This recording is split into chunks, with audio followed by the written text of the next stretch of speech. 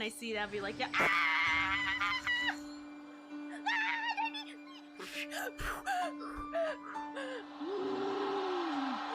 The gay is strong. The gay is strong. I am feeling my best thing. Aw, yes, Your Honor. This is not good. She's already captured the heart of every man in this courtroom. And some lesbians. Tell us, where were you on the night of September 5th when the murder occurred? Those badonkers are not innocent, Your Honor. Aw, gee. I was like in my hotel room, TV. That's perfect. I checked in right after lunch. And the hotel is direct. Aquarius? Oh shit. Is the Aquarius guy?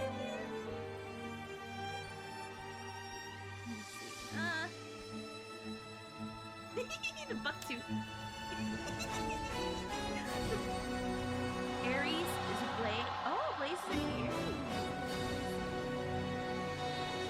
Yeah, for me, I only like take. Oh my god. First of all, how did that not wake me?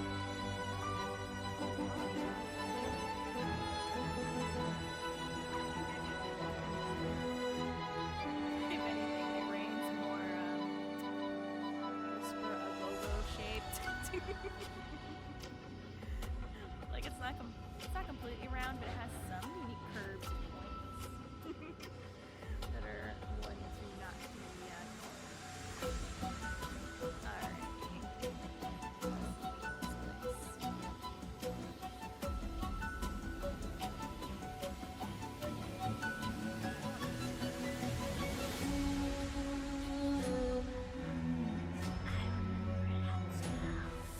had to smell pineapple. Why do you smell like pineapple? I like your smell. One cannot forget that smell. It's a good smell. I'm gonna smell you a little bit longer. This Silas? Mwah. I love you, Silas. Mwah, mwah, mwah. I will gurgle you later. I will give you the good glug glug later, Silas. I don't know if one of you guys are Silas, but if one of you are my Silas, I'm gonna give you the throat treatment, sir. I am going to slap. I'm gonna go slappy with it, bro. I'm gonna go super slappy. You won't know what hit you. You're gonna think you got hit by a slip and slide. Why? Because you helped me once. And that is like feeding me for a gajillion. I will be loyal. This for that. But the boxing, we'll have to see. Oh my god. We gotta see how the box button plays out in the next patch. If it plays out well, then okay. I guess those. I'm gonna be honest, so they spent way too long spreading boxes. Like, we get it. You don't need 2 moments of them spreading boxes to realize they're setting it up. Whereas the Aventurine and Ratio cart, it makes sense. Oh my gosh. I don't know, it's gonna hit in the butt. I don't like it. Why didn't I buy that skin? I'm really mad at myself. I gotta set reminders to open up that shop every day until that skin comes back. There's a yapper. Sometimes he did anything you discorded him and I shot in his back. Heck yeah, hell. Ah!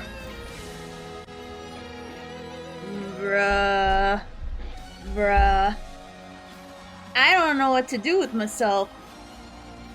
I feel quite silly. Jesus, you know, when you think you know how to plan for these things and then it happens, it's like, god dang. Well, you were serious? Like, I know, every time maintenance happens, I literally look at it and I go, are you serious? That wasn't a joke. Every single time. I don't know why. I'm like, are you kidding me every single time? But you know, alas, here we are. So. Maintenance should be up. Even if you pre-downloaded it, which I haven't. Maintenance is a thing. So, Which, first of all, A, congrats on the first video. A, Pretzels, hopefully you're doing amazing. Key A, you're already home? A, nice. I was worried you were like, you were chatting and driving. I was gonna be like, what? Pretzels, A, hopefully you're doing great. Hey, at least I got 10 pull save for Yunli and 40 pity. Ayo, for me, I have pity also built up, but I'm not gonna be spending it on this patch. Not yet, anyway. I'll be up at 4 a.m. for me. Sparta! You gotta take care of yourself. Don't be doing that. I appreciate you being here, but at the same time, Sparta! I can't help but do like the old sitcom hands on the hips tilting going Sparta. Okay. Okay, good. Sleep is important. All right. So the new trailer came out for Yun Li. So I was thinking once we sleep it, we'll watch the other things. Also, Sans at the beginning too. Hey yo. All right. So, and I need to wait this entire patch. I know, right? So here's what we know for those who are first. If this is your first time coping with us today, cope streams are usually they go like this. I cope and complain. I complain, but I'm gonna complain a lot more because I'm not getting to play Star Rail, which is worse than playing Star Rail and complaining about Amber Dice. It was a warm, windy. I love windy days. I want to run Hua Hua as well, but I won't be spending money, so hopefully I get like the free pulls. I honestly think I tickle for Hua Hua more than Yunli, in my opinion, if you can only afford one. But hey, you do your passes how you want. I know you are early for once, AO. Okay, so I want to look at this trailer. Okay, anyway, I was explaining what happened. So, we cope a lot. We complain. We're upsetty spaghetti about Star Rail being on maintenance. We cope really hard. And then once we're done watching some Star Rail related videos and pretending like, no, we're not playing Star Rail because it's on maintenance. I choose to not play Star Rail because it's a choice and not because they forced us all out today. So usually maintenance it starts at the beginning of stream, which is 6 p.m. EST, and it generally lasts about 4 hours, which is exactly stream time. So it either ends right as we end, right after we end, or right before we end. But either way, I am happy to shepherd you in this horrible, horrible time where I cannot play because I have to go to work tomorrow. You guys will probably be able to play, but I can't. You're at work? Oh. Yes, and we'll suffer together. Well, we're all suffering now, but anyway. But at least, if I can't play, you guys can't play, at least for the time being. So, let's look at this new trailer. Oh, by the way, we will be updating the tier list. It's been a hot. You got a date? No, keep the date. Stay on the date. That's more important. The patch will be here whenever you're ready. But definitely go on that date. Sadly, I'm spiteful. I couldn't get the Jade Light Cone. Oof. I'm sorry about that. That's unfortunate. So, we are going to update the tier list. It's been a long time, but it's finally going to be up to date. And people are going to... I know, I'm ready to fight every single one of you. Or agree with you, freaking Roadhouse style. It's going to literally be Freebird. People's favorites will not be where they're supposed to. For me, I generally go based off facts, mostly. And some opinion, but it's mostly facts. Despite what your fifis say, there's only 2 opinions in my tier list, and it's Sampo. But I think Sampo has done enough where I think I'm finally willing, despite how much I can't stand him, to give him a proper placement. Spoiler alert, it's not that high. But still, regardless, I will treat him fairly. Tough, but fair. Adventurine is the only one that's allowed to stay at the top. He's in Adventurine land. He's in the top of all the tiers because shut up. He's my beautiful Gaby. At least I have a good chance of getting Unchained's Light Cone. Oh god. I wish no one that. That is so useless. Especially in the current day and age. Oh god. It wasn't even as useful back then. Hoes be mad? Exactly. And yes, I wish you nothing but luck. It's a Tinder date? Well, at least you'll get wet. at least you'll get your basic needs fulfilled. So you know what? You're not walking out empty-handed either way. Oh,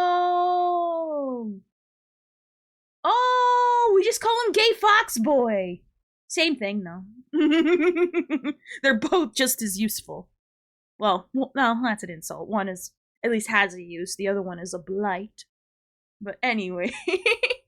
How are you doing, Turtles? A. So anyway, let's look at this. Let's look at this whatchamacall. I haven't seen it. Let's react to this, see what's up. Spooner on Discord says it's boring. But Gay Fox looks very handsome. So does everybody in this game. We shall see, but either way, it will be a win. I don't feel the need to turn into I wish you luck regardless. How you doing, Nino? Bye. Alright, let's see.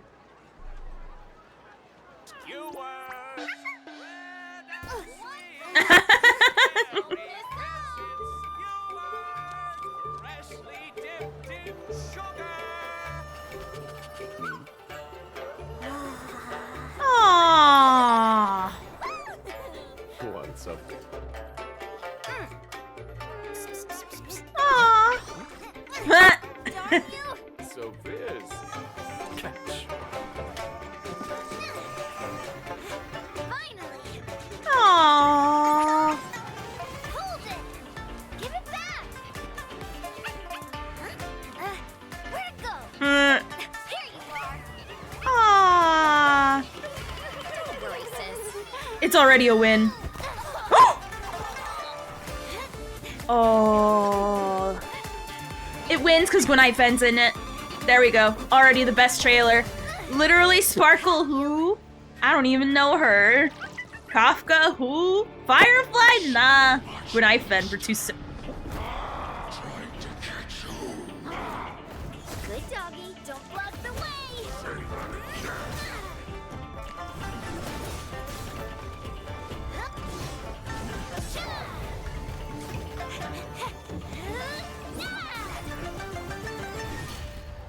I said, don't block the way. No! No, you. I felt that. That felt personal.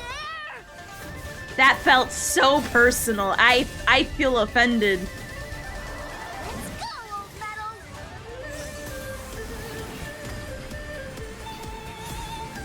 It's not that big. You'll pay with your Hi, life. Tatara. Hey, long time no see, Tatara. Missed you. Mwah. Hopefully you're doing great. No.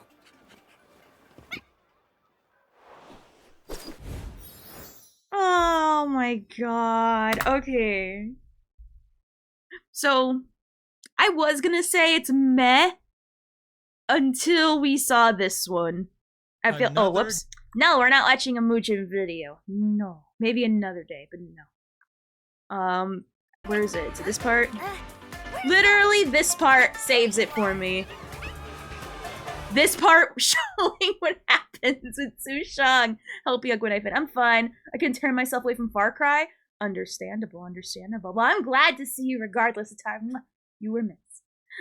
This is the part that really gets it for me. Anything with Gwen Ifen and Sushang just doing antics. Meanwhile, we have kamikaze feet over here coming in.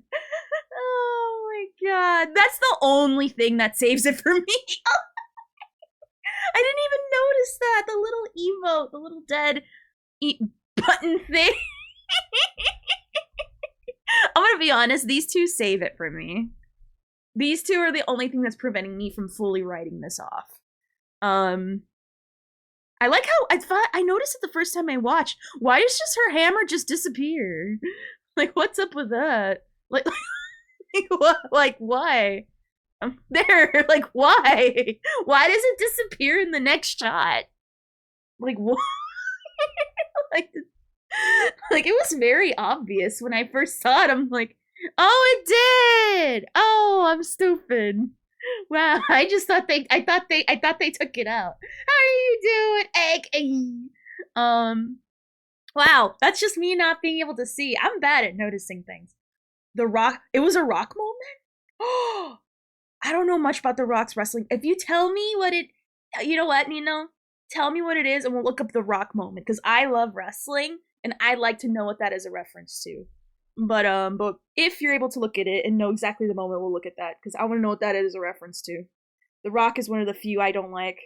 Have you seen? Ooh. Okay, I don't know anything about the gameplay, but if the animations are out, I want to look at that. So you know what? Thank you, Ryle. We will look at the I completely forgot about that. I can't wait to see Fei Zhao, that girl who I'm not gonna pull, who everyone's already forgotten about, and Moza. Which, by the way, it is Moza, not Mose. If you watch the live, you'll know. I heard she's follow-up. Is that true, Ryle? Because if so, I'm gonna blast a nut. Because there's two things I love: follow-up, and I have no wind. I have no wind whatsoever. And I leveled up Sampo just to get wind for that one stupid. I leveled up wind for a very specific one. I forgot what it was. Oh my god, what's it called? Not PR. Fiction, whatever it is. Pulp Fiction. She's follow-up! Well, remember, Ratio is a hunt, but he's follow-up. Thank you. I was gonna say Pulp Fiction, but you know, same thing. Oh my god. We're gonna look at the animations. Hey, we're gonna look at the animations. But we're gonna look at the other Yunli stuff too. Just to like complete the set. And then we're gonna look at the animations, and then we're gonna get into the tier list. So what if we want her and Ratio on the same team? You can't. Ratio is I'm assuming Fei Zhao is exactly like is a main DPS type. Usually you can't co-DPS with a lot of people. Some you can, but not a lot.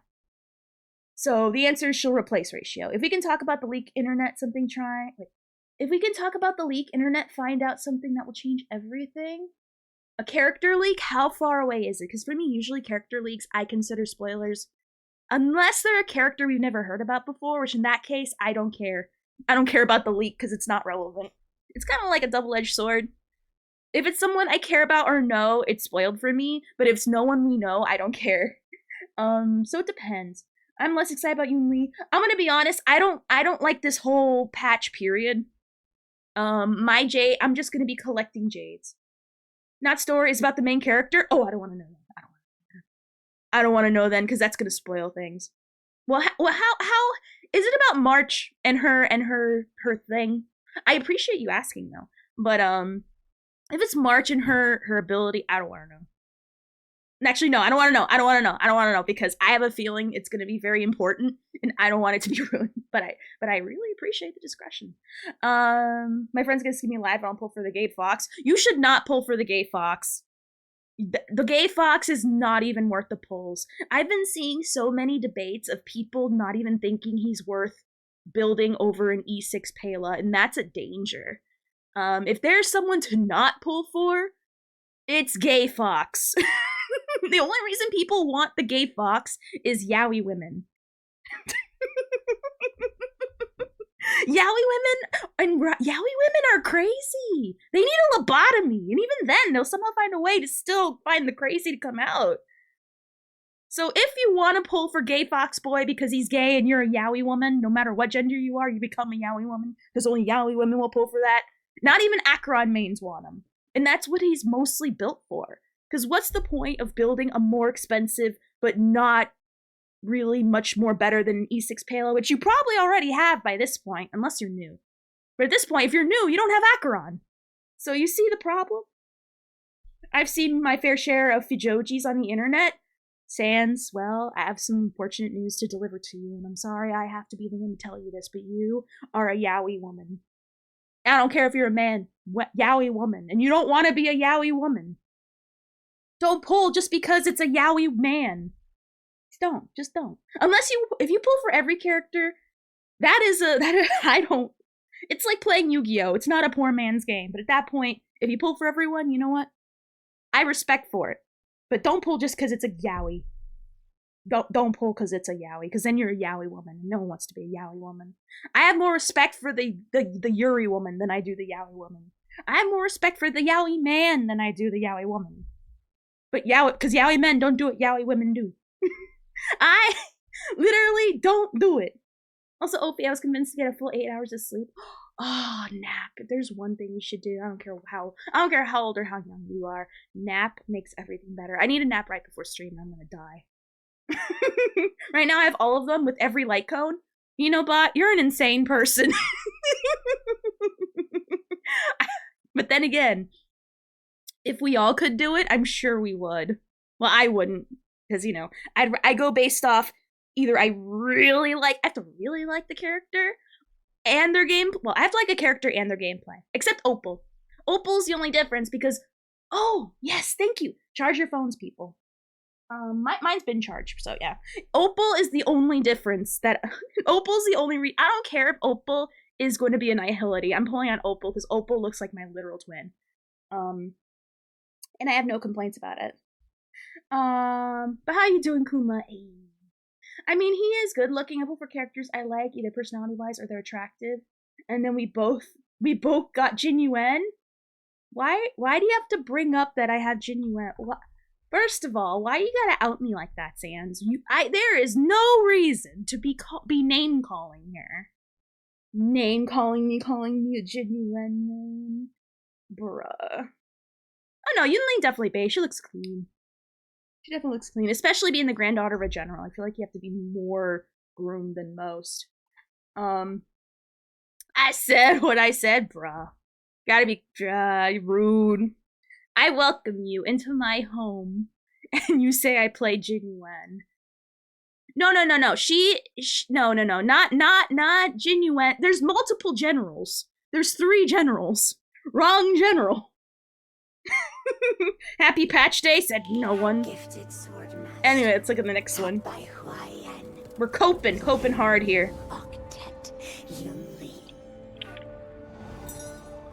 Do you wish to be champion of the universe? You say that on my day to you say it the day of my daughter's wedding. Oh. The war dance is merely I've already seen it. Step on your path. How you doing, Triple A? And make you invincible. Countless Bruh, I'm still shook at that Sparkle's one of the reruns. I'm happy though, because a lot of people missed her who actually do want her. World famous. And a dying old woman finally carried out her revenge. Your future is right here. I don't watch House of Dragons. Just need to tell me your desire. It's Hua Hua and Hua Hua, Yunli, Gay Fox Boy, and Sparkle. Thank you for the hydrate. I'm gonna be honest. I know they're trying to sell the cute, but I feel like it's not too saccharine where I can't enjoy it. It doesn't feel forced for some reason. Even though there's this cute cat that represents Yunli. Like, I don't know why this doesn't feel forced. It feels very organic, because if you look at her light cone, she is very much about cats and pets. Desire? Don't you want to go to Like, she has a personality. I see it. She has one. is to melt cursed swords like you. Oh no, this patch is gonna be super dead. Like, I'm not even joking. The truth behind you fulfilling human wishes is that you devoured people's wills and turned them into zombies. 2.5, we'll see. You should be the one to decide where their sword points. The war dance ceremony? I couldn't care less. But the sword that will be the victor's prize. Yuli? Are you hungry? We don't know if this is her grandfather, Eat by the way. first. We don't know. Then go back to melting swords. I heard nothing but good things about House I of want to eat Dragons. berry pheasant skewers. Berry pheasant skewers. Berry Aw. pheasant Just skewers. wait. She's a girl that likes to eat. She likes to eat and loves pets. What's not to love? So I'm gonna be honest. I see something genuine behind the cuteness. If I'm being pandered to in the cuteness factor, I can easily acknowledge that. But here, I understand if people have that complaints, but it's honestly not bad. I like it. She has slight personality. Is it like very intricate and deep? No. But it's still distinct enough for me to not write her off. Even though I'm not gonna pull for her, I like her. I'm just happy the game isn't just going to drop a red exclamation mark just because I don't want to play the game. Oh. I'm gonna be honest, Tynar main? It sounds, I don't know why, but I don't know if I know that game. I don't want to pretend like I do, but it sounds familiar. I love the bird game. I really love the bird game. I'm gonna be honest, the exclamation mark I hate the most is the freaking codes to have people come. Because the majority of people, like, they've already been playing that I know, so. Or if they're new, they're already past the point where they could, like, use it. I love the bird game, but I understand it gives a lot of people anxiety. I get it. I completely get it. As someone with a #1 spot in the double digits in birds, I understand. So I completely get it. So, I'm gonna be honest, this patch is gonna be very dead. Yoon Lee, she is a little bit of she's a more expensive Clara. If you like her, that's fine, but she's not worth the premium passes in my opinion. You're literally 150-50 away from getting Clara anyway, or you pull in the standard passes. Either way, in my opinion, she's not worth it, but if you find a reason to pull for her, honestly, I get it. I completely get it. Foxboy, no one wants him except the gay yaoi women. Or if you collect all the characters anyway. Because I've been hearing way too many debates on whether, because 5 stars are expensive to build, and getting a slight, not even worthy upgrade for a specific character, only Acheron, which I hear people don't even want to do who have Acheron. People are having the Ayaka defense where they're like, Acheron kills everything too quickly, I don't want to play her anymore. Which I get, by the way. But he is not worth it. So I'm going to be honest, if this sales were to do good, it's going to be strictly carried by Sparkle. I feel like a majority of people already have sustains they're happy with. And I feel really bad because Hua Hua has faced this situation the last time she first came out. The last time Hua Hua came out, it was not too long after Locha and Fu. It was right after Fu, I think. And they're the 2 best ones in the game. And how do you compete as someone that has to come after Locha, and especially right after Fu, who can make your team tanky and heal you, and also make you prevent status ailments to 1 time per matrix. It's really tough. It is really tough.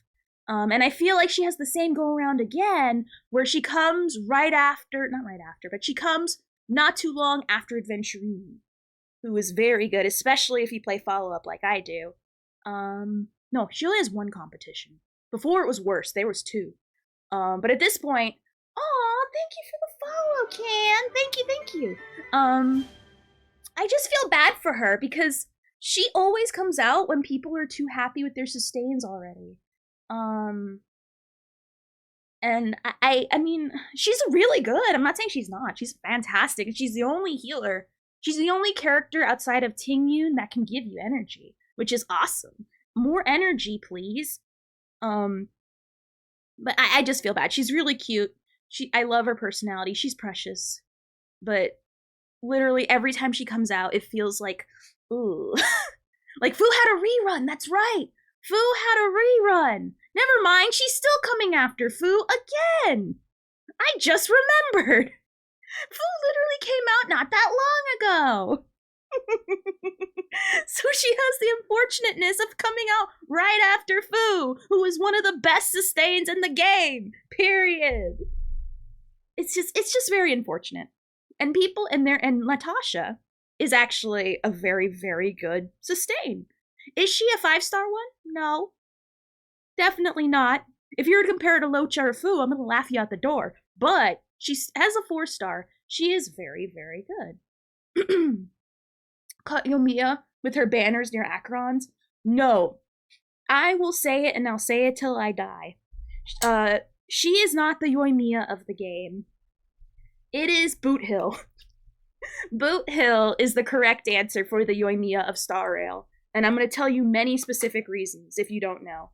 One, his drip marketing was received so poorly because everyone wanted him to be Firefly.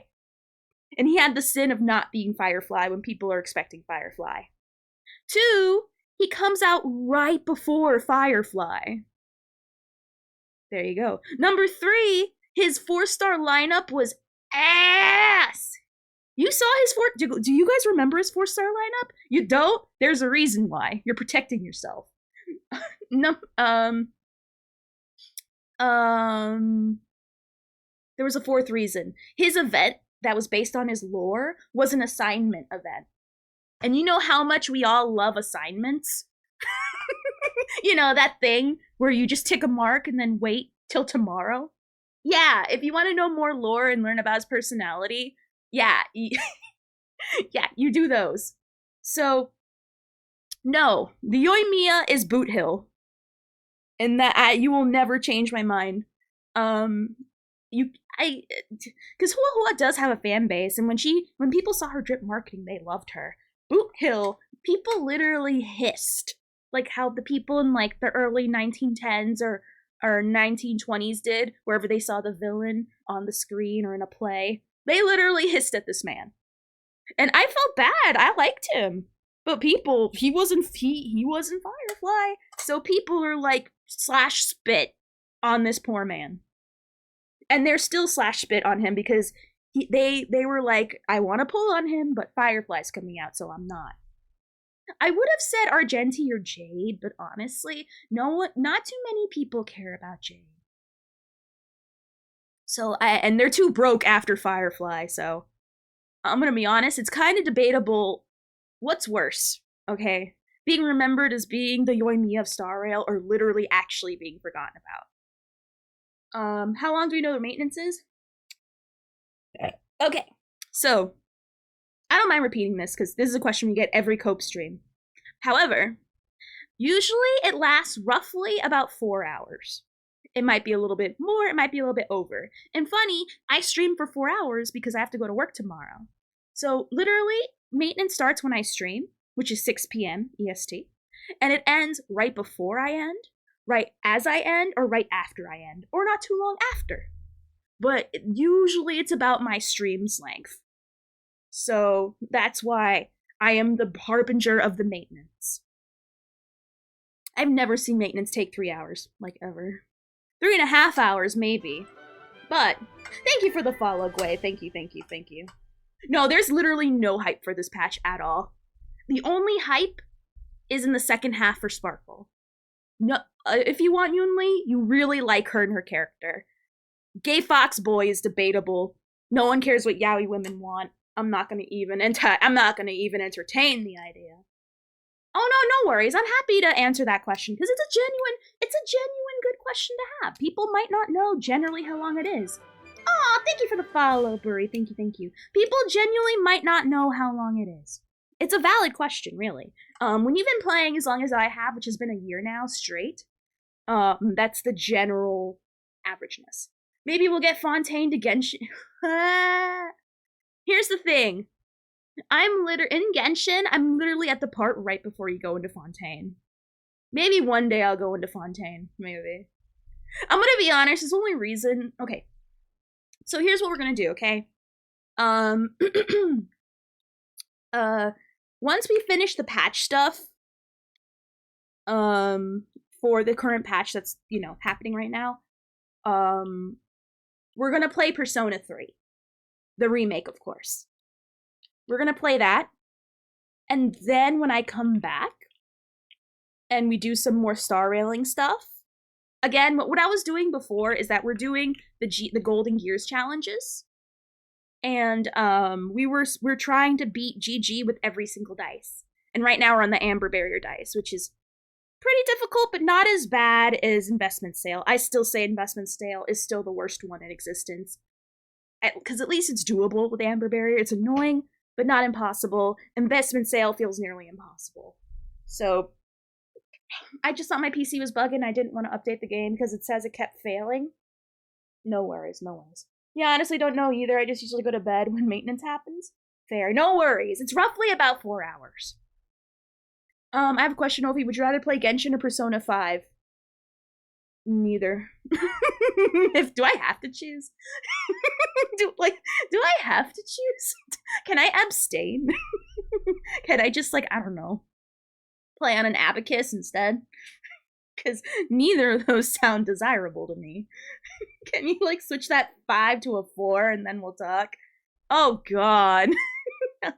now, you're just putting, nah. Overwatch 2. Don't even get me started. Don't even get me started on that. Alright, so we'll be doing a tier list today. If we're being objective, Persona 5 is better.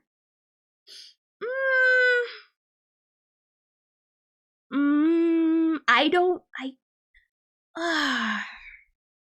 don't know. I'm not gonna say Genshin's not bad. It's a really, and they know how to write stories, even though in Fontaine they're starting to show their crust a little, but I can't say. And normally I'm not afraid to lay down the opinion hammer, but at this one I'm like, I generally don't know. I don't want to play either. If I want to play a better Persona, I'll play 4. My tier list is generally who the best is, except one, but that's Adventurine. He's the one that I think is my favorite, but that's very much apparent. Everyone else is genuinely based off of many different factors, other than damage, of course. How long until the game is up? I'm pulling for nobody. Everyone in next patch sucks. Easy answer. Also, 4 hours, roughly my stream time, which I generally stream for 4 hours during the week. Sometimes longer on Fridays. Sometimes I go for 6 hours, but generally, on average, I go by 4. I feel like there's some issues that we've got since the game every month and a half. AAA games have been in development for years. Sometimes no. Just because it's okay to be mad. It's not the first time. I don't care. Be mad. You think I'm not afraid of differing opinions or people being upsetty spaghetti that QQ isn't like in the top? She's not like topping the whole list above everybody. Eat my booty cheeks. I'm excited to skip Gay Foxman and save Jades for the next one patch. I am excited for Fei Zhao, especially if what you guys are telling me is correct. Hey, Ophi, oh my god. If I were GG, oh god. Oh god, GG. Oh god, that is too complex for me to eat. GG is way too complex of a beast to even explain. I will be genuinely honest. The only thing, oh god, if you, like, I think a majority of you guys don't even play GG. I think I'm one of the few people who not only beat all the conundrums, but are also doing all those extra challenges for rewards that are laughable. It's just so I can say I 100% at GG, so I can lord it over everyone. When it comes to my opinion matters because I did this, did you do this? No, shut up, go wear this barrel and dance for me. Kind of situation. Oh my god. Okay. So, if the animations are out, I want to watch it. I'm excited. We're gonna watch the animations in a bit. But can you one-cycle Mach? No one cares about one-cycling Mach. You have to specifically hate yourself to do that. Fei Zhao do follow-up attack and have a unique way. Oh, I love it. I can't wait. I'm gonna be pulling for Fei Zhao then. I already have Sparkle, so after you and Liam saving for the fire abundance, I am interested to see how she works. I am very interested, because so far most of the... I'm gonna be honest though, I feel like the same lady who are being meh on her are the same people who are like, I'm gonna pull for Gay Foxman! And you know who that group are? The Yaoi women. The Yaoi women are not happy with Lingsha. I think Lingsha looks boring, at least from her drip marketing art is concerned. But I hear a lot of people, like, where people are willing to suck the gay man off, especially in Hoyo Labs, in the forums, like a lot of the Yaoi women showing their duality. they're willing to justify a suck-ass character because gay, but then they look at Lingsha, who's probably gonna be great, and they look at her like, snore, z, tired, and it's like, bruh, girl hasn't, we don't even know what she does yet. Like, bruh, calm down. Like, what are you on? Bean. Oh my god. Why are counter units barefoot? They're not. It's only 2 that's barefoot. Topaz, Herta, Himiko, all the other follow-up units aren't. It's literally just the kids that don't want to wear shoes, which is normal, actually. Have you tried to have a kid wear shoes? It's nearly impossible. So I'm not really that surprised that the children, which Yunli and Clara are children, are not keeping their goddamn shoes on.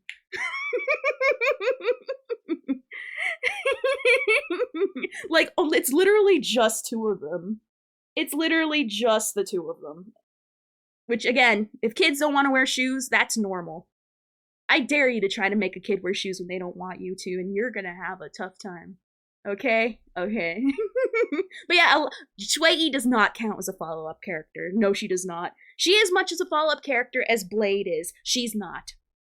She is definitely not. Anyway. So let's look at the animations, because I'm excited. I'm very excited. Animations. Alright.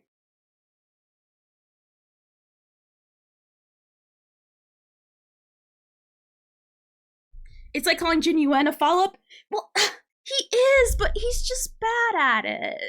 Okay, I get what you mean, but as someone, I'm not saying there's a certain streamer that pulled on him, that knows he's a follow-up and he's bad at it, but come on!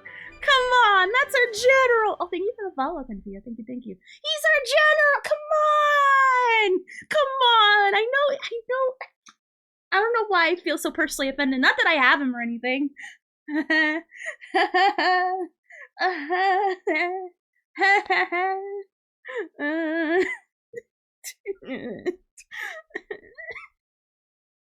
a follow-up, okay? Until you freeze him.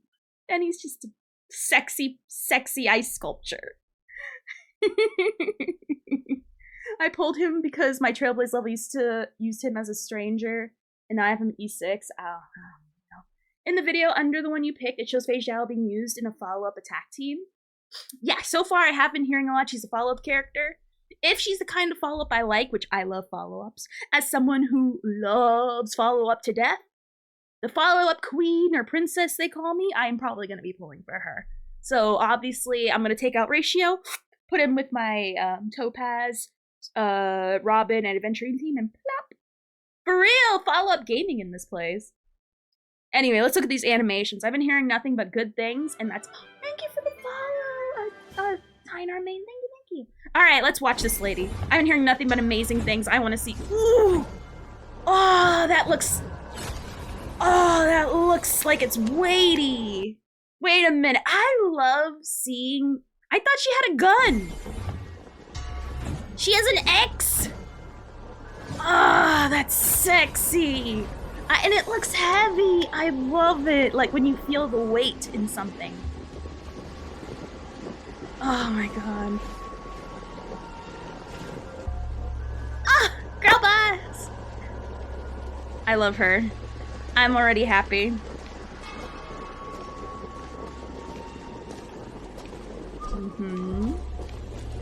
Oh, her Kaiba coat. Oh, her Kaiba coat. Oh god, I just noticed it. Oh, does she have pointed shoulders? Oh my god, she does. Oh my god. She has pointed shoulders. She has pointed shoulders. She has the Kaiba coat. She's a girl boss. Literally, she's a general. I can't. I'm literally, I am shookething right now. I am literally shooketh my thing, my god. Meta players already hate her because she's a single target. I mean, if you do follow up all the time, who cares? Are these the same people who also won a one cycle mock? Wait, She attacks with swords! Sword guns and sword axe? Interesting. She's turning into the Blue Eyes White Dragon with her E. So far, she is Kaiba, but ears and girl and boobs and gun axe and gun sword, and is literally the Blue Eyes White Dragon if they decide to plop on furry ears one day. So she's literally Ratio, who I also love. So I am excited. I am super excited.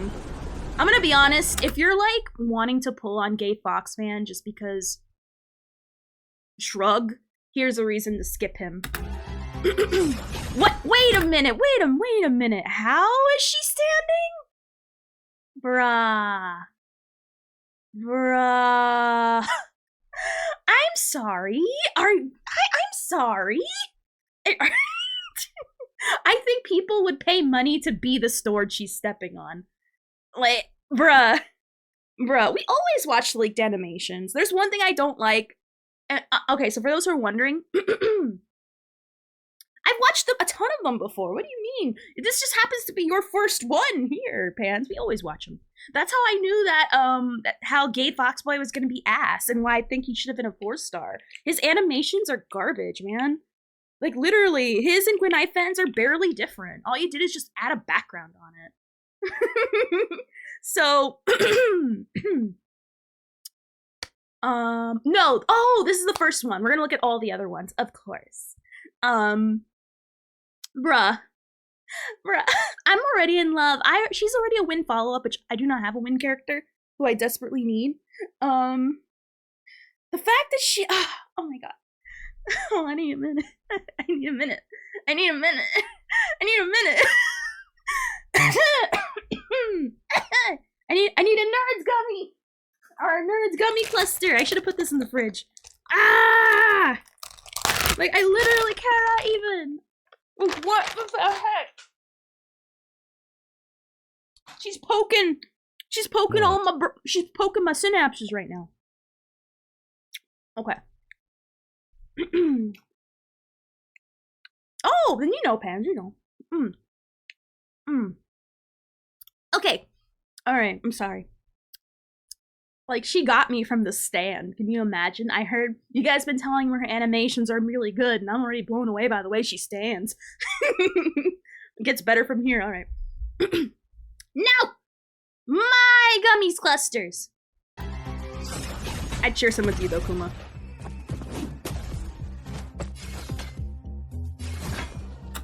Oh, she switches to the egg. Oh. Oh. Oh.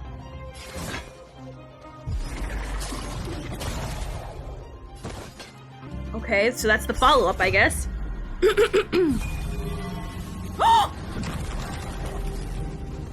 What?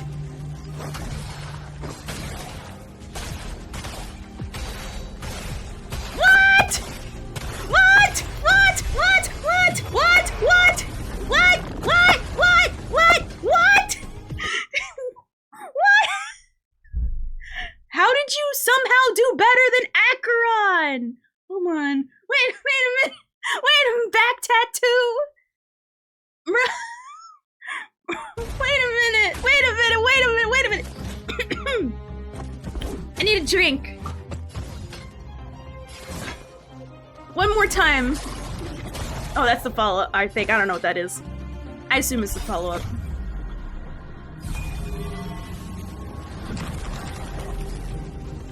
Bruh, like, she gets her own dimension with a back tattoo?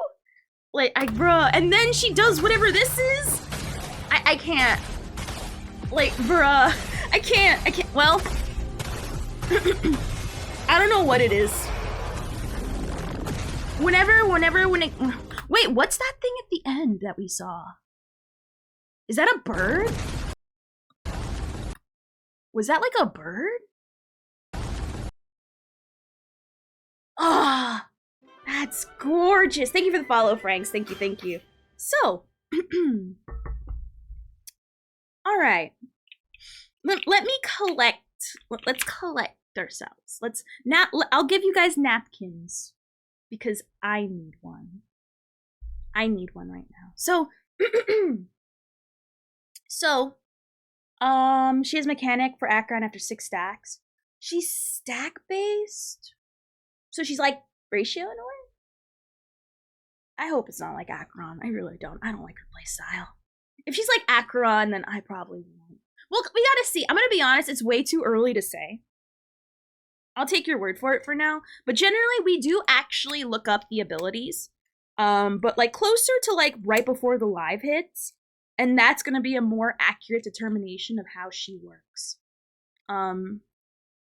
Which, yes, we do go into detail over that. We do go into detail about all the abilities and the light cones and the new sets coming up, if there are any. So it's really too early to say. I hope that's not the case. I hope they change that, because I don't like Acheron's gameplay whatsoever. It's very confusing for me personally. But it wouldn't be the first time I put debuffs on people, because you need that for ratio. How you doing, Franks? So, we gotta, it's still way too early. We need a lot more time. We need a lot more time. It matches her colors. Could be related to her, maybe. Isn't Adventurine stack based though? Yes, and he has stacks, but you need to do follow-ups to get the stacks. Which if you're gonna be putting him on a team, you're naturally gonna be getting a lot of follow-ups anyway, including him with his ult. So not really. It depends how you get those stacks. And if you put him on a follow-up team, it's pretty much like he's pretty much popping his side thing all the time. But yeah, so that's why yes and no. Just doing follow-ups to get those stacks are very easy to do. And they don't really he pops them automatically. Yeah. I'm not sure. Again, we have to wait to see. I'm glad that you guys are telling me how she works. It's something I'm gonna have, which by the way, I hope you guys are here when we do go over the abilities later down the line, which obviously we will look at them, at everybody, because we will get a closer determination to what we will actually get, just so we know whether to pull or not. But I'm very intrigued. So far, oh my god.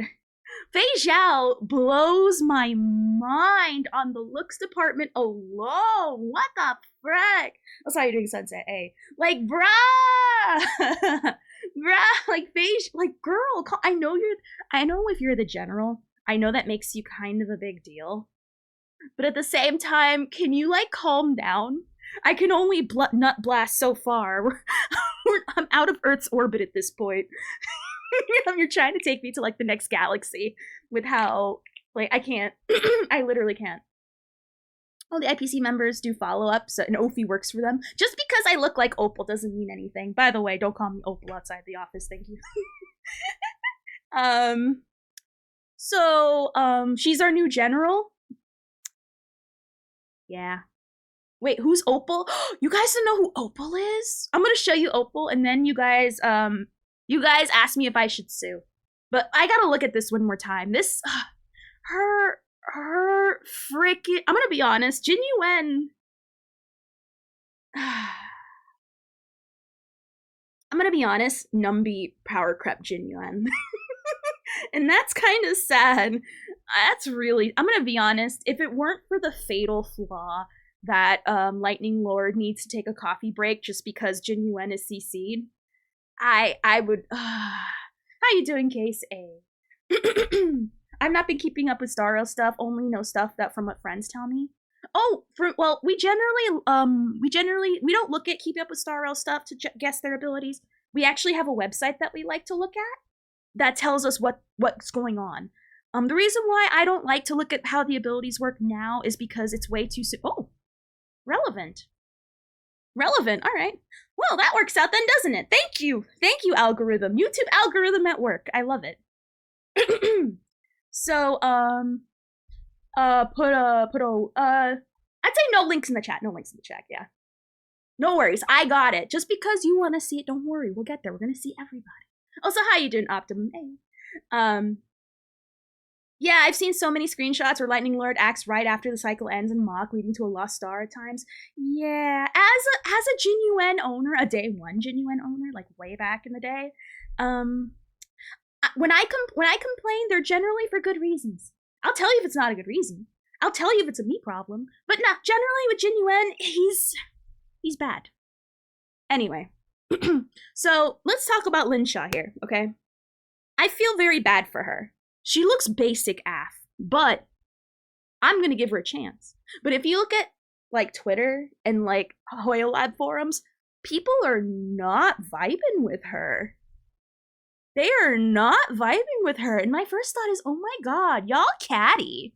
Y'all some catty women. And I'm assuming it's mostly the women. Because they're very vocal. Men are usually like, you know, liking things to themselves, but oh my god, I'm looking like such a misogynist right now. But it's true! It's literally true. Also, how you doing, Rose? Hey. I am interested to see what she can pull. Just like Boot Hill when everyone was shitting on him because he wasn't Firefly. I'm like, let's give him a chance. So with Lingsha, let's give her a chance. She's a fire abundant, so I'm interested to see what she... I'm gonna be honest, people have called her a Sparkle clone. Or Sparkle's sister. And I'm kind of here for it. Right now, I immediately like her because there's this little pet thing, so I stand. So let's see what she does. Hopefully her animations are awesome. So let's take a look. Obviously, Fei Zhao, like, takes the cake, so it's kind of a hard thing to follow up with, but still.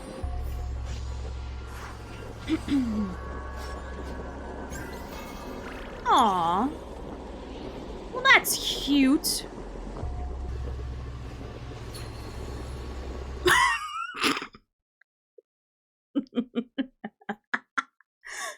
Why?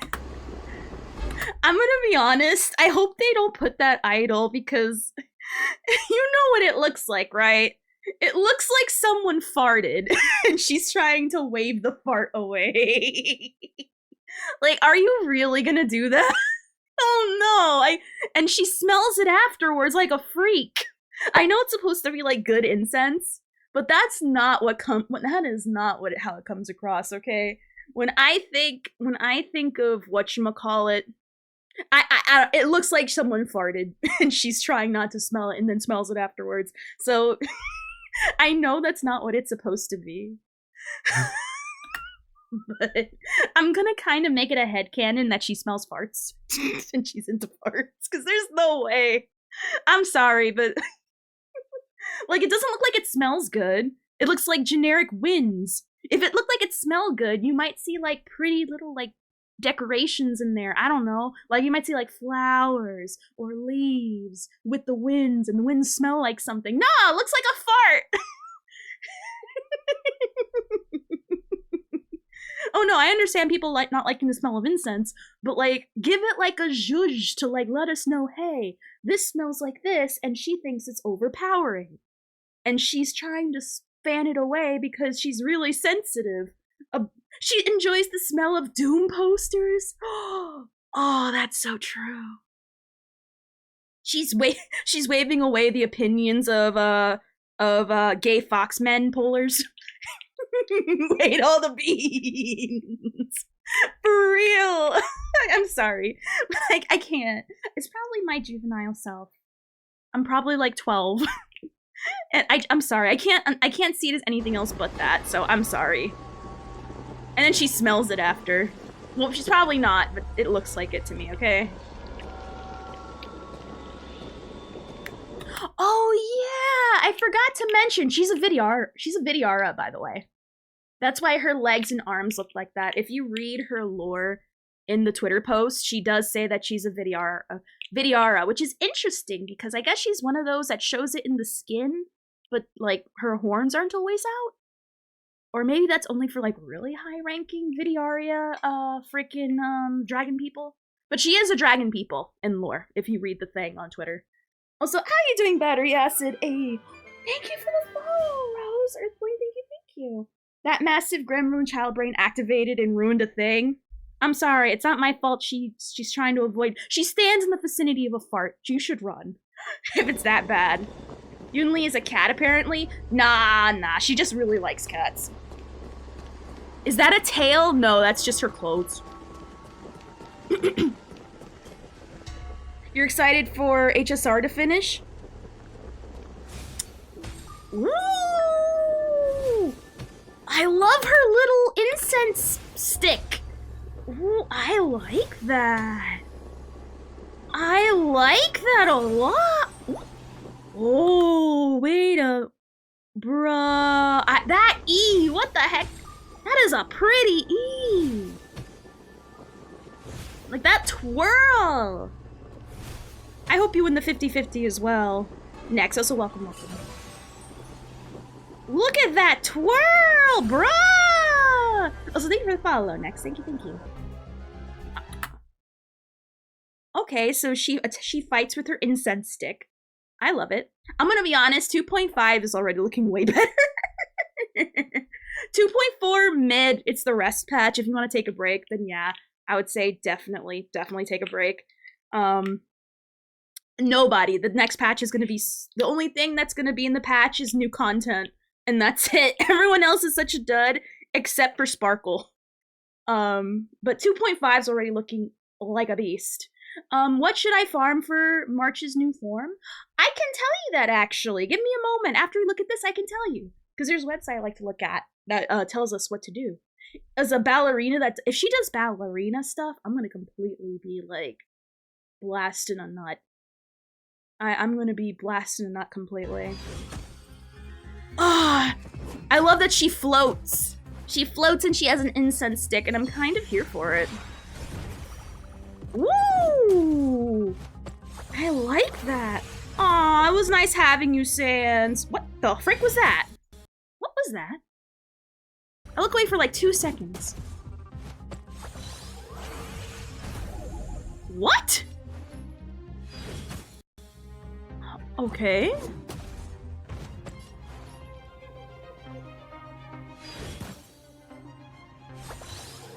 Is that the ult? No, that doesn't feel ulty. Woo! Oh!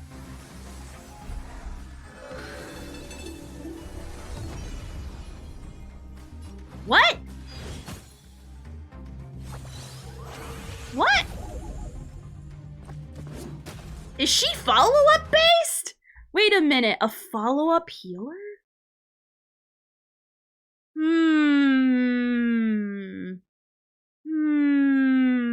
It's Huahua and Sparkle. Hullop is her only source of healing for Ala. Too early to say. Again, if people are, I know there's already leaks out for it, but I generally like to wait because people can change. Characters have changed drastically by the time we've seen their animations versus around the time we read it, which is right before the live. So, I'm interested. I like her animations. Her animations are definitely worthy of her 5-star rating. Gay Fox man. But I like the bunny motifs. I like it a lot. I like how she floats. She has an incense stick. I am very much here for her. I'm definitely going to be giving her a lot more of a chance than a lot of other people's stuff though, because holy crap. Firefly and Ron May stonks. 10%. The maintenance just started. Also, it generally lasts 4 hours. I stream at 6 p.m. EST. It's been an hour now. It roughly ends around the time I end, which is kind of a funny running joke around here, which is why we have cope streams, because by the time you start watching me, by the time it finishes, hey, it's time for Star Rail. But generally it ends at 4 hours. It could be more, it could be less, but it ends right after, or right before I end. But generally it's when I end. Oh no, it definitely looks like Eevee but with bunny ears. But, her ult heals, her skill makes the bunny take turns instantly. If she's a follow-up healer, I'm gonna bust. Follow-up people, oh my god, if she's a, thank you for the follow.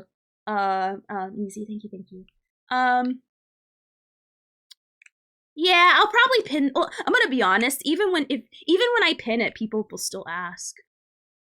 Which, by the way, I'm trying to advertise my cope streams here. So that way, if you're sad about Star Rail and you want to look at Star Rail content, hey, because my cope streams are genuinely popular. Because I complain, and we look at new stuff like this. We complain. We're gonna do tier list stuff later. So I'm advertising. It's called advertisement. But yeah, so that's why cope streams are very popular. But yeah, no, generally it's 4 hours. It literally just started an hour ago. You got a while, sunshine. I know, I never complain. Anyway, so let me quickly look up while you stare at how amazing her Ling Shaw's animations are, which are they as good as Fei Zhao? No. But goddamn, I'm gonna be honest, Fei Zhao, ooh, I still feel tingles in my fingers.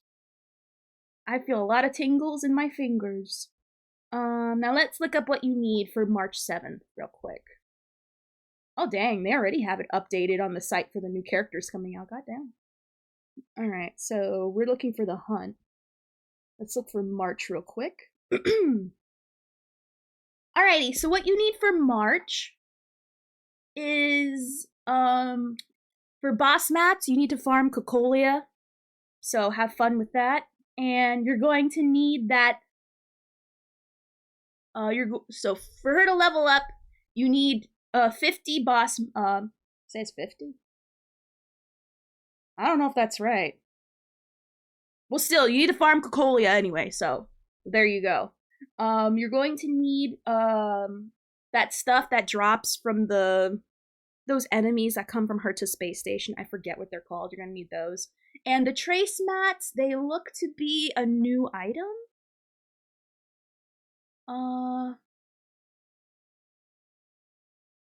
It looks like a new item. If it's in the game, I don't know what it is. I'll just show you guys what it is. I'll show you what it is real quick. Let me just... because I don't know what they look like, and honestly, this is stuff I've never seen before, but I think you're gonna need a new boss. Alright. So, you're gonna need... it looks like new mats I haven't seen before. So, there's a new boss that's gonna drop whatever this is. Oh. Looks like crap because I zoomed it in. Oops, my bad. So, I've never seen this before, so we're gonna get a new boss that drops this little... whatever that is, like a fancy paperweight. We're gonna need this meteor. I've never seen this before, so I'm assuming it's new. Oh, he does? Oh, well, that one then. Goes to show I don't own Boot Hill. See, there you go. So, here's a list of all the things you need. Allegedly. No, that's old? What do you mean? This is up to date as it gets. What do you mean? Unless they changed it. If they changed it, I have no idea. But I don't know. I don't remember seeing them. Where do you get this? Lord Ravenger, Behemoth. Blah, blah, blah, blah, blah. I meant, oh, gotcha. Alright, the trace mat, I've never seen that before, but I haven't farmed it before. Whatever, oh, that, okay, now that definitely looks familiar. So I guess this is the thing you guys have to wait on? I guess? What does this say?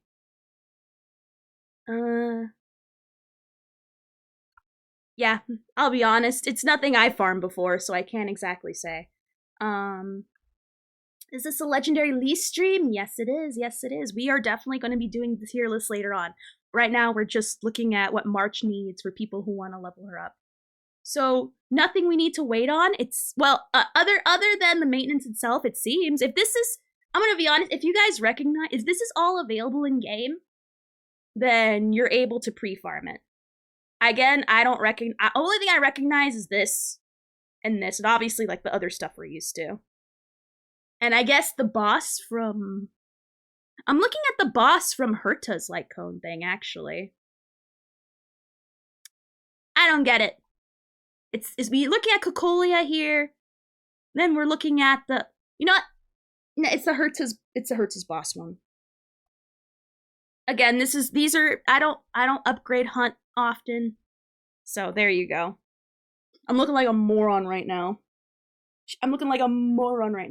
But once, it's not stuff you have to play the story for to level her up, it seems. Well, you can play up to Penacony at least. Yeah, I feel like a moron right now. But yeah, I'm not surprised. It looks too basic to be a 5-star.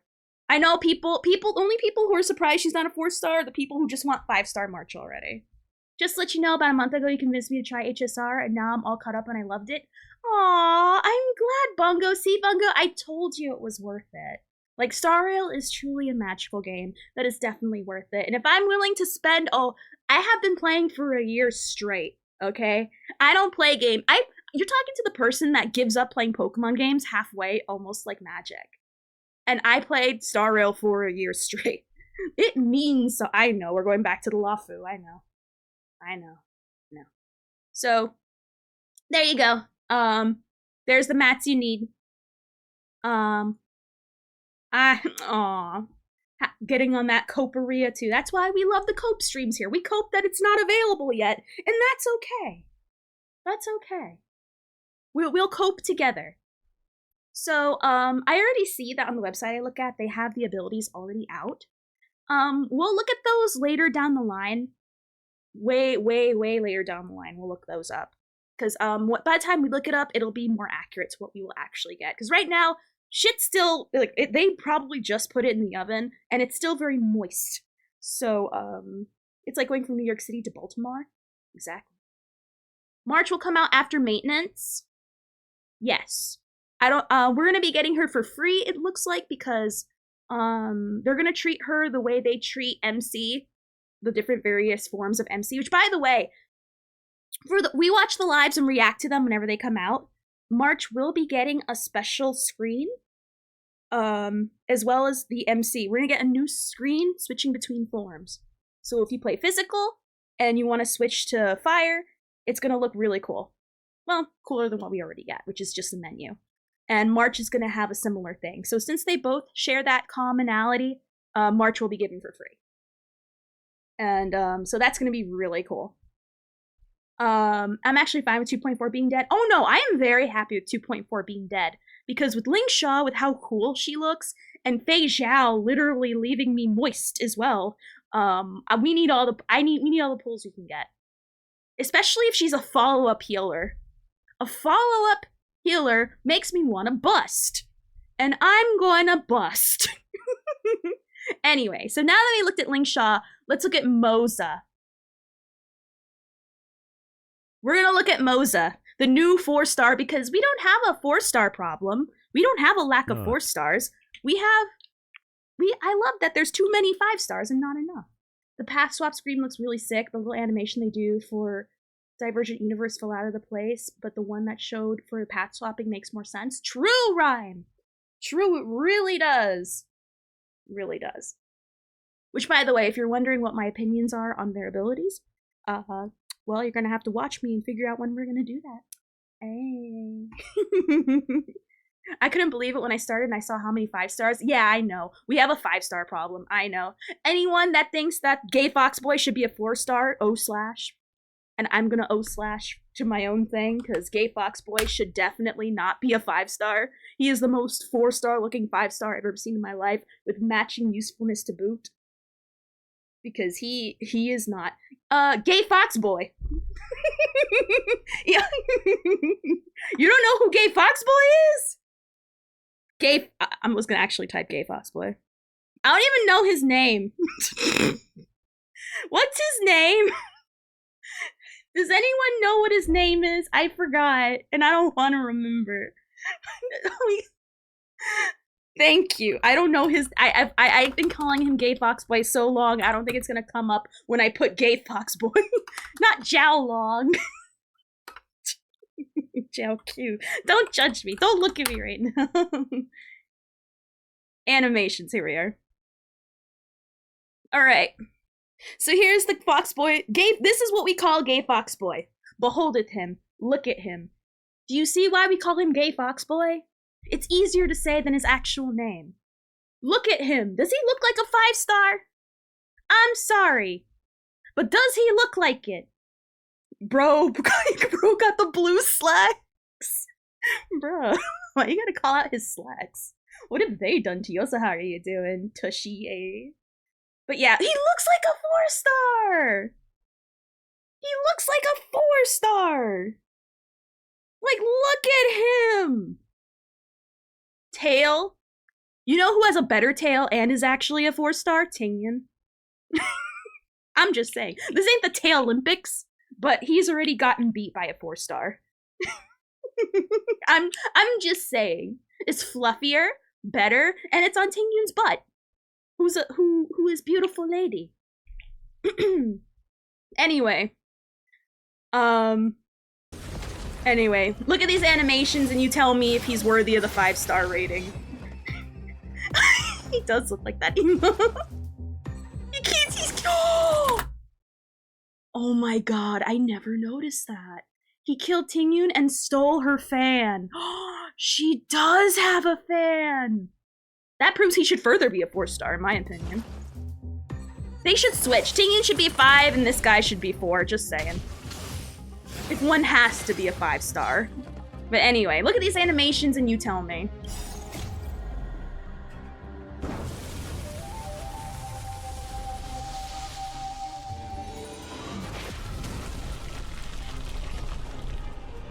He opened his eyes. 5-star. 5-star. He opened his eyes. He's so gay. Oh no, you can think it's cool, but is it 5-star cool? Like, if you're gonna literally, like, if you look at this animation, right, and you compare it to Fei Zhao, an actual 5-star, are you really gonna compare the two? Hell no! Compare it even to Yoon Lee. Is it the same? No! Is he a rerun character?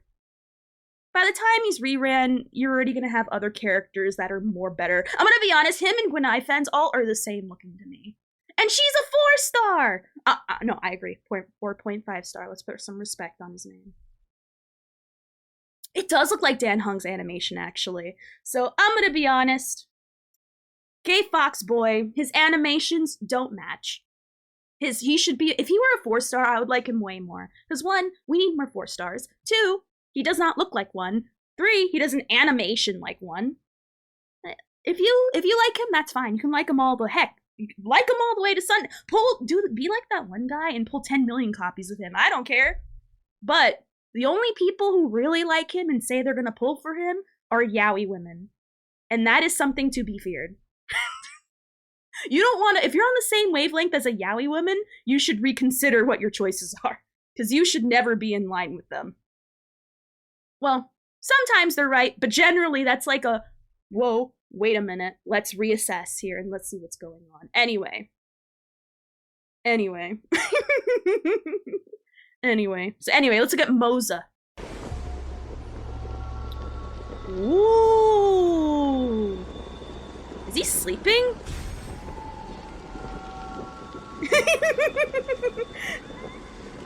Fu Xuan has a cooler ult animation and a cooler passive animation whenever you reach below 50%. Just saying. Just saying. But anyway, but you get the point.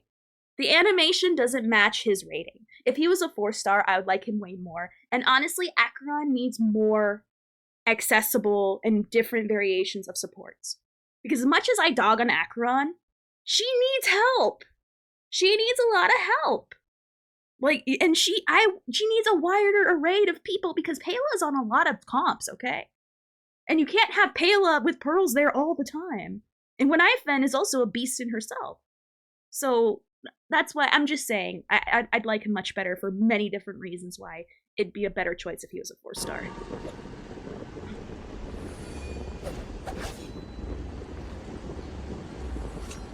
Did he just cut? Oh no, he cleaned it. Never mind. I thought he cut himself. I was gonna say, Jesus. When I call him emo boy, I didn't think he'd actually take it there. Like, what the heck? She's been eating the peaches too dang hard. Like that. So far, I am fascinated.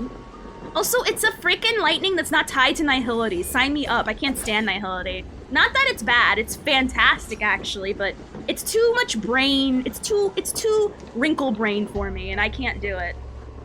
He thinks we can't see him, right? I love characters that make me think we can't.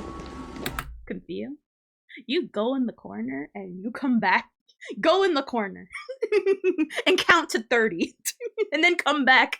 Oh, I'm sorry, Bungo. That's a lot of words. Remember, we have American public system school brain at work, so I don't read. I'm sorry, Chung. I'm sorry, Bungo. It was actually really good what you wrote. I'm sorry. Can you put it in smaller blurbs? I'm sorry. I can't read. But yeah, but you go in the corner, Comfio. You think about what you just said. From Bungo. So I have a question if you have time. If it gets too much to get into, I have a Firefly team, but no second team. What I would... Oh yeah, no, you're fine. You're fine. No worries. I don't get mad when people get wordy. It's just, if anything, I apologize. Oh no, TTS cuts it off. I read it, but they don't read the whole thing. For a second team, find somebody that you enjoy and go from there. So if you have another DPS you like, go from there. Jin, shh, Ryan, go in the corner. Go in the corner and count to 30. You know why. You know why. Rhyme and Confio, you guys will have something to talk about. Don't even. Don't even. God dang it. So I have a, if you were to make a cope team out of free characters, what would you use? That's a valid question. Too much brain power to think, right? I'm gonna be honest. It depends who you like. Cause like, to me, like, you have to like their gameplay. Cause if you don't like the way the people play, but they work perfectly good, you're gonna end up not liking it. But like, if I had to choose purely free, no premiums, QQ is really hard to play without Sparkle. Not that it's not possible, it's just that even on a full stack of skill points, there's still a chance you won't get your full hand. She is really good, but she severely limits you.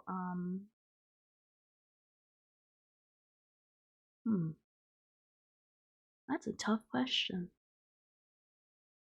Depends what you got from the standard pass.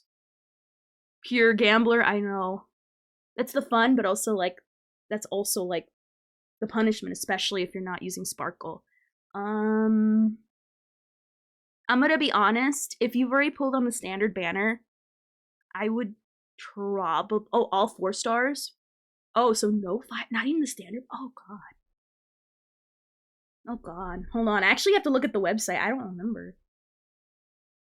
I don't like, because there's so little 4 stars. Hold on, let me like look at all the 4 stars here in a list. That's actually a genuine good question. Oh god. Oh god, we barely have any. What the heck? I would never recommend Shui just because she's amazing, but her needs, especially with messing with relics, are something I don't wish on anyone. If you get stupid lucky with her relics, I would recommend her. Or if you already have good relics for her, otherwise, oh my god. Oh, that's tough. Because a lot of these are like supports. Oh, okay, have a good one. Thank you for being here, Battery. Oh gosh. I don't know.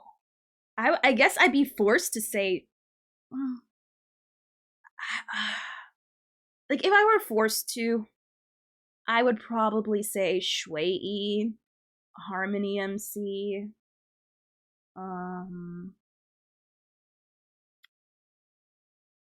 Natasha and Pela. That would probably be my team if this was like my only options. Even though I don't like building for Shui because she's so annoying to build for, I cannot see anybody else. I prefer Misha. Misha's fun, but like, you know, I don't know about, you know, excluding 5-star. Oh, excluding him because of lack of teammates? Oh, then you can replace, you can put, I don't fully remember how she works, I'll be honest. Let's just say, because I don't remember how she works, just put in Asta. You can never go wrong with Asta. Or Tingyun, for that matter. So Asta or Tingyun in one of their places. So a purely 4-star team with no 5-star supports. Because I was gonna say Su Shang, but she works so good with Anya that you can play her without them, but it feels so weird without her. Yeah, I would say Shui Yi. I would say, again, I'm not a Shui Yi player, so I'm not giving you the best one, but that's like from the little bit I remember, is what I can. I would say QQ is really good, but you will, if you're okay with dealing with the fact that you won't always get full hands, then I would also recommend her, but I don't know. My problem is that it's weirdly often that you won't, well, not often. Maybe you just get unlucky like I am. Sampo, Gui, Luca, and Gallagher. That's a good one. I don't play Dot. That's one I wouldn't recommend, but that's a good one. That is a good one. Thank you for the follow, Brett. Brett the Lemon. Thank you. I don't know why I couldn't say that. I don't know why I couldn't. Oops. But yeah, that's a good one. You can do a whole ass Dot team if you want. Again, I wouldn't, but you know, that's because that's what we call preference, not because it's bad or anything. Anyway, let's look at these animations. Thank you for the follow, senpai. Thank you. No, you're fine. I'm genuinely, we have a 4-star crisis on our hands, so it's a genuine good question that I wanted to know the answer to personally. So there are choices, but you are obviously limited. So anyway, let's look at his abilities. Or, not his abilities, his animations. Aw, you star-railed, I like that. One day we'll go over, his abilities. I think it's too soon, because things can drastically change, but one day, well. How old are you? Old enough to date your mom! How's it going, Sela? Always good to see you. Oh, he throws little... What?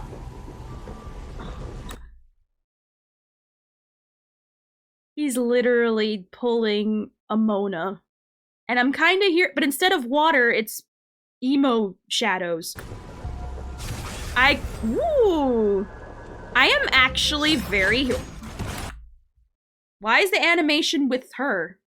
I don't want to look at how cool she is, I want to look at how Mosa... Oh! Woo! What? Oh, that's her follow-up. Is he a follow-up character?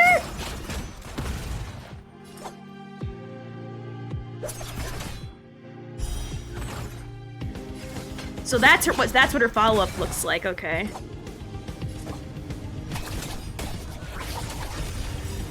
Is he an actual 4-star Topaz?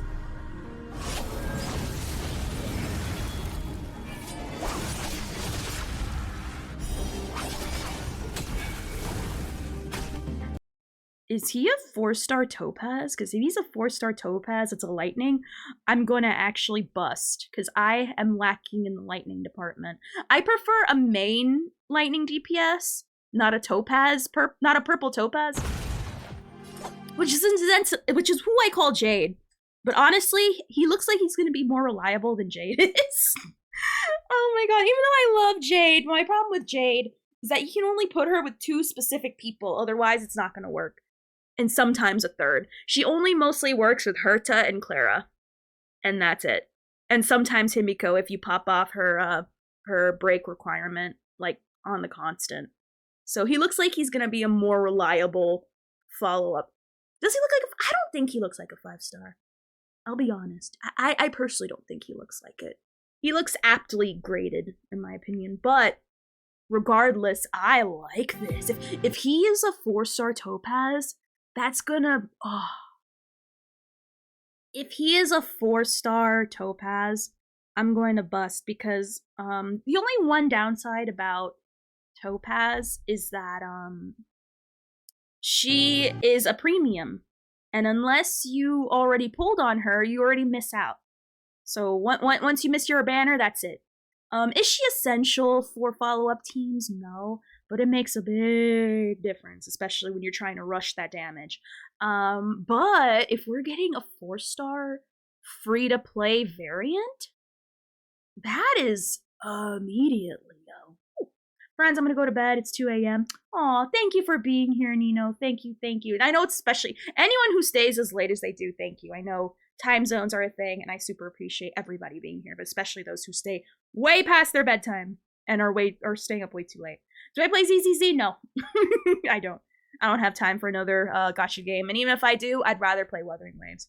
Are they ever going to bring a third rerun banner for anyone? No. Oh, no. They do it as much as they see fit. Generally, they like to give reruns to those who haven't gotten a second one yet. But right now, the game is still too early in its phase to, like, be even considering that, because we have so many characters. I don't know. We're starting to get to the point where, historically, we've already released all the 1.0 characters, so I don't know. They could get another rerun. There is no limit on the amount of reruns. It's however Hoyoverse decides to see fit on how they do it. But there is no limit. The only people who officially now haven't gotten reruns are all the Penacony characters. Minus Sparkle, because Sparkle in the second half, for those who don't know, is going to get it in the second half of the very next patch we're waiting for maintenance to finish up on. But honestly, there's no reason why they don't. It's just, we don't know why they choose certain characters to rerun. Except historically, we know the current reruns we've been getting, we know why. It's based on release history. But at this point, we've gotten to the game where, just like in Genshin, who knows why they choose it at this point.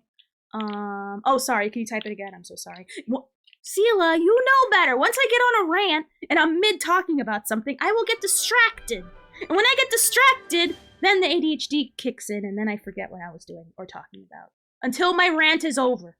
But if you type it again, I'll try to keep an eye out. Thank you for the follow. Thank you for the follow, Joker. Thank you. Yeah, we don't know why they added Ron May to the Firefly banner. It could have been... Okay, that one, that's just tactful. That's just cruel and unusual punishment, Exarch. That one, we know why they did that, but, still. Yunli tomorrow? Oh, no, Yunas. Yunli tonight. Generally, for those who are wondering, maintenance will end roughly around the time when stream ends. Moza is a 4-star. Duh. People, the reason why we bring it up is because we're making fun of the fact that Gay Foxboy is a 5-star when he's actually a 4-star. We all know Moza is a 4-star. People are just saying they like his animations because they look 5-star-y, aka more than Gay Foxboy. But I don't agree. I think his animations look exactly like a 4-star should, which makes me like him more because we need more 4-stars in this goddamn game. So for those who are wondering how long it's been, usually I start stream around 6 p.m. EST, which is exactly when maintenance starts. You can translate that to whatever your time zone is. And then right now we've been streaming for about an hour and 30 minutes. So it'll roughly end around when stream ends. If it's not right before or right at, it's going to be literally not that long after, so you won't even be waiting that long. There's times where we literally end stream, and by the time I'm saying hello to the person I raid, they're like, hey, it's up now! And I'm like, wow, really? Firefly equal wife, Ron May equal eco-terrorist? Based. I like you, Turtle. I like you a lot. But so far, I'm gonna be honest, so far 2.5 is looking like it is, I'm gonna be real. I'm excited for 2.4. Because there's a lot of quality of life changes we're gonna get. Like, in Genshin, when you choose a certain relic set, it gives you the percentage of players of what stat they use and stuff. We're gonna get that in our relic little menu. There's gonna be a lot of other quality of life changes. I forget what they are. I'm too lazy to look them up, honestly. But I'm gonna be honest. When you compare the characters coming out for 2.5 and compare it to 2.4, it's not even a contest of which one's better. I'm depending how Fei Zhao's kit is, it looks like I'm gonna definitely be pulling on her. Ling Sha, I'm keeping an open mind because I'm hearing the words follow up and healer, and anytime follow up is involved, my ears perk up and I kind of get a little chub. So we are gonna see how that goes. But in the subsequent, when we get closer to the live, we will look up the abilities and their light cones to see if they're worth it or not. And we'll see what they do. Again, it's too early to say because honestly, they can change at any time. I'm not complaining. I need a break character banner. I agree. We do need more break characters. Wait, did Ophi just praise? Yes, I do give praise. I'm eyeing Lingsha, but my account probably has bigger needs. Same. Honestly, same. By the way, I got Jade, and I want to know if I made a mistake. Depends. Do you only play with Clara or Herta? If you only play with Clara, then the answer is, or Herta, the answer is no. I'm gonna be honest, there is such a thing as a mistake. But in my opinion, if you really like her, it's never a mistake. But if you're going purely on gameplay, I personally think it's a mistake because I think 9 is way too high of a stat count for you to normally hit with anyone else other than Herta and Clara. I have no idea, Pro. I have no idea how he works. I'm assuming he's follow-up based, which again already tickles my pickle. Jade is always going to be good for at least pure fiction. Oh, I forgot, and Argenti. That's another one. Anyone with full screen ease, but there's not a lot of those.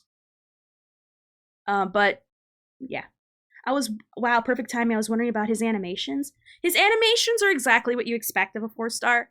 I like them. I like any lightning character that will not be tied to nihility. Oh, well, there you go, Turtle. Well, here's the problem, though, Turtle. I would recommend against putting Jade with Argenti because, I mean, where else? I mean, you already have Bronya and Tingyun there. Bronya, for him to, like, get more energy for himself, and Tingyun to have him ulting all the time. So, at the same time, who are you going to replace? I mean, the only person that you would realistically replace is your sustain. That's if you're confident enough to put Jade in that sustain spot. So, would I recommend putting Jade with Argenti? No, because there's someone more important you probably have to get rid of. So, he's the better edgy Blade character than Blade. Dang. I want to look at let's look at Fei Zhao's animations again. Her animations are sick. They're sick. I'm literally shooketh. I'm actually shooketh. I literally cannot even.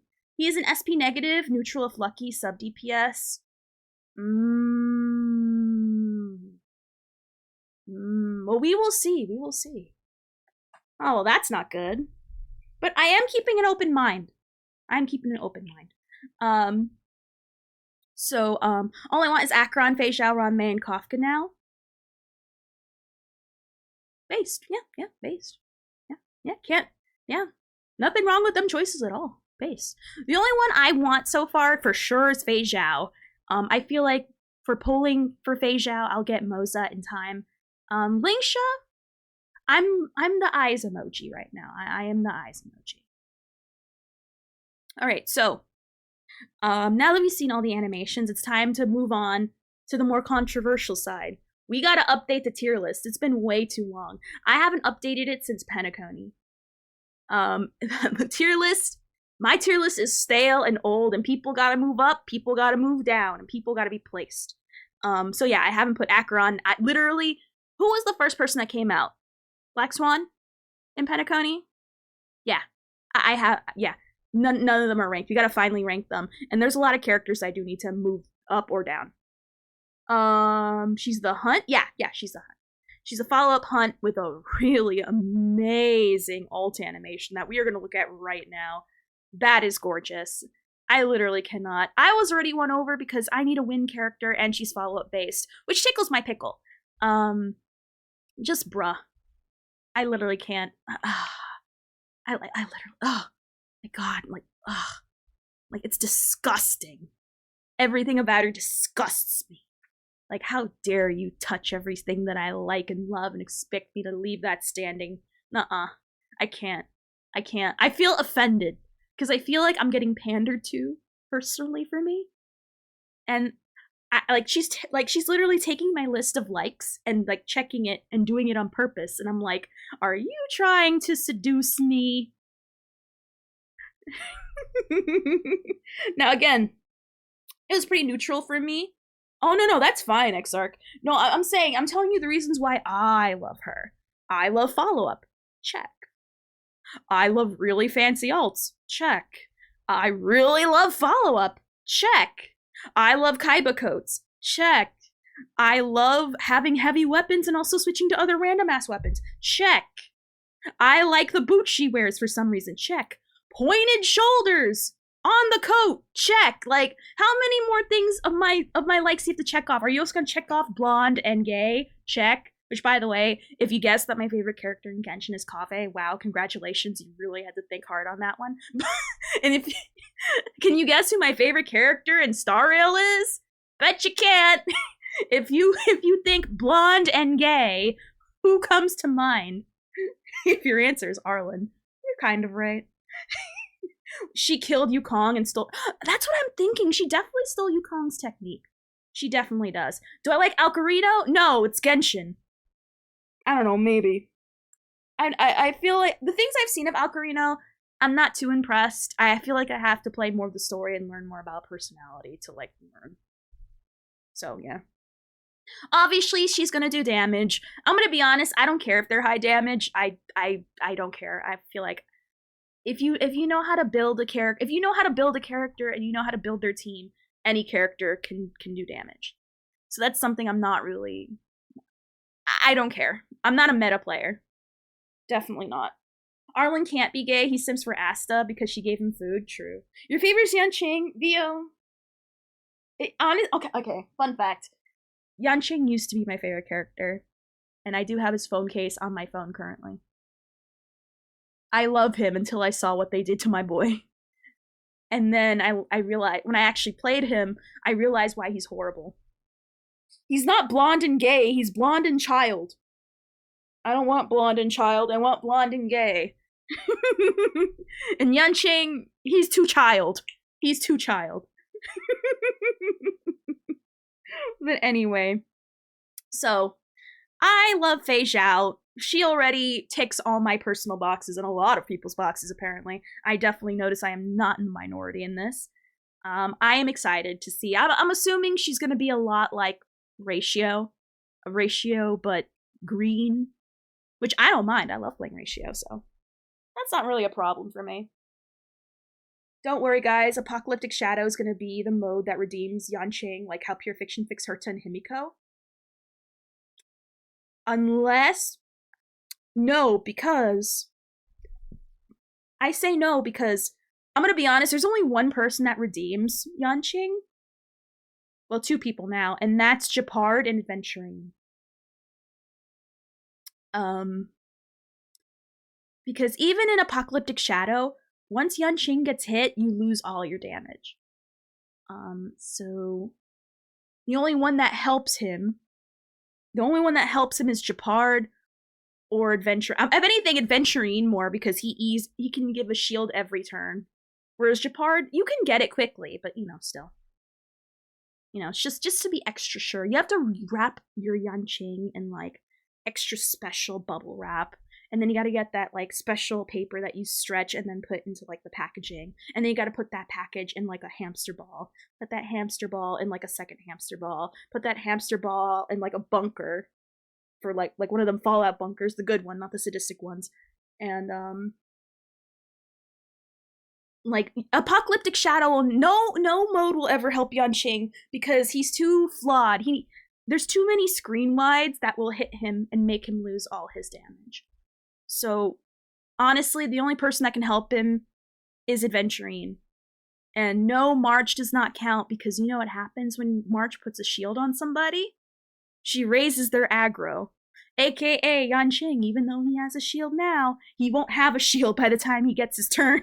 Because everyone is now looking at him, licking their chops like, I see a cupcake. Like, literally. That's why I don't even count March. And I keep on forgetting March even gives shields because no one wants those shields except for very specific people. And no one wants that. Except if you're Clara, or if you're Blade, or if you're someone else that wants to get hit all the time for reasons I can't think. But yeah. I think SU is a better bet than DU for making Yanqing look impressive. True. I do agree with that. Adventuring Yanqing, would Sparkle help with speed? I'm gonna be honest, if you want speed, you would put in that character I would say Hanya. Because Hanya, if you want to make your person be like a literal speed demon, Hanya is where it's at. And she also provides skill points. I feel like Sparkle wouldn't really help that much, in my opinion. I usually, and that's rare, because I don't recommend Hanya for a lot of things, because there's other things people do better than her, but that's the one character that'll make any character super fast, especially when she ults. When she ults, whoo, they're fast. Adventurine, Yanqing, Hanya, and a healer. Adventurine is a quote sustain, you don't need a healer, because you'll be shielded all the time. So, especially if you're Eing every turn, but even so, that looks like a little E heavy of a team. You saw a Henya with 192. Oh wow, that's fast. I would say Tingyun. I'd definitely say Tingyun. Because Adventurine, when people say sustains, Adventurine is they put shielders / healers. So Adventurine is your sustain / healer. He's not a healer, but he's sustaining you by giving you shields. That's a valid question. Fei Zhao and Moza have such horrible base stats, but it's okay because Lingsha makes up for it with those crazy bases. Again, cool if they keep that, but it's way too early to assume they're gonna keep that. It's way too early. I'm sure in the beta test people will complain and then they'll beef up their stats. But yeah, it's way too early to say. So that's why I'm not gonna talk about numbers, because those numbers won't mean anything if the numbers mean nothing to me because they're gonna change. The only time they kind of matter is right before the live hits, and even then they'll change right before it hits the actual live servers. So that's cool, but irrelevant and pretend numbers to me and to a lot of people.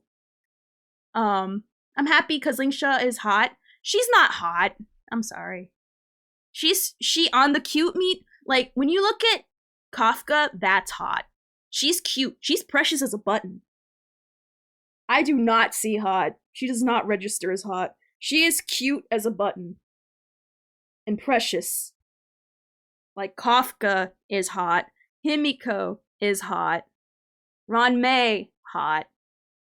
Like actual hot. It's okay if you find cute attractive, but I would not say hot. She's too cute to be hot. Like, look at that. Like, she's too precious. Like, you want to just pinch her. She's like, I would put her and Robin in the same category. Like, they're not hot, but they're very cute. They're very precious. They look like nice people. Like, they look genuinely kind. And I can't see that as hot. Attractive, yes. But hot? No. No. Oh, yeah, no, a lot of people are saying, oh, no, I've been seeing... She does look like Sushang. Sushang in her off time? Sushang in her off time, maybe?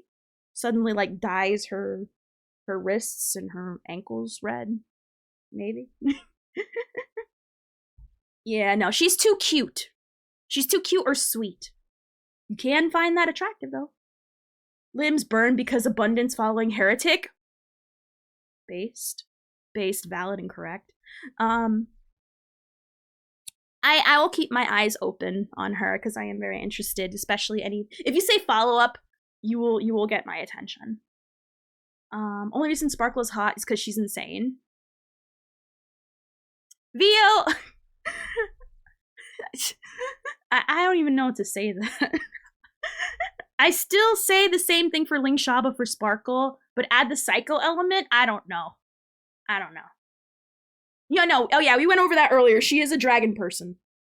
It's been confirmed. If you go on her Twitter, no, not her Twitter. If you go on the Honkai Star Rail Twitter, it says she's a Vidyaria. And you can tell by looking at her legs and her wrists, and her ears are pointed. So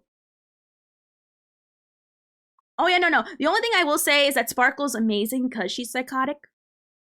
But I don't know. Again, it's all preference, but I will say, if you put Sparkle next to Kafka and Himiko, again, the difference is very big on what is hot. Like, those are actual hot. Dan Heng is hot. Who else is hot? Like actual hot.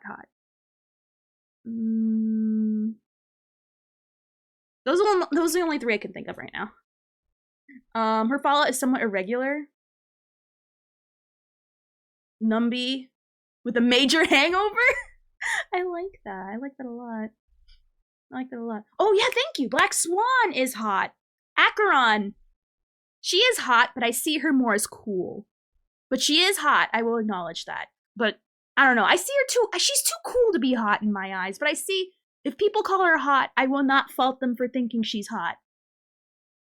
But I don't acknowledge her hotness. I see her as cool. She is the quintessential coolest character in the whole game because she oozes cool without even trying. But Black Swan, hot. Himiko, hot. Kafka, hot. Jade, hot. Like that. Those are hot. Like, that's what I'm trying to say. All right, so we're gonna get into the tier list, but I gotta go pee-pee. So I will go over the rules of the tier list right when I get back. I'm gonna play some music to turn off pre-rolls because I need to wash my hands and stuff. So get a snack, go to the bathroom, do whatever you gotta do. I need to go pee-pee. So let me just pull up my music playlist before I go. I don't look at Wuthering Waves or ZZZ Animation. Why do you think I'm gonna give ZZZ or Wuthering Waves the Star Rail treatment? This is not a cope on Wuthering Waves or a cope on ZZZ. Why the heck would I look at that? I don't care about that shit. I don't play that. A lot of people here don't either. Some do. There's some crossover. But why the heck would I look at that? I don't even care looking at that in my own personal time. Are you a meth? Oh, sorry, doing Wife of Sunday. Hey. X of Monday? I love that. I love that so much. X of Monday. That feels particularly pointed, and I don't know. I stand that. But welcome back. Alright, so anyway, I'm gonna BRB, play some ads, turn off pre-rolls. When we get back, we're going to do the tier list. It's very out of date, so no worries. I'll go over the rules about it. I gotta go pee-pee. I'm gonna, pee myself. Give me a second.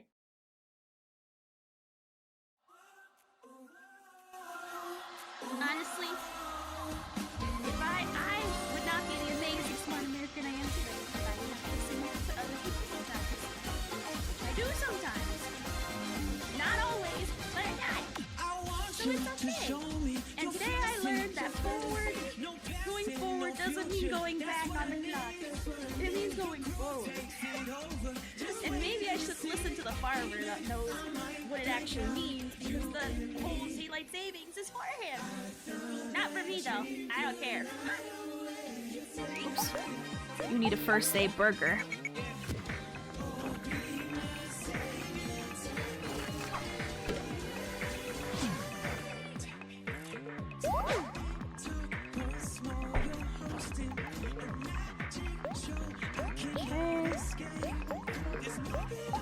Gonna have him let us eat beforehand.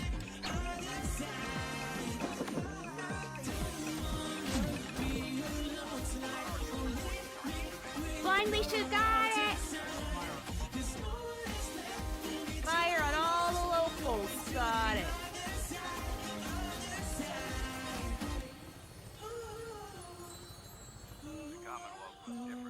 You take me higher, take me away. Oh, be my savior, take me away. Sing it with me, everyone. I don't wanna be. Hank, you need to get used to the abuse.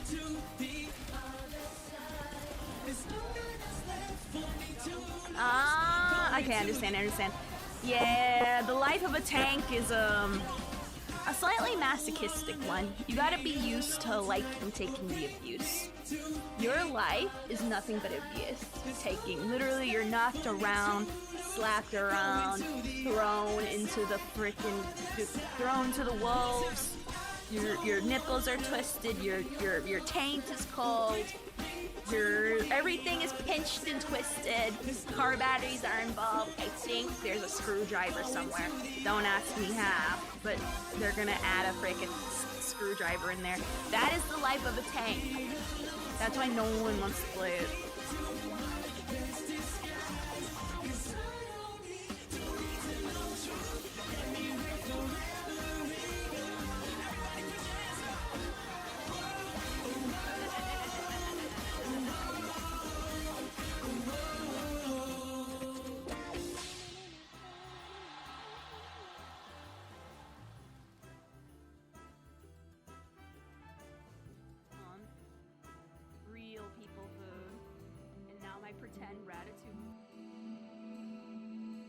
Why am I mute again? Ah! Oops. Ow.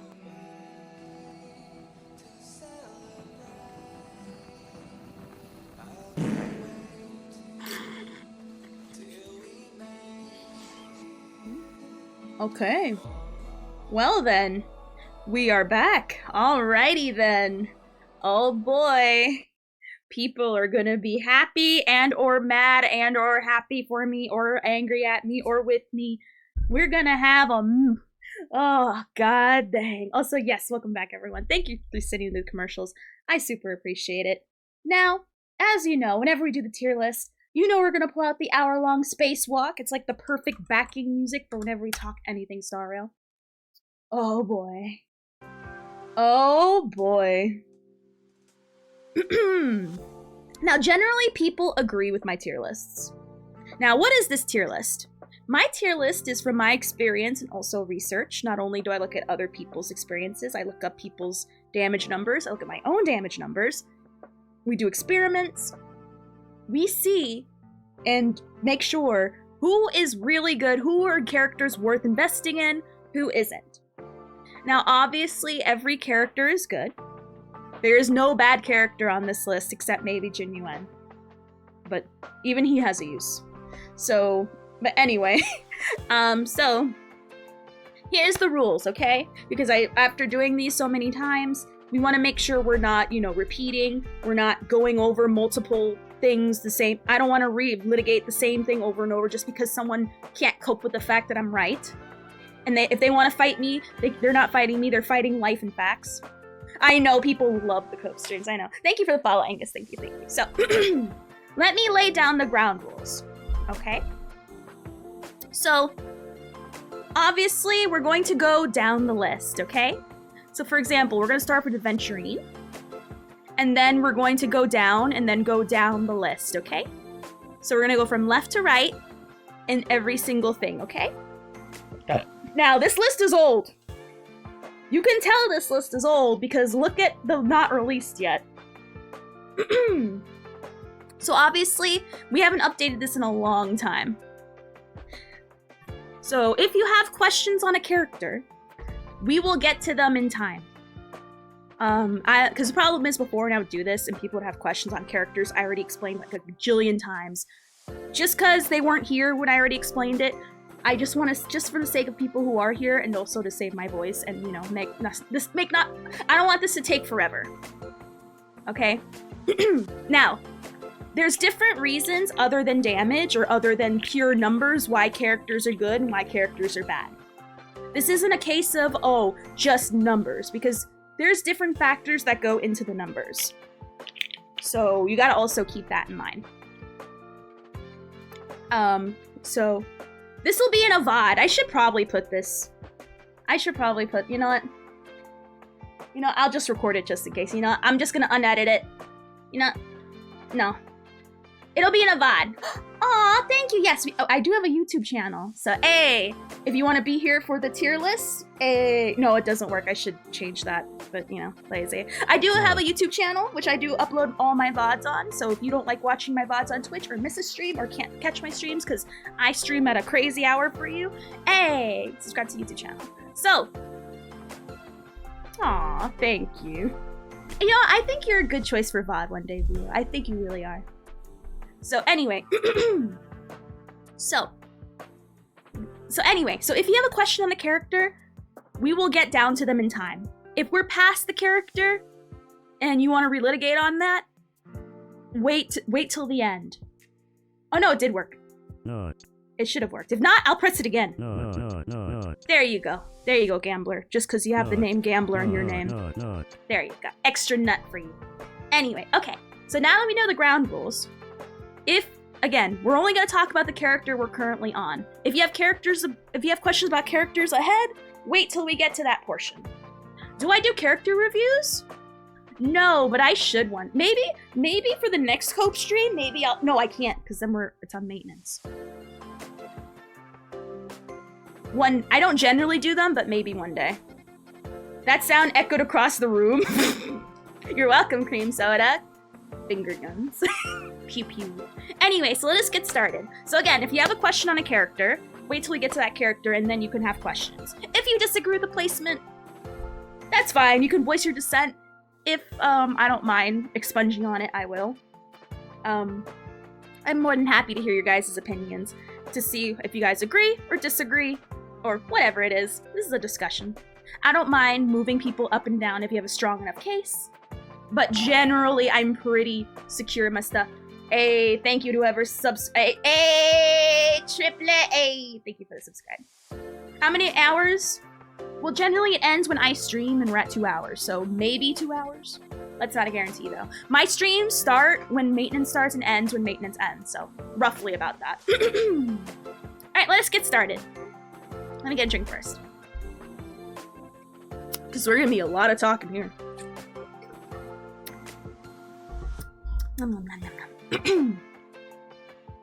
Okay.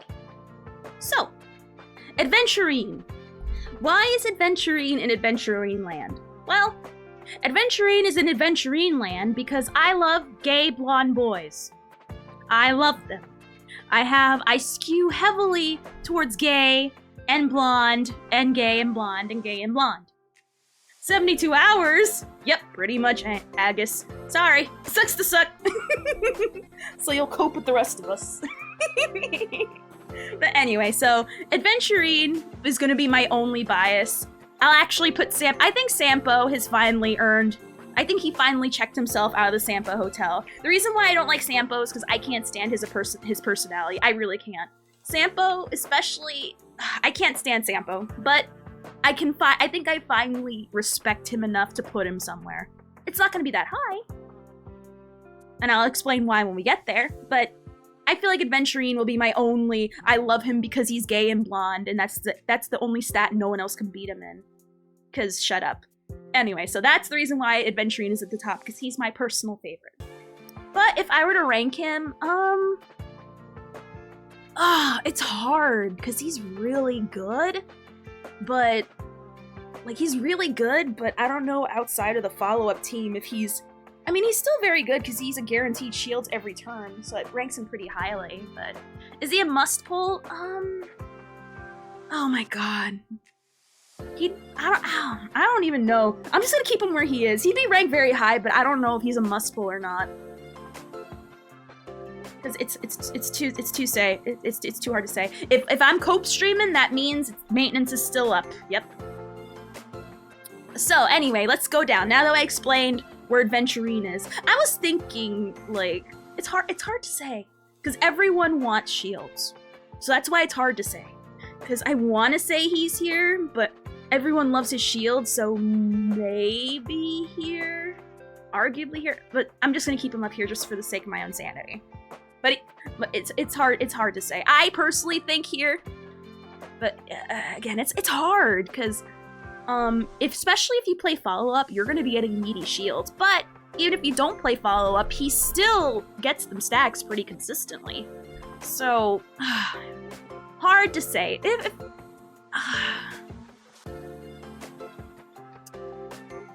is not that hard to get his stacks, though. Okay, so if I were to place him any lower, I would genuinely believe he would be... depending the state of the game, probably here. Realistically. I don't know about up in these three, because they all heal and he doesn't, but I would say probably, well, no, here. Not more than Ron May, but definitely here. Like, for sure. How you doing, Mr. P8? I would say probably here if I had to, but no. We love him, and he goes here because shut up. Gay and blonde. No one can beat him in the gay and blonde department. Anyway, so let's look at Locha. Locha has been in an interesting position. Locha, so far, is my #1. He's like the most important character to own in Star Rail, and I'm gonna tell you why. The reason why he's ranked so high above everybody else is because he gives skill point free healing. He cleanses. He cleanses. He does debuffs. He debuffs the enemy with his ult. And he turns everyone else into pseudo healers whenever the little field thing is up. For me, the thing that really sets him apart is the skill point free healing.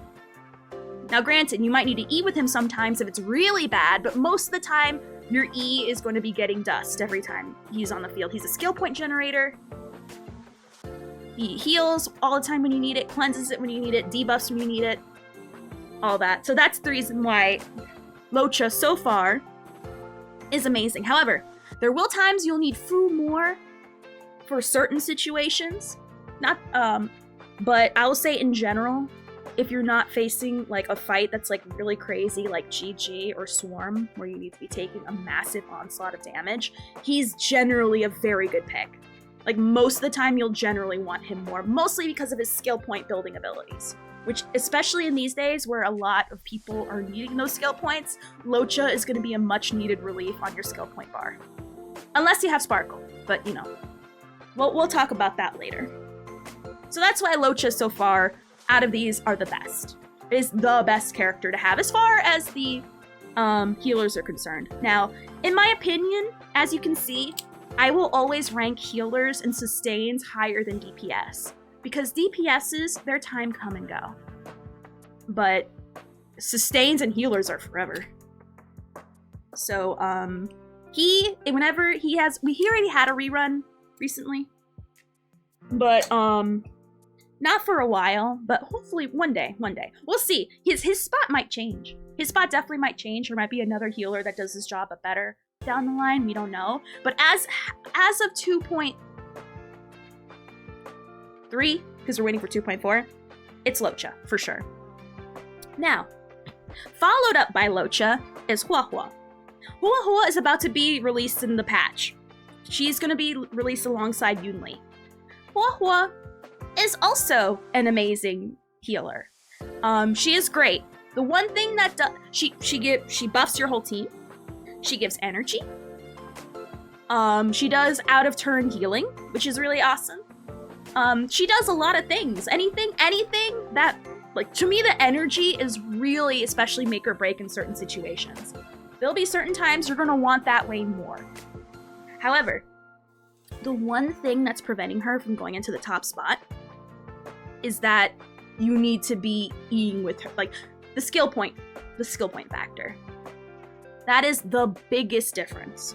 I would rather have a healer that never needs to press E at all than someone that needs to E every once in a while. Now granted, she does do a lot of stuff with that skill point, but to me that's the defining factor. Because Locha is always going to be healing all the time.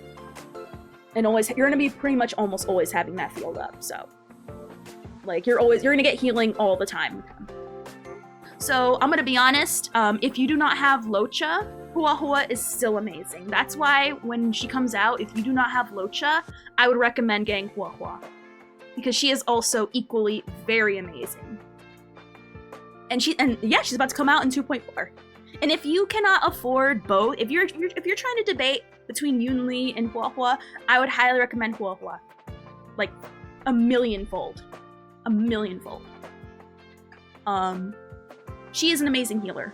The reason why I personally don't pull on her is because I have Locha and Fu already.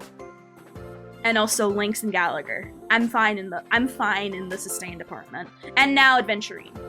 I'm fine. But if I didn't have Locha, heck yeah, I'd be pulling Huahua. Thank you for the follow, Phantom. Thank you. So, she is still an amazing character to have. She's the energy, in my opinion, the energy really comes clutch.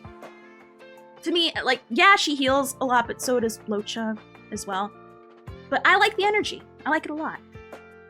So that's why she's number 2. And rightfully so. All right, number 3. Fu. Oh my god. Fu is a beast. Fu is literally the whole pack. Fu is the reason why people can do Swarm and GG. She is the reason why you can go into harder content and live to tell the end of the tale. Like if I can't even think about doing the simulated universe, like, harder difficulty. Like, she is a beast. She prevents. Oh, you're hearing Chi-Chi instead of GG. My bad. I don't know why I enunciate it that way. That's just me. I'm sorry. But anyway, Fu is a beast. She heals. She heals herself. She makes your team tanky. One time per matrix, she prevents people getting affected by CC. Like, she literally does it all. And she also raises your crit rate, I believe, no? I think it's crit rate or crit damage. She raises one of those. I forget what it is, but she raises one of those, and that's a beast. Like, the fact that she's a healer and also someone that, like, she's a cheater. She was, like, one of the first characters that showed that they can kind of dual type in a way. Like, Fu is a monster. And honestly, she's the reason why I skipped Wah-Wah. So, we'll get to that in time. Don't worry. So, Fu is a must have. For me personally, Fu would be here. But honestly, but realistically, like, if you don't have Fu or Luocha, like honestly, your sustains will either be Luocha and Hua-Hua. I'm sorry, Luocha and Fu, or Hua-Hua and Fu. But Fu will always, like, she is such a kingmaker. It is disgustingly insane. So, like, she's just amazing. Amazing animations. Must have. Okay. Ron May. Do I even need to waste my breath here? Is anyone, like, for real, are we gonna, like, pretend, like, okay, who here doesn't think Ron May, shut up, Spooner. Skipper. Like, Ron May, like, what? I will explain. Let me explain. Never waste the rules. Shut up, Spooner. So, for those who don't know, not gonna lie, Skipper asked because of Firefly. Oh no, understandably so. Ron May is a beast. Oh, I'm sorry, Gambler. Ron May is a beast. She makes Arlen look competent. She makes Jin Yuan look competent. She makes everybody the reason why you see a lot of YouTube videos saying, hey, this insert character that no one likes isn't bad. Look at the numbers that they do. But then you secretly see a Ron May right behind them, weighting up those numbers. Oh no, she's definitely not number one. There's quite a, she will never, you think she's more important than healers? Healers can go on any team. Robin, you can put her on any team, but she doesn't necessarily work on every single team. But a 99% rate of being put on teams is nothing to scoff at. She is a literal beast, and she helps with break, which, especially with the more break characters coming out, is so important. But honestly, that's honestly just a side factor. Ron May is the number one support for, I guess a harmony, because, let me use the better terms. She's a number one harmony for a reason. She is a beast. Oh yeah, I gotta put in the new characters, don't I? Right. I gotta do that. I gotta put the new characters in, don't I? I feel like, I'm gonna be honest, none of the characters here warrant a must pull. None of them. That's why I'm waiting till we get to the next one. None of them warrant a must pull. Ron May is a beast, and if you don't know it, whenever you pull on her, you're gonna see how crazy she is. She is, and especially in universes, what team is she not good on? Dot. You're gonna want other dots. Imbiber Lune teams. No, you can do that. Yeah, just Dot. That's it. Just Dot. And even then, there's some dots you can put her on, but there's certain Acheron teams. Acheron teams specifically, you can't do that.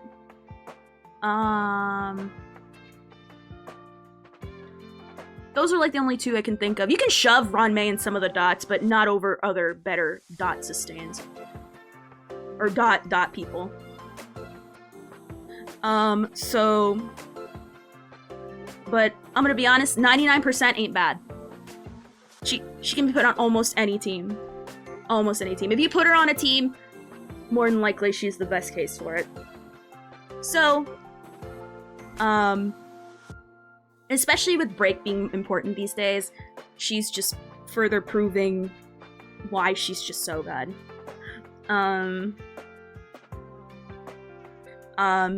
So that's why Ranmei is like the best harmony in the whole game. Point blank period. I'm surprised she managed to stay on top as long as she has, given how many harmonies you've been getting, but goddamn, she is a beast. She is a beast. So, next up, we have Tingyun, the secret 5-star. For a 4-star, she is incredible. Like, holy crap. Like, holy crap, she is incredible. The energy is the fat, chunky energy regen, the buffing of people, and her being a skill point generator, pretty much. She is a beast. She is the only, well, her and QQ are both 4 stars who I recognize as 5 stars. And that's not hard to say. Like, literally, like, there's so many people who want her. Some people need her, and a lot of people want her, some people need her. But she is very good. Very, very good. Like, literally, like, for real. Like, if there's ever a 4-star you're wondering what to build, she is her. Now, granted, you should not put her on every single team, but she has a good amount of teams you can put her on. And you will not go wrong. You will not go wrong. So, she definitely deserves a must pull. If you don't see her on a banner, you should get her in the shop whenever she's available. So, there you go. Are 4 stars assumed to be at E6? E0. E6 is just bad. Everyone here is E0. Everyone here is E0. E6 just makes them even better. And it's easier to achieve, so it's not bad.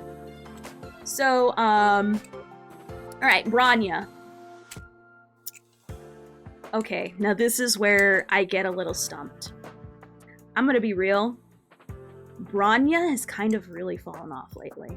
Not that she's bad, she's still very good, it's just that, but is she in a must pull category where she used to be back then?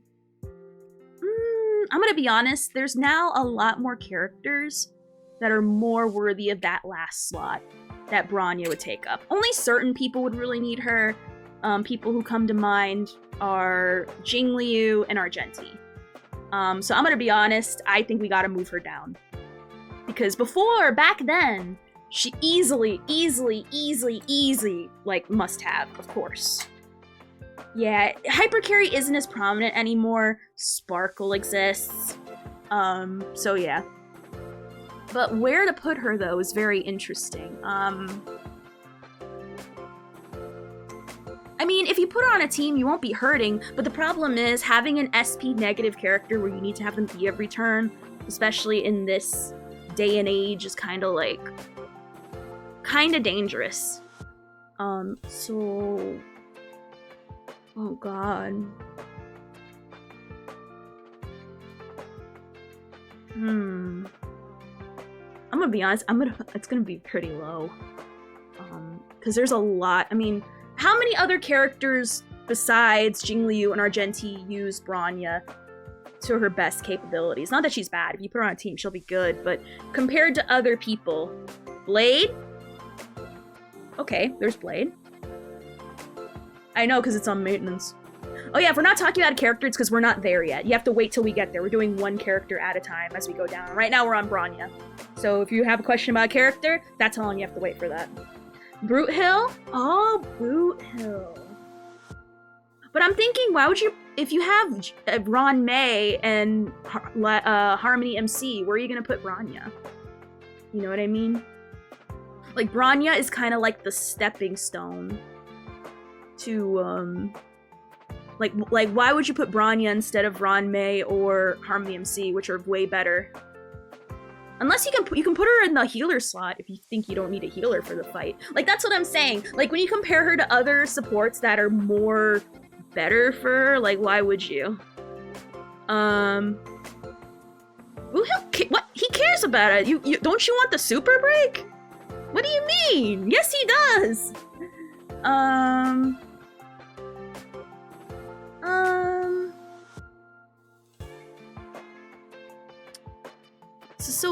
So Boot Hill, I guess we can put him there, but with like a little asterisk. I was gonna say Boot Hill with Super Break, Harmony MC, it's the best. I don't know what you're talking about. If anything, if you have Boot Hill, it's like a crime not to have Harmony MC with him. So I'm gonna be honest. Bronya and Ron May could be better for if he one-shots bosses, if he can. So I'm gonna be honest, there's not a lot of choices for her. So probably around... Oh my god. I would say honestly, behind Pela. Yeah. Behind Pela, but above Silverwolf. Yeah. That's safe to say. That is safe to say. Yeah. Because, yeah, there's been too many characters that don't really rely on what Bronya offers. Yeah. Which that's unfortunate, but, you know, honestly, there's not too many people that use him. There's not too many people that use him. Not at all. Whatchamacallit? Oh, thank you for the follower! Jervin, thank you for Jervin. However you say that. Alright. So I'd say Bronya will be here until we add the other characters. When we're done with this tier list, or this layer, then we're gonna look at the characters I haven't put here yet. Alright, so Imbiber Lune. Imbiber Lune barely scrapes the bottom of the must-pull tier list, or must-pull tier, because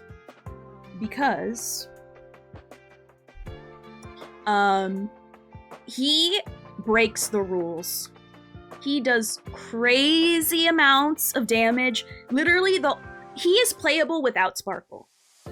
He becomes super duper crazy fun with Sparkle, because she pretty much makes him unchained and makes him go insane.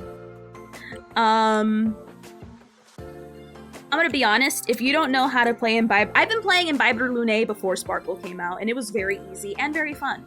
So anyone who says you cannot play Imbiber Lune without Sparkle literally are too brain dead to know how to manage skill points. And learning how to manage skill points is a basic skill you should already have with or without Imbiber Lune. He just puts it to the test. But if you know how to manage your skill points, he does crazy damage. Oh yeah, back in the day, my old team before Sparkle came out was Locha, Tingyun, Yukong, and Imbiber Lune.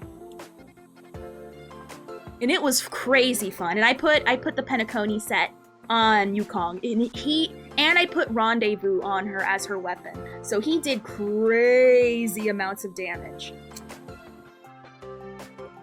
Like crazy amount of damage. I'm gonna be honest, he is the kind of character where if you do, like, he breaks the scale so many times. It is crazy. And he still does. If you don't know how to play him, it's okay. It's not the problem with him. It's mostly a skill issue. And it's okay to not like a character because you don't have the skills to be able to not manage skill points. It's fine. It can be difficult to manage his skill points. There's times where even when I play him, I'm like, crap, I didn't pay attention to my skill points. Whoops, oh well. It happens, and it's fine. But I'm not going to say, oh, it makes him bad. Hell no. It's just that the player's bad, not not the actual character, then that's okay. But again, you don't have to have Sparkle. But if you have Sparkle, it's so fun. It is so fun. Oh my god. I can't even. Literally can't even. Literally can't even. No, it is literally a skill issue. So, but I'm gonna be honest, it was really tough to put him in the must pull. Like, I was thinking of putting him genuinely, like, here. But honestly, he breaks the mold somehow. Like, he does well by himself in any supports. He really does. And Sparkle just, like, puts it to the top. So, he's... Oh. Woo! That's all I say. Just... Like, you don't need crazy different supports. You don't need very specific people. You need some skill point positive people, but... Again, you can do it with you can do it with almost anybody. And it's crazy. Where is my tree fitty? Anyway, so he barely scrapes the bottom of the must pull barrel just because generally I don't see DPSs as must. I will always outweigh supports and healers over DPSs, but he somehow barely makes it. He barely makes it because he's so amazing even on his own. I'm gonna be honest, that goes for everybody with elements. Obviously, certain fights will have certain needs, so certain characters will be better than others in certain situations, but in general, he is amazing. In general. So, alright, so now that we're done with the must-pull section, because honestly, none of the characters I've released so far are must-have worthy. Now let's actually... Woo! Thank you for the prime! Thank you, Phantom! Thank you! Alright. Alright.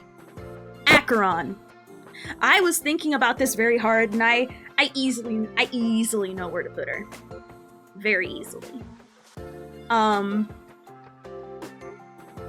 Yeah.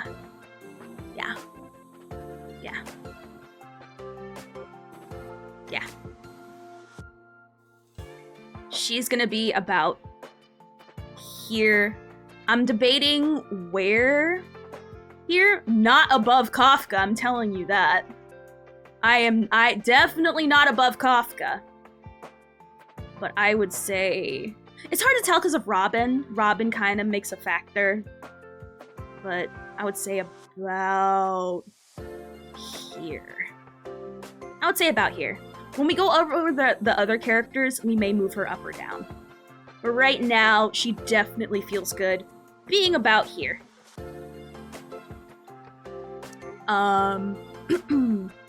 And then when I finish placing everyone, we're gonna go down the list and then I'll explain. Robin. Now Robin's a tricky one because she's mostly for follow-ups. Yes, she can buff everybody and she gives a major turn advance that helps. Thank you for the follow, Gino. Oh, Gallagher's here. Whoops.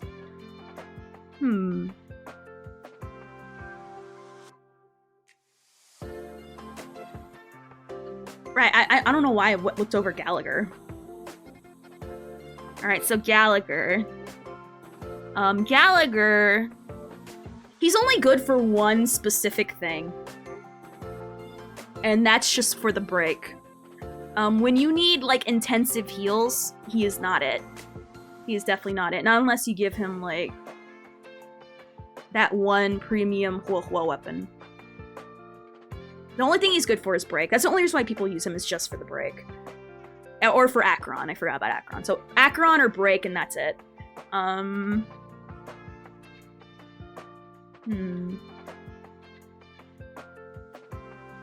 trying to think.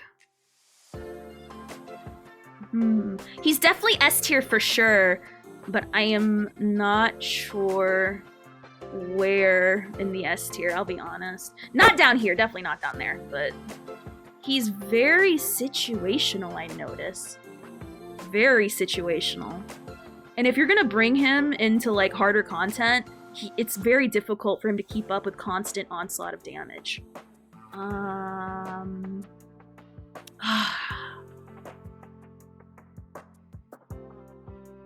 Like, I'm gonna be honest, I'd rather have a Bailu for heals than this man, because she'll heal more than he does. But He's too situational. Literally, no one uses him for like the amount of heals he gives because he doesn't. They don't play him for the heals. They play him for the break and the dot and the Acheron. I don't think it's enough to be in the A tier though.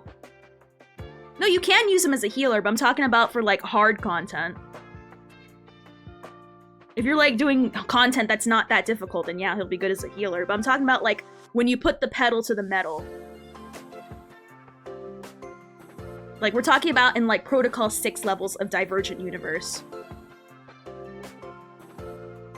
I'm not saying he's a bad healer. He can be a very good healer. I'm talking about for like general harder content, he's very bad. Unless you're doing a specific build, aka... No, E0. E0. I would rather have Natasha for harder content than Gallagher.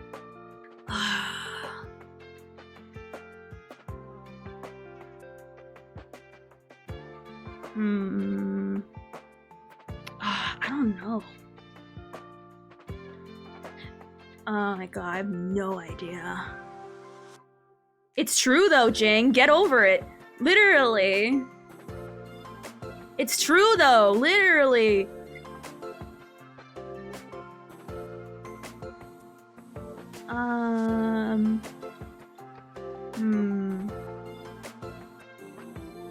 Well, he's better than Bailu because he has a cleanse.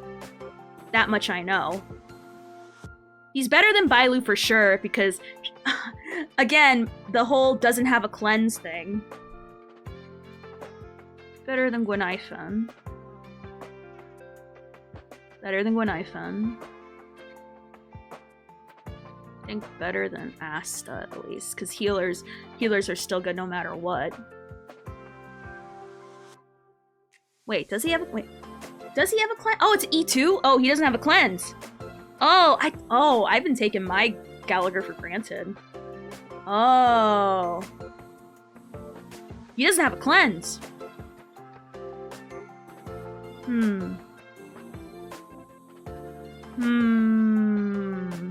I thought he came with the cleanse, really? Let me look that up. I believe you guys, but just for confirmation. I didn't know.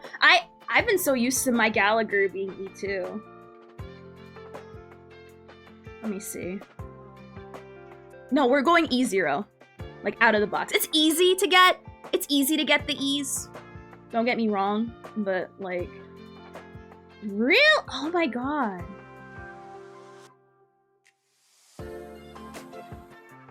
Yeah, we're assuming everyone's at E0, by the way. I thought he had a cleanse! What the heck? Alright, so...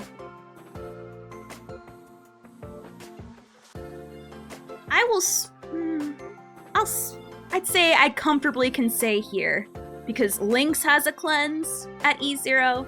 Well, she's a ball of cleanse. And Natasha has a... She cleanses. Now let me double check, because now you guys are making me question everything. You're making me question a lot of things. Because he still gives heals at the end of the day, which is more important. Let me take a look at it just to make sure. Because now I'm unsure. Now I'm unsure about, like, everything. Let me just see. Does Natasha give a cleanse? Because I don't want to take that.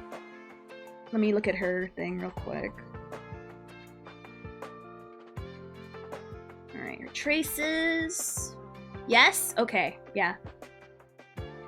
Okay, I see it here. Okay, she has a cleanse. Alright, so out of the box, these two have a cleanse, and that's why they beat him out. It's a part of her skill. Okay. Oh no, she's a must pull, even at E0, definitely. She just gets better over time. Bruh, I know, right? But we gotta assume they're all E0. Cause, you know, obviously E's changed the whole thing. But remember, that costs money to people, and we're thinking about people who just joined the game that want to know, hey, who's generally good?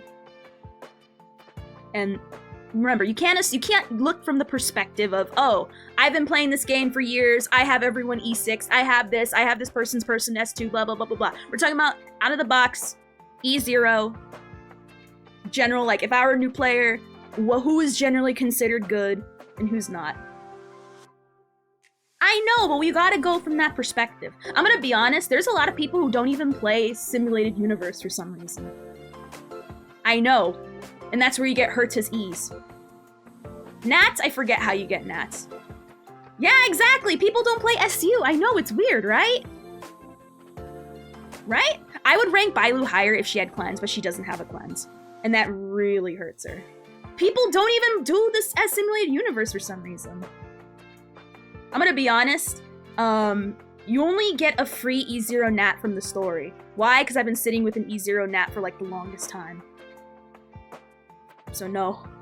I think you might get one, maybe extra one, maybe, but no. I've been sitting with a very low E nat for the longest time. You get one nat for free. And you can get them from the stores as well. So there you go.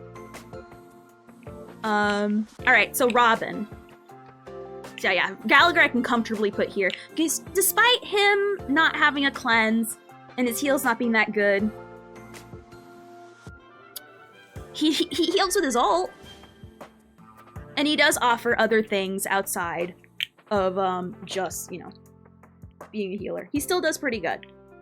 So Robin, thank you for the follow, Suchi. Robin, oh, she's fascinating. She's mostly for follow-up. You can put her in other teams as well that aren't follow-up. But the problem is are you really gonna put her on a team that's not follow-up based? Like realistically over like Asta, for example, that does the same job as her. But with less of an energy requirement. Because let's be honest, Robin, her energy is way too high to realistically be putting her on any teams. Because the reason why she requires so much energy is because one of her passives is that she passively gets energy by your allies doing stuff. So, AKA, if you're follow-up, you're going to be getting energy all the time.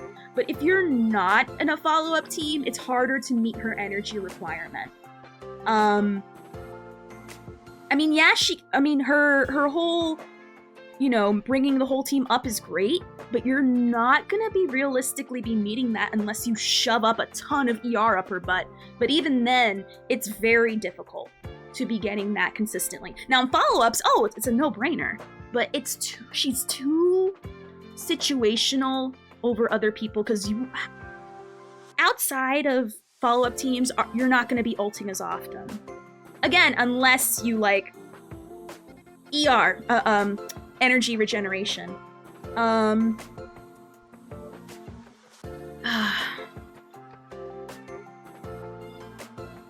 my god. She hard carries. I'm going to be honest. If you want to move your whole team up, you might as well put in Asta. She does it at like less of the cost. And she buffs up your people.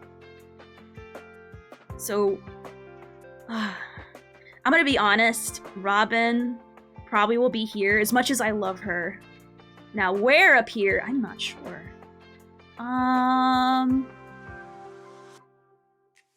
As we go down, she might move up and down, but for now, oh god, more than March, definitely not.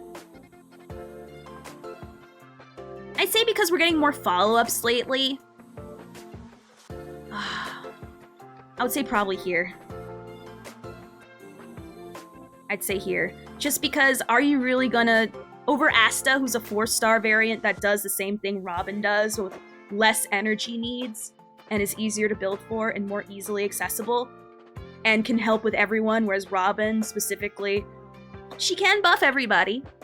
She can, but she mostly benefits from follow-up. Everyone benefits from Asta. Some people... She benefits everyone, but you're gonna be waiting way too long. Because her energy, like literally, what's her energy right now? Like let me look it up right now. What's her energy requirement? Thank you, how you doing, Chaos 8? Robin's energy needs are... Let's see.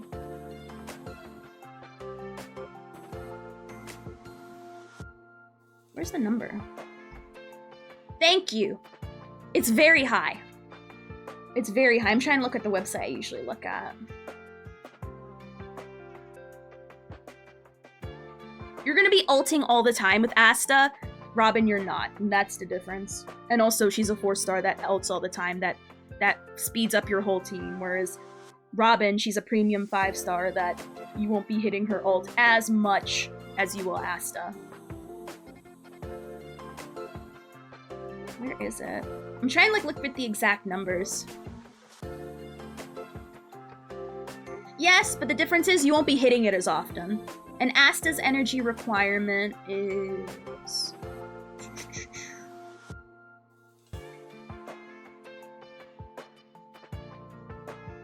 Alright, let me see. Now as we go down, as we move people up and down, she may or may not move up and down, but so far, I'd say Robin is comfortably where she's supposed to be. So far.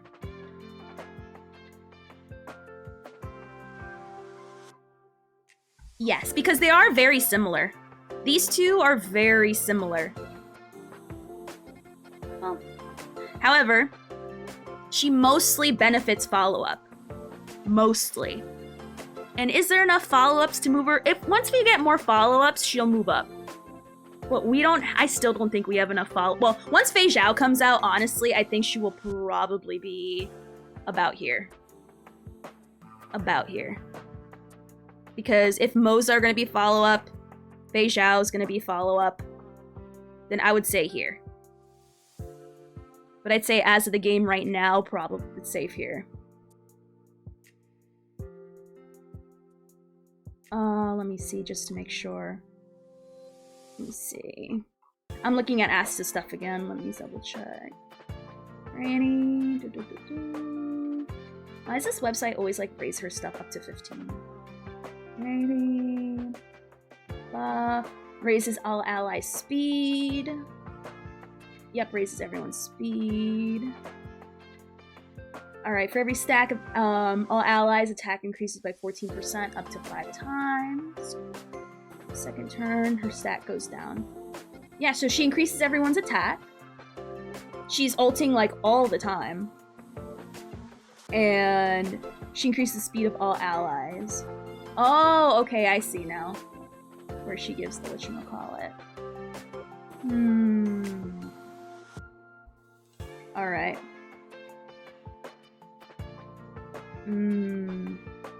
People do use her for hyper carry? I guess they really like that. Well, I guess the turn advance does mean a lot because it's for the whole team. Okay. Okay. Alright. Okay. I can see that. I don't hear people doing it, but I can believe that. You know, okay. She at least deserves to be up here. Now, where up here? Because, yeah, I didn't take that into account.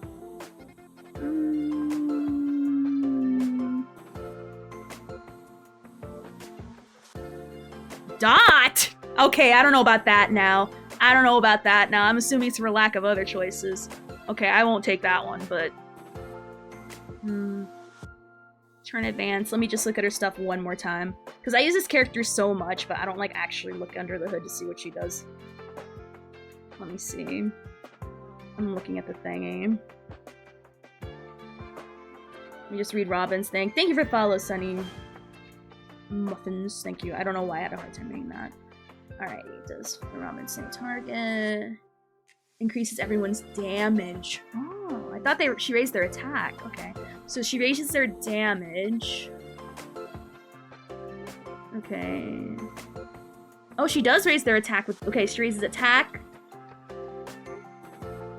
Plus more of her attack. She obviously, there's the turn advance. And crit damage. Oh, okay, never mind. Yeah.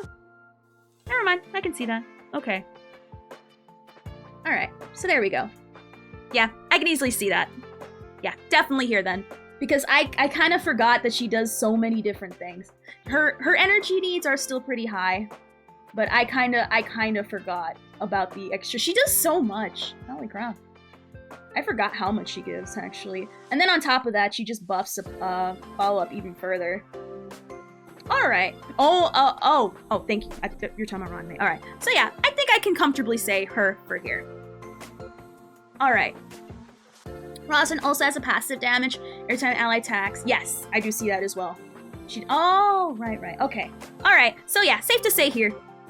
And maybe even higher once more follow-ups come out. So, okay, I can see that. Alright. I forgot how overloaded her stuff is. Holy crap. Like, I'm literally reading this. Like, as someone who plays her all the time, I take her for granted, so I just put her in and, like, you know, she just works. Alright. Alright. Alright. Healers always more than supports. Healers always win. No matter what. Alright, Boot Hill. The reason why I took so long to make this, I've been looking up so many different guides. I've been seeing a giant range of different things. I've been seeing that he's really good or really bad, and the reasons why I hear he's really good or really bad sound very silly. The reason why I hear people call him bad is because they say you have to have Harmony Trailblazer. And I'm like, why is that a bad thing? We get him for free. What's the problem with having a free character? Like, so what? Build him. You have him. Like, so what? Oh no, my phone died. God, I'll have to turn on my phone. So if I'm still, that's why. Alright. So I'm gonna be honest. I've been seeing varying different amounts of damage numbers. Thank you, Turtles. Thank you. I've been seeing a wide array of numbers. He can do damage. That much is clear. Without Harmony Trailblazer, I would rank him a lot lower. But Harmony Trailblazer exists, and he's free. So that ranks him higher. How much higher, though?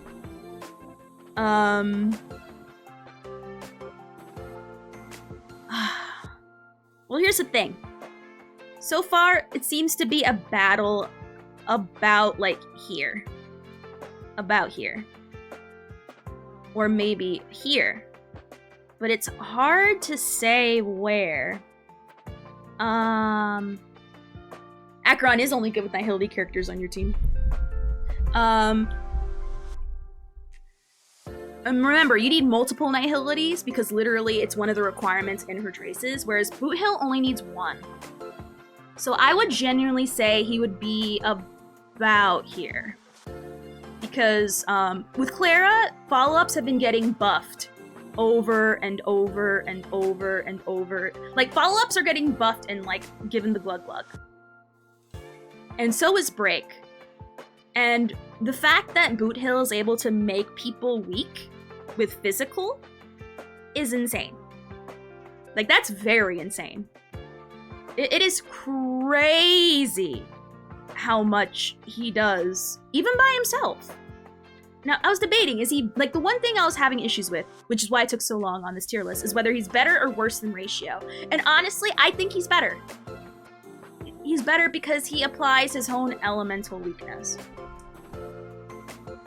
Because I'm gonna be honest, I've been seeing different numbers saying, oh, he's amazing and great.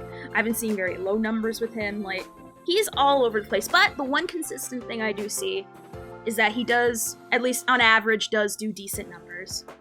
And that applying his own elemental weakness, that is insane. Like, he can do it.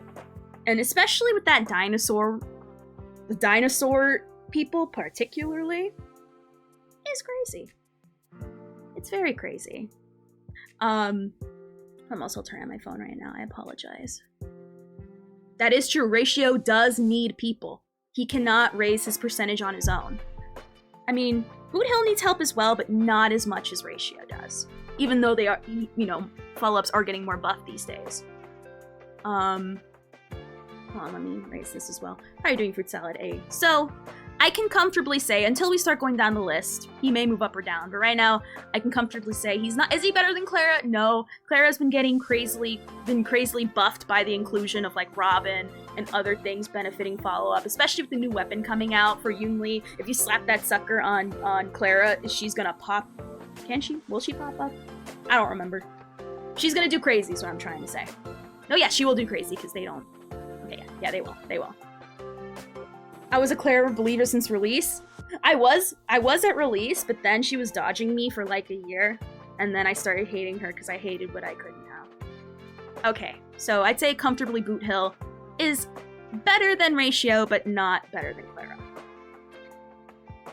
I'm gonna be honest, if it weren't for Robin, I would say probably here. Maybe even here. I'd say here. Comfortable. Let me just turn on my thing. Clara has become my favorite unit of mine until Dot Robot came out. Oh god, let's not even talk about that. Alright, so let me also I'm turning on my phone right now, that's why I'm giving me a second. Yes it can. Yes, I think the Clara light cone would definitely work well on Yunli. Because they're literally the same thing. Whatever works on Clara works on Yunli, whatever works on Yunli works on Clara. They're literally the same. That's why I can't wait to see people release their YouTube videos of using Clara and Yunli on a team. On the same team, it's gonna be very funny. Alright, now Harmony MC.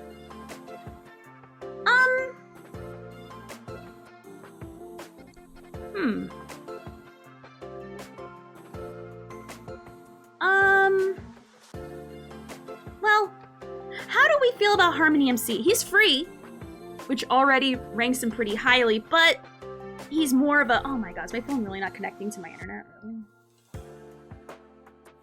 I guess it needs a minute to connect to the internet, my bad. Sorry if my model's still. I'm gonna be honest, you can't go wrong with him. You cannot, like... Hold on, let me turn this on. I'm gonna be honest, a majority of people will not pull him out over other supports. I mean, he's mostly meant for break teams.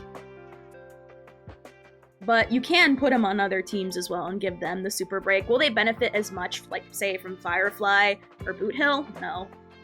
But he can do... Super break is insane of an... Super break alone is too insane of a mechanic to ignore. But I do notice damage drop-offs if you were to, like, say... Let's say for some reason take out, who's a good Harmony that we'd take out? Let's say you take out, like, Robin, for example, and you put in Harmony MC, and you notice a difference. Or hell, even, like, Asta, and you notice a difference. Tingyun, you notice a difference. Hold on, let me see. Why is my thing, like, not connecting to the internet? I so apologize. It's taking, like, forever.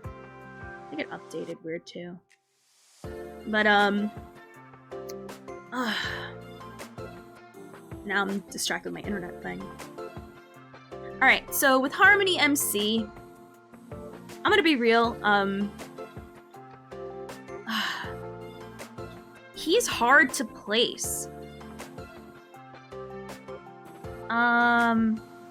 I'm debating either the back of S or or like the middle of A. Like my brain is like, yeah, he can help with people, but there's only 2 break characters. So like realistically, probably here. But here as well, like, hold on, I'm also mostly trying to fix my phone issue. So let me like put him here and see how it looks like. Well, like, I kind of, like, look off to the side while I fix my phone. And let me see. Hold on. Let me see. Wow, it really doesn't want to connect to the internet right now. Why? Alright, that's fine. Alright, so... Let me see... That is true, he does work with Shui-Yi. He does work with Shui-Yi. I'm gonna be honest, the only thing that's preventing him from going into A is that he's free. Like, we're given him. And that's the only thing I mean, we're also given March, but March, like, oh my god, we're not gonna even, like, are we gonna even argue that March will have more of a use than as much of a use as, Harmony Trailblazer? Even when I first started, I, like, never used her. So,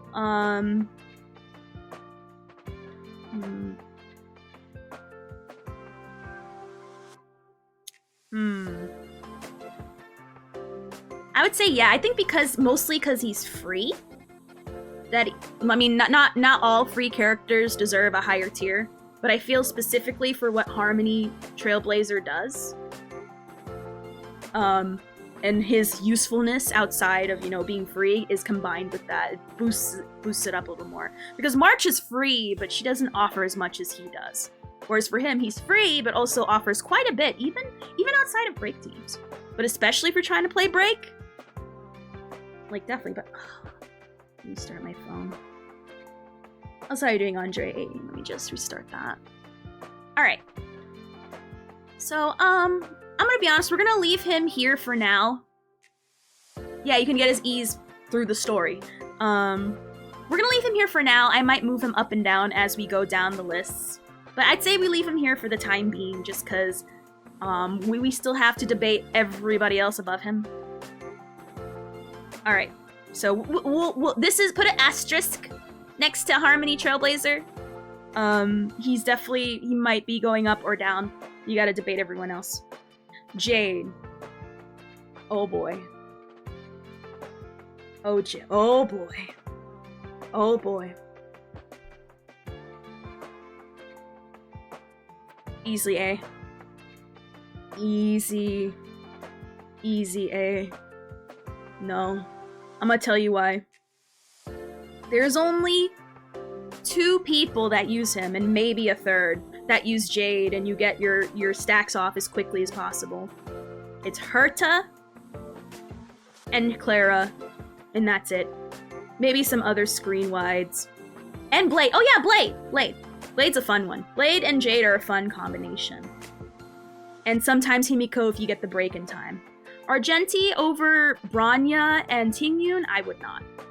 Jade is way too niche. I'm gonna be honest, if her stacks, if you didn't have to wait till her stacks got to 9, I would put her higher.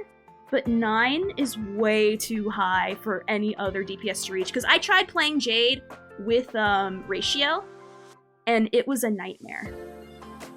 It was an actual nightmare, because I never got to her 9 stacks in time. But with Herta, it's easy. With Clara, it's easy. With anyone with constant screen wides, like all the time. When I say all the time, I mean you E. Every single time, you always get a screen wide. So, I'm gonna be honest, for 2 characters, realistically, minus Blade and Jade are, that's its own fun combination. Jade, easily here. Do you pull for every character? No. I pull for characters, I'm mostly for their gameplay. The only character I have to like them and their gameplay. But, Opal, I don't care if they're a Dot player and I hate Dot. I'm gonna pull on them because they look like me. Now, let's be real. This is not taking into account PF. If we're gonna take into account any modes like Apocalypse or PF, like for example, all the follow-up characters would be up here, all the Erdder characters would be here, everyone would be down minus. We're talking about generally. Alright, so Jade is going to be down here. For now. Because she's way too niche. She's way too niche. Topaz has way more uses, and don't worry, her placement ain't gonna stay there for long. Alright, so Firefly. Oh boy. Firefly is another Boot Hill situation. She does amazing with Harmony MC, of course. They're literally made for each other.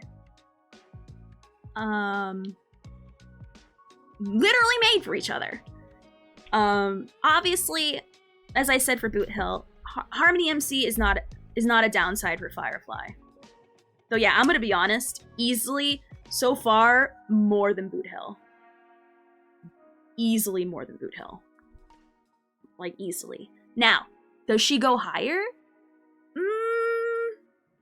Once more supports come out for break, potentially. Why? You have to assume she has Harmony MC? Okay, Bungo. Okay.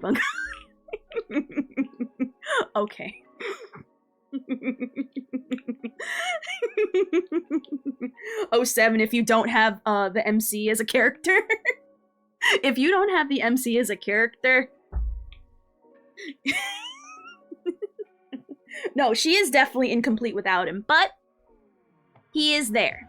Without, oh my god, without Harmony MC, she's abysmal. Oh god. You have to assume she's also in ult or else you're doing 5-star damage. She's not that hard to get into ult. Her energy, her E generates so much energy, it's insane. But if you're gonna be playing Firefly, you're obviously gonna play Harmony MC. So I consider them, like these two, just like how Hoyoverse considers these two, a pair. So naturally, you're not gonna be playing Fire. If you play Firefly, you like her and you're gonna give her the best. And her with Super Break is insane. So if you play, I'm gonna be honest, if you play Harmony MC without Firefly, you just hate doing damage. You like pushing the boulder up the mountain on a greasy, buttery mountainside. Like, I don't know. There's some people who like to hit their fingers with a hammer. Not that I'd ever recommend that, but there's some people who like to do that. Some people like slapping themselves in the face. Some people just hate doing things that give people joy. It's up to you, but obviously safe to assume her and her Super Break. Mwah. Chef's kiss. Alright, so now we finally, taking 4 turns to break a boss, doing negative I know, right? I know, right? We owe them damage. So now we finally put all the characters up to the current patch we're waiting on. Alright, so now we're gonna go down the list and see if certain people should move up or some people should move down. So, Sparkle. She is fantastic. She is so amazing. She does a lot. And also, the whole, you know, oh, you want to take turn? You want to take turn again? Boom, boom, boom, there. Do turn and have some skill points while you're at it. It is amazing. Fantastic, even. I love it. And also, she's a psychopath. Now, can everyone use her? Oh, definitely. Will they use her? No. But if you put her there, your team will not be worse for it. But I'm gonna be honest, there's more important things than skill points, but they feel nice. They feel so nice. Very nice. And a lot of people want their turn advanced. A lot of them do. Like, almost everyone can benefit from more turn advancement. And also buffing, I think it's what? Crit damage? Let me look up what she buffs. Because she buffs something, I just forgot what it was. Because again, I just play her like on autopilot and I forget like the exact terminology. Crit damage. She raises crit damage. She advances forward. More skill points, damage boost. And she raises everyone's damage dealt. So yeah. So she gives the good buffs and she gives the skill points. And skill points are very important. Now, to some people, more than others, but still. She raises your cat by 2. That's sexy. Very sexy. No signature. No signature. Oh god, if everyone had their signature, it'd be a completely different game. Oh god, yeah, no. Literally E0, giving them whatever you think is best for them. Alright, so is she enough to break into the Muspel category? No. It's like, if you were to compare Ron, May, and Sparkle, are you really going to say that they both deserve to be on the same wavelength? It's some people will debate it, but it shouldn't be a debate. It should be a hands down yes. It should not be to me, like, if someone will argue, then she doesn't belong. She does not belong. Like, to be in this pantheon, it takes a lot.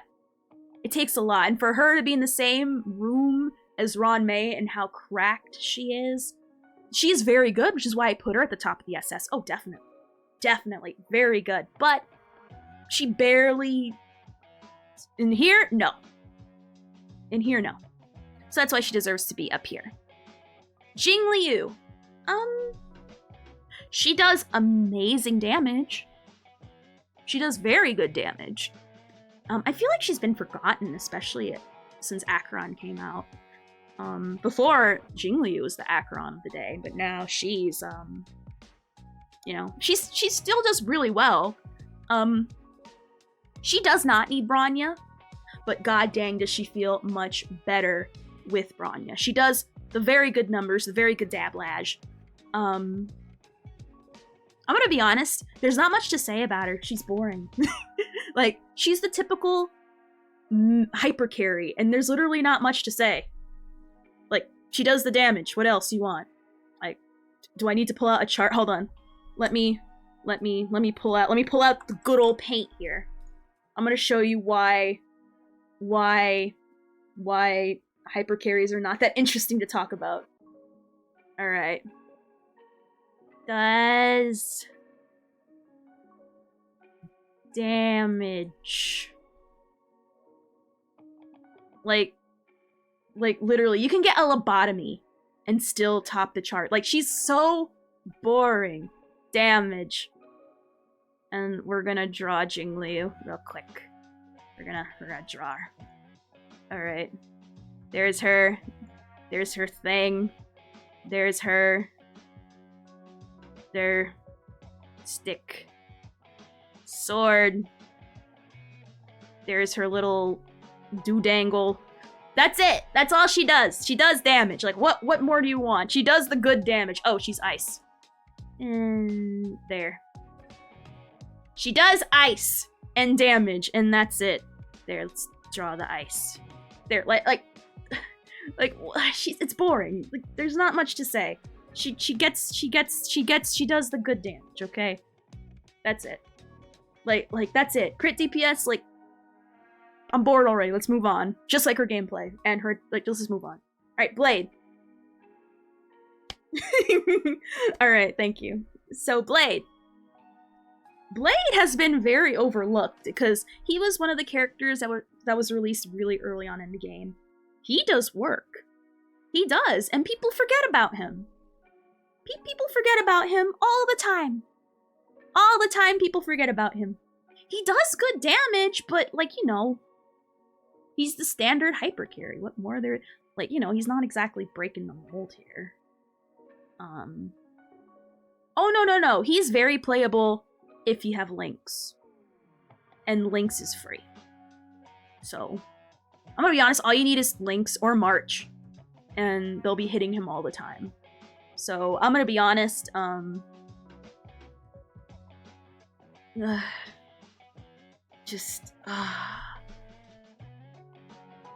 I feel bored talking about him. Like, I'm gonna be honest, is Bronya?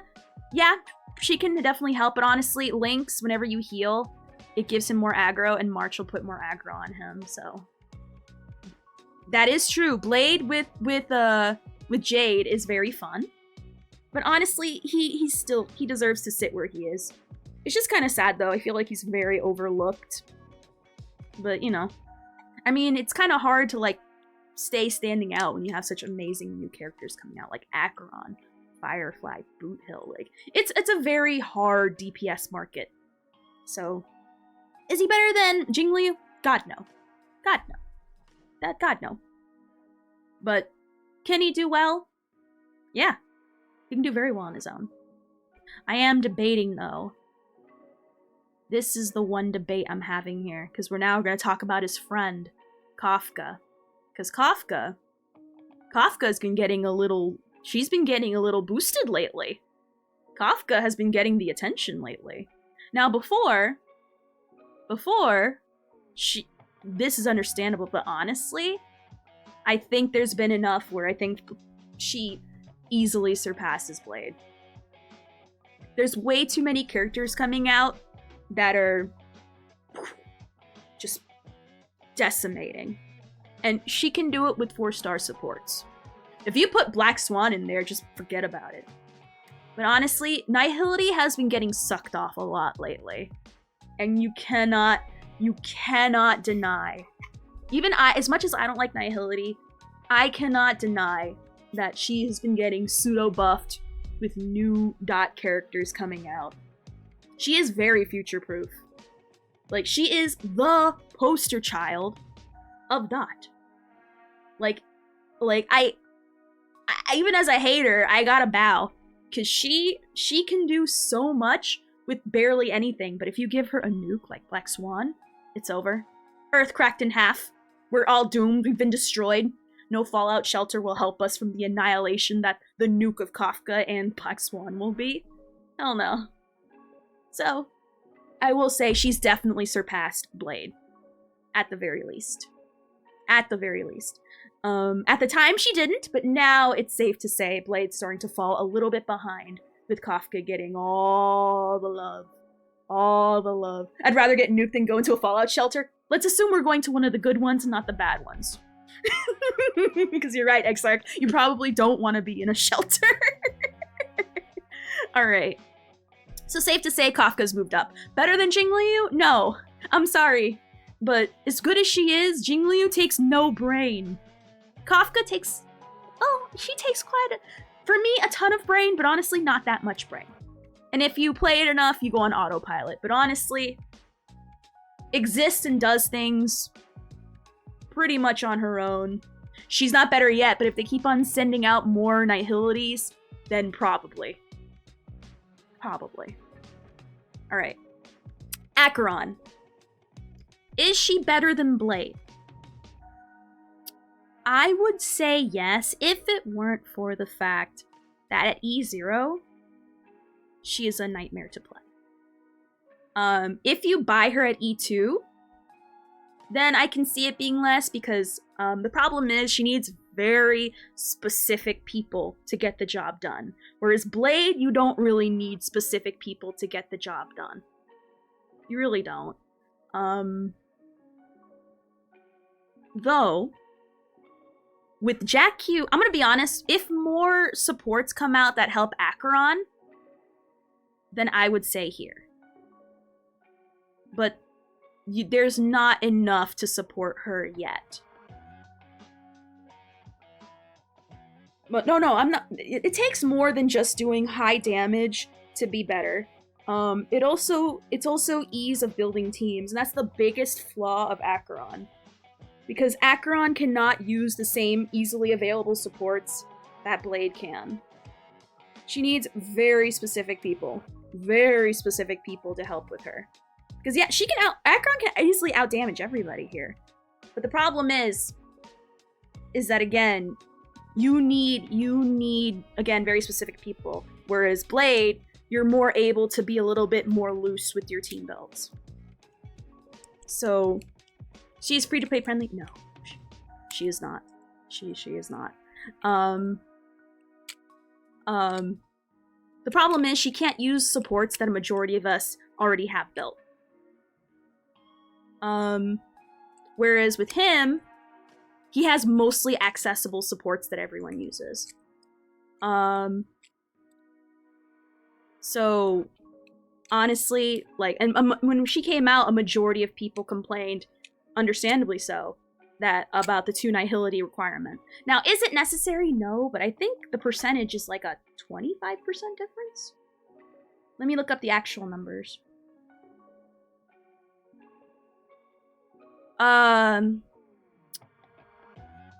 Links are March. Any sustain or any harmony of your choosing in Blade, and probably another harmony.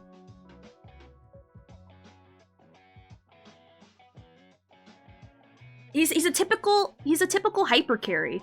Those are way easier to build. 165%. Hold on, let me look at Acheron real quick.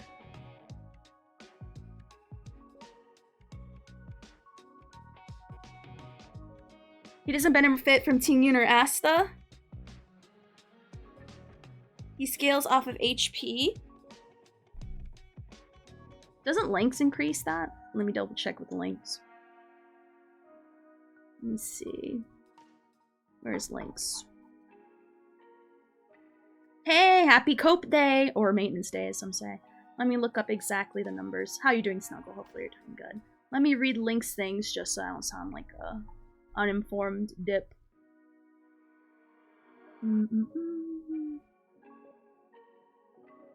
increases their max HP. Yep, so Lynx then.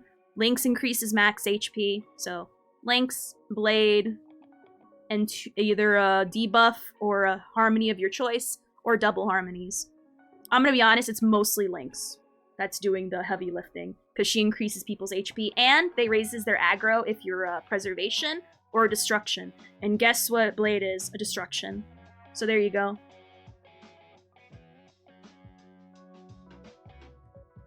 So, and if you put out 5 stars, it's just a bonus.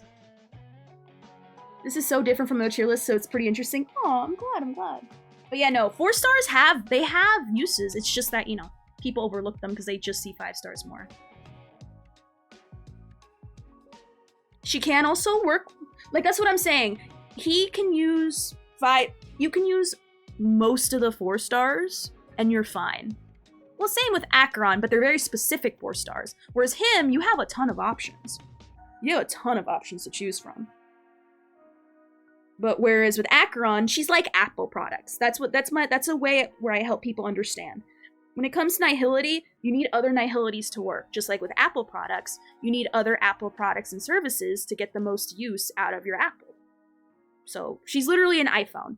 If you have nothing but Nihilities, you're fine. But if you don't already subscribe to that way of play, you're gonna have a bad time. Whereas Hyper Carry, it's generic as they come. It's like Samsung. Everyone has a Samsung. They have a giant market share for a reason. Whereas, you know, can she outdamage him? Easily. But not everyone has an Apple. Not everyone has an Apple. Oh yeah, no, Blade and Jade sound very fun. So, even though you don't though. You really don't. You can, but honestly, you really don't. And that's what I'm saying. You can. It'll make him better, sure, but that makes him way more free-to-play friendly. And also, you probably built characters he's probably going to use more than What's-Her-Face has. That's the point. We don't look at just pure numbers. We look at ease of use, how free-to-play friendly, do they have a wide array of teammates? And that's why, again, I'm really disappointed Gay Foxman is not a 4-star, because I think if he was a 4-star, I would put easily Acheron here. Because she has now an extra support on top of the other ones that make her easier to use. But he's a 5-star for some reason, and we gotta live in that world. So, one day, we will get a 4-star that's exclusively for Acheron. Oh, sorry. I don't read a lot, so, sorry. It's tonight. It is tonight. Whenever stream ends, generally, that's when the thing's back up again. So, safe to say, she stays here. Gepard. Gepard. Gepard.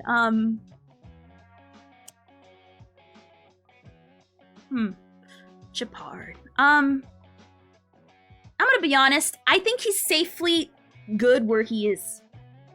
There's times, what he does amazing at shields. They are meaty. If you want to do a preservation run on Swarm, forget about it. But, ew, reading, that doesn't help me believing in Joe Hendry. I love it, I'm gonna pin that. Yeah, Adventurine is a thing. But if you don't have Adventurine, he's still a very good character to have. But there's times where, honestly, you're too busy having healers like Lynx, Natasha, Gallagher, or even Locha, or, like, the problem is, like, I mostly need him in certain situations, and I feel like that's the same for a lot of people. The only people who are using Gepard consistently are Yanqing. Or Yanqing mains. How many Yanqing mains are there? Really? But he is very good, yes, for new players to use and to keep him. I'm gonna be honest, he was a hero when I got him. He carried me through most of the story when I first started out. So I'm gonna be honest, I think he firmly deserves to be where he's at. He is very helpful when you need him. Like, you'll outgrow him if you get someone better, but he carries. He carries when no one else will, just like how Natasha carried us when we had no healers. Yanqing goat round these parts? Oh yeah, he has. Oh yeah, he revives himself. I completely forgot about that. You're right. Right. But yeah, so I'd say he firmly deserves to be where he's at. Is he at the lengths of Sparkle? No, definitely not. But he's still a very solid choice. Like he is still our Pally Daddy, and we love him.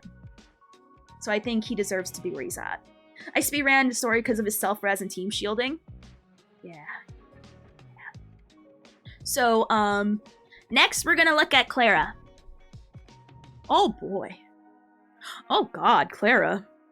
Every time we see you, you're weirdly getting buffer these days. Like, one day you're benching 20 pounds. Next time we see you, it's 60. You're suddenly benching 100. Now she's benching buses. Like, what's going on here? Clara has been, like, on an exponential, crazy-ass upswing. And it's really crazy. She is, like, the most impressive 1.0 character I've ever seen. As a day one player, she is insane. It is weird how she can bench press mountains. She has outlived so many 1.0 characters in the DPS department. It is insane. I will see it afterwards because we got to get through this list. But remind me if I forget, because I probably will forget. I think Clara is rightfully where she should be. She can do Acheron numbers, but I feel like right now she is perfectly where she is. Like that's just the strong feeling I have. She's like she can do crazy damage. I'm not saying she can't, but like when you look at the higher tiers, it's like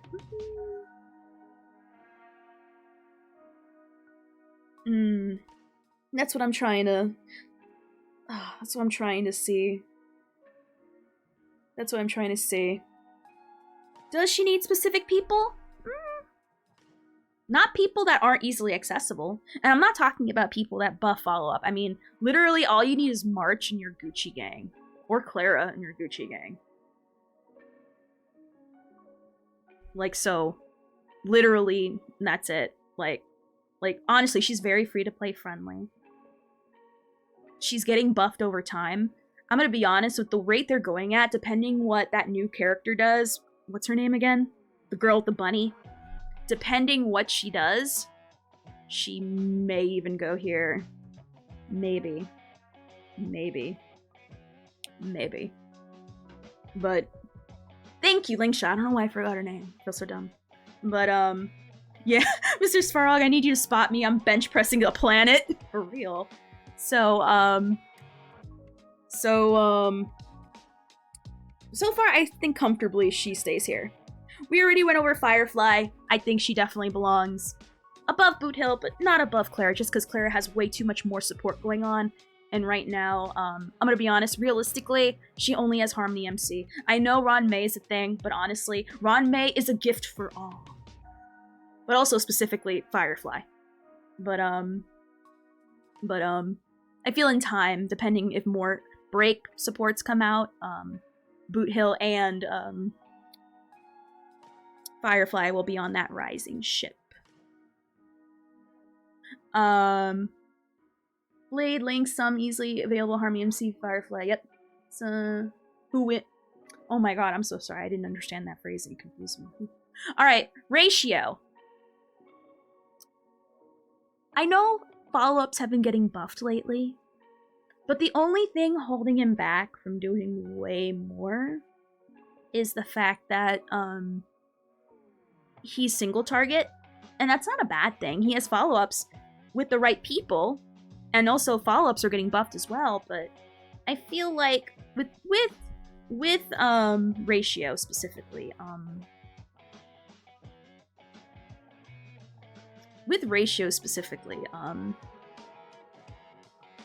like, he can do the damage, but whatchamacallit. Blade needs too much? No, he does not. But that's up to you. It's whether you're willing to or not. Ratio, He does do damage, but I feel like he's apt where he is. He's apt where he is, especially with Aventurine being a thing, Robin being a thing. I think it's safe to say he's right where he's supposed to be. So yeah, and like no changing that.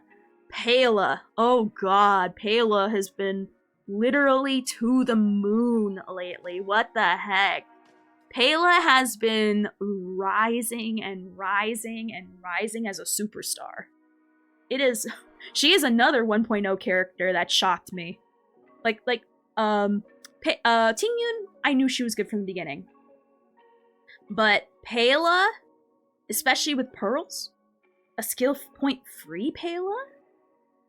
Whew, my lordy poo in heaven, that is, whoo.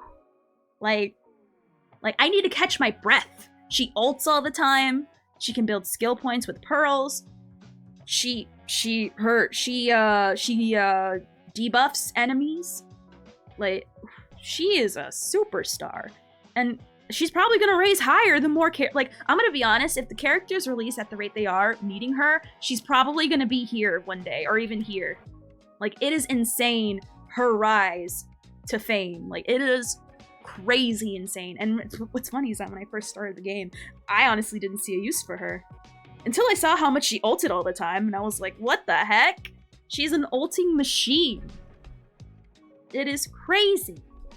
And I love her for it, and she's valid and correct. So I'm gonna be honest, not much of a debate here. She easily deserves her spot. And probably, if the way she's going at it, probably here or here. Like, realistically, she is insanely good. And again, I'm proud of any 1.0 character that can manage that. Alright, Bronya. For those who were here earlier, she used to be here. Now she's here. Unfortunately, she mostly follows the typical hypercarry style. Those are, I mean, they still exist. It's not like they've fallen out of favor. It's just, you know, there's not really a lot of teams. I got a special offer from Virus from Twitch. Oh god, Banhammer. Also, how you doing, eh? I'm gonna be honest, Bronya, she is becoming a little bit more situational these days. Especially after all the other harmonies and supports coming out that do a wider range of things at a more easily accessible rate. Even though she is an easily accessible 5-star, it's just like not a lot of people are using her like over, let's say, I'm gonna be honest, like Pela. If you look at Pela and Bronya, they're both very good, but Pela way more used, especially these days. She can be put in any team. Even if she's like not the best one, you're not worse for wear. But she is too situational these days. But again, not that you can't use her on other teams. It's just the one thing that I think is especially not good. Well, it's not a bad thing. It's just she's a harmony that needs to E every turn. Now, granted, other people can do that too, but not all characters. That's not really a good trade sometimes. Like with Sparkle, you're gonna be getting a lot of skill points back, and also buffs. I mean, she buffs crit damage, but you know, she gives you a lot more than just crit damage. But she's still very good. But like, I feel like she's definitely fallen off a little bit. Not as hard as Seele, but still, like her 1.0 age is starting to show. Back then, amazing for 1.0, but we're in 2.3 now, going into 2.4, so, you know. But she's still very good, though. I mean, certain people specifically need her, like, in my opinion, Jingliu, Argenti, Boothill, as you guys some say. But yeah, the SP thing, that's a problem. If you're not eating with her all the time, you're missing out on buffs, and that's a problem. So yeah, I think she's aptly where she's supposed to be. Silverwolf. I feel so bad for her. Because I feel like Hoyoverse is trying to get rid of her. Because of so many people that are doing her job. Like, I feel bad, because back then, like, I had her in, like, near the like, I feel bad. They're trying to delete her from the game, and I'm like, why? She's great. Now, granted, she's getting a little bit of a second win because of Acheron. And, but I'm gonna be honest, there's only 2 reasons why you ever see Silverwolf ever in these streets. And that's debuff, if you need a debuff, or Acheron. Which, you know, those 2 are kind of the same, but those are the only 2 times you see her. I'm gonna be honest, she's like, oh yeah, and Mono Quantum, thank you, I forgot about that. And Mono Quantum. I'm gonna be honest, I will not put her any lower, just because even outside of those teams, her debuffs are still very good. She's very SP positive. She can give the enemy a guaranteed weakness that exists on your team, or of an element that already exists on your team. Like, I'm not, like, just because Hoyoverse wants to forget her, doesn't mean I want to forget her. But, you know, she is, I'm gonna be honest, if it weren't for Acheron, she'd be rated way lower. She'd be rated way lower. How low? I do not know. I'd say realistically, people would probably be mad at me. I don't care. If without Acheron and Ratio, because Acheron and Ratio can both use her, I would say probably like here. But the elemental thing matters. Probably here realistically. But yeah. This is in general. We're not talking about specific modes. Because specific modes, you'd have like a majillion different tier lists. This is like in general. In general and at E0. Alright, so I'd say Silverwolf is right where she's supposed to be. Welt, much of the same, but the thing is, I don't see a lot of people using him because he has the same problem Bronya has.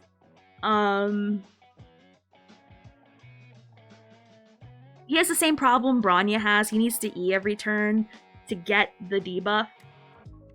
Because for those who don't know, he slows. But I'm gonna be honest, not a lot of people care about that. Especially when you have like other more easily accessible debuffs on the roster. He's still very good though, but like for a debuffer, don't get me wrong. But with Welt,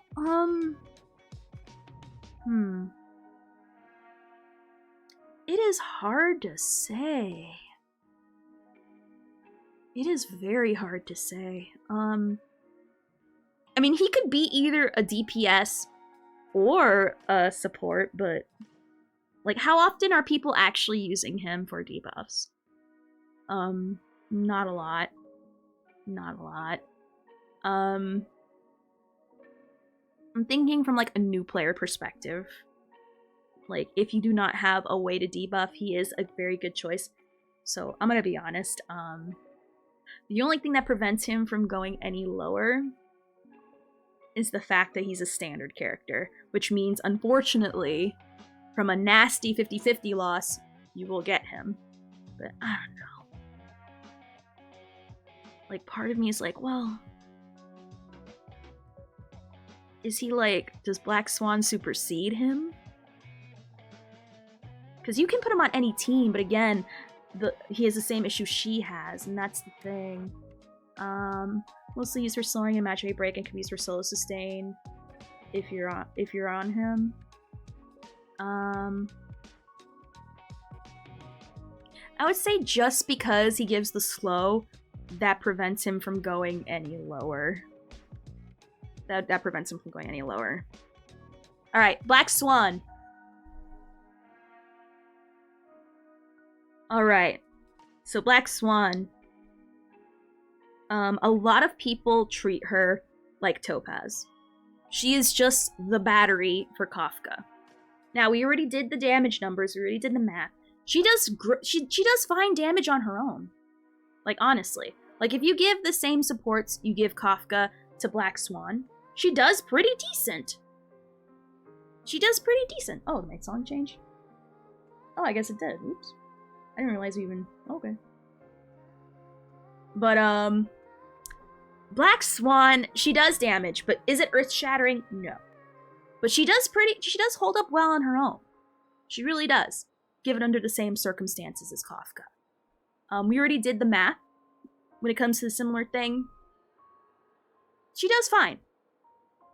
Is it higher, like, with these people? I'm gonna be honest, the only time you hear people talk about Swan is when you hear Kafka's name right after. So, I'm gonna be honest, like, how many people are using her as a solo, like, DPS the way they do for Kafka?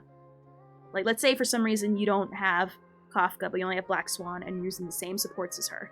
Because their teams are built the same. They're the same thing. But, nah. Not really. But she's still pretty decent regardless. Like, if you build her right, she'll get the job done. She definitely will. She's not bad by any means. Not at all. But, like, she's still up here and high for a reason. But, you know, I don't think she's gonna be climbing any higher. Even with all the glug-glugs the, dot supports are getting. It's, like, when you compare it to everyone else, it's like, nah. So I'd say safely here. Also, let me put back on Spacewalk, because this song will make me have feelings. No, not that song. Where's my hour Spacewalk? I have a friend with 9 accounts who has Black Swan but uses Sampo with Kafka. Aww.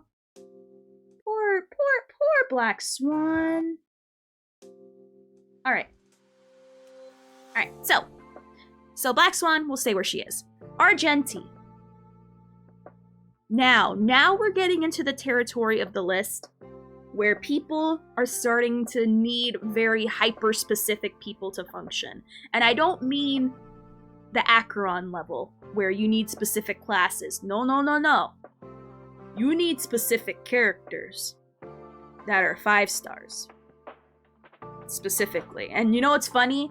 Is that Argenti and Seele being next to each other makes sense, because we reached to the I need Bronya to work club. Like, bruh. Like, what I can say about Argenti, you can say about Seele, so we're gonna do a double, okay? They both need Bronya to get the job done. They really do.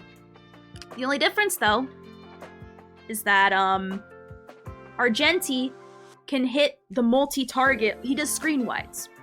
And he can do damage. I've seen Argenti's slay. And we're taking PF out of the picture. Like, he can do it. It's just that, again, he needs Tingyun and Bronya specifically. Not that Tingyun is a bad, you know, she's a very easily accessible 4-star. That's not a bad thing. The bad thing is needing Bronya. Now, I know she's a standard character, and it's a matter of time, but there's some people who can play a year and still not get all the standard Tanner characters. So if you do not have Bronya, it is possible to play without her, but you're gonna have a very rough time keeping up. And the same thing can be said for Seele. Bruh. Seele, oh my god. If you're talking about, like, the poster child of falling from grace, like, literally imagine falling from the top of the tree and hitting every branch on the way down the more the tree grows, that's Seele. I feel bad for her, honestly. Like, before I didn't like her for story reasons, but now it's like, I just feel sorry for her.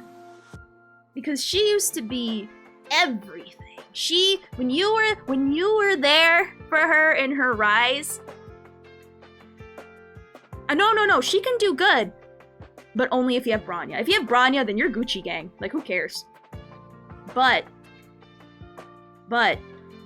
if you do not have Bronya, or the enemy isn't spawning little babies for you to kill to get her passive off, you're gonna have a rough time. Now again, she's in the SS for a reason. She can do the damage, but but she needs her girlfriend's help. If she couldn't do it by herself, she'd be easily, like, probably in the A, maybe even the B category. But she can do the numbers, not saying she can't, but if you need a 5-star to function, you cannot be any higher than where you're at. I am sorry. You gotta acknowledge the flaws. Now granted, again, any of these characters are good if you build them. There's no character that cannot clear the hard content here. But as far as where her rankings are, it's like, nah. it's romantic though. Oh no, same. I like how I think it's romantic that Firefly needs Harmony MC. I agree. I completely agree. All right. So Argenti and Sela, they firmly deserve where they need to be. All right, QQ. Oh my god. Oh, even Arlen. QQ. Oh my god. From day one, I knew she was a beast. From day one, I knew she was the destroyer of worlds. I was a QQ supporter in 1.0 when everyone was like saying, she sucks. No, she is amazing. I love QQ. And her damage, she should not be doing the numbers she's doing for a 4-star. Okay? Oh no. Even at E0, no. Even at E0. It's weird. And then it's easy to get her E, so it's nothing but up from there. Now, the only thing that stops her from getting higher is the same reason why everyone loves her. Her gambling. It's too inconsistent. Now, if you get Sparkle, not Firefly. If you get Sparkle, she is fully unlocked. But again, we're talking about her by herself. We're talking about not using Sparkle, sorry, I keep on wanting to say Firefly. I don't know why. I keep wanting to say Firefly. Sparkle can solve her skill point problems. How you doing, Wanderer AE? So I'm not saying that she is impossible to use. It's just that you need to be careful with how you build a team for her, because unless you have Sparkle, you're gonna be hurting for skill points. So obviously Bronya is out of the question. Anyone that E's every turn is out of the question. We got her at 30. Oh, I got her at high pity. I'm jealous. Don't even tell me that. I'm going to assume, Lemon, that you got her at high pity just so I don't get spiteful. Because I'm getting salty thinking about my pity. I'm gonna get salty. So QQ firmly deserves her spot. She does the numbers. And with E's, it gets nothing but better from there. Alright, Hook. The one controversial thing. Thank you for the hydrate, Snuggle, and thank you for the follow as well. Alright, QQ, the one controversial thing that is on here, really. That's the one thing I hear people bitch about me more than anything. Rest, shut up. Alright, now here's the one people are like, hey, what's she doing there? Blah, blah, blah, blah. Listen. At the time, she deserved to be there. Even back then, people were like, no, she doesn't. Yes, she does. She does damage. However, I will say it's time she moves down. Now, how down? Well,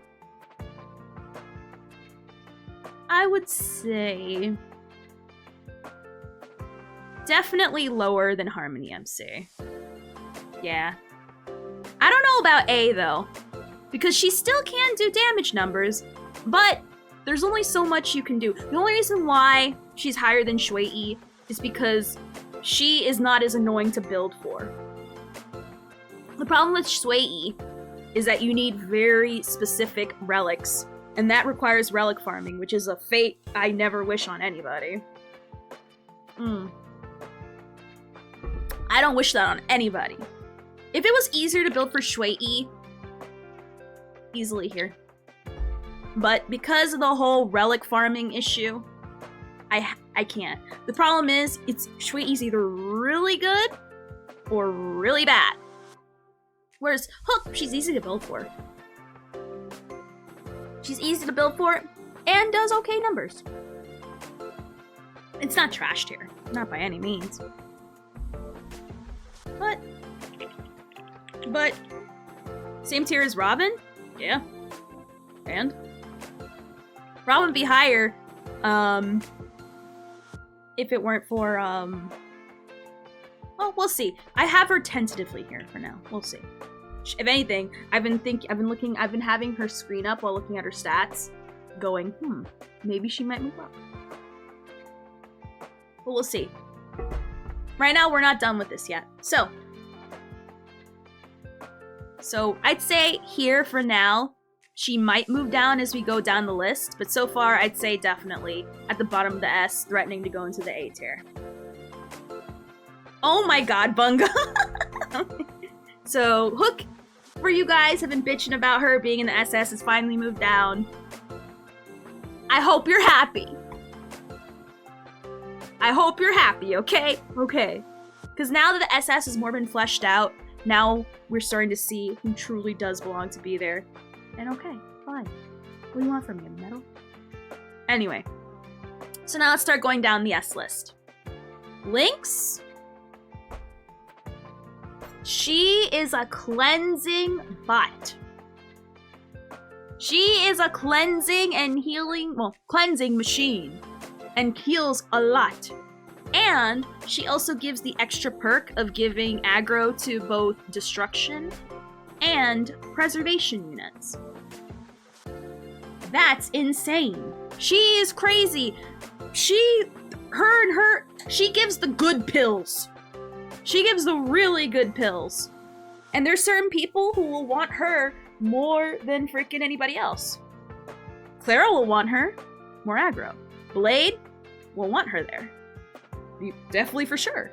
Who else? If you want to dual sustain, well, she's gonna buff up your preservation. You're upset that you don't have an active taunt. Boom, there. More taunt. More taunt. There you go. So, and we get her for free. So safe to say, she definitely deserves to be where she's at right now. And Natasha is mostly the same. The only thing that's preventing Natasha from going up on the list is the team-wide cleanse. The team-wide cleanse is crazy. And you cannot, it's very difficult to beat. Yes, she can pump out more healing. She can. But honestly, like, whew. The cleansing, the utility, amazing. Literally. Just amazing. Just amazing. Amazing, amazing. Oh no, I don't mind people challenging me. I encourage it actually, because that way I learn something, or I'm reminded of something I should have known, aka the Robin thing, which no worry, we'll get to that. I teach you guys things. I don't mind it. I don't mind it. So Natasha, she gets a lot of crap. She gets a lot of crap. And I'm gonna be honest, I don't see why. She's an amazing healer. Like, literally, like, when people compare Natasha to, like, Locha or what, it's like, why are you doing that? She is amazing for a 4-star healer. And honestly, she does pretty good even in the harder content. Now, granted, you're gonna want to elevate from her eventually, but even then, as she is, she's still pretty great. And I don't like, and people keep I used to overlook her too. She used to be in the A category for me. Until I realized, and over time, it's like, oh, she does do a lot more than I realized. She does cleanse, mass heals. Like, she was there when no one else was. We all started off with 0 healers, and Natasha came in, and she was a blessing. A blessing. So, I'm just using them as an example. But is it better than Lynx? No. And I believe she has a cleanse. Let me just double check this to make sure. Because I genuinely thought Gallagher had a cleanse until you guys reminded me. Let me just double check just to make sure so I don't look like a boob. Let's see. Yeah, we're talking about E0. Does she have one at 0? See. Restores all allies.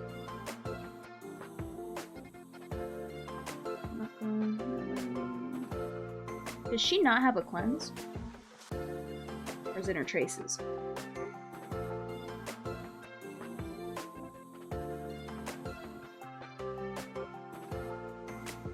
Does she not have a cleanse?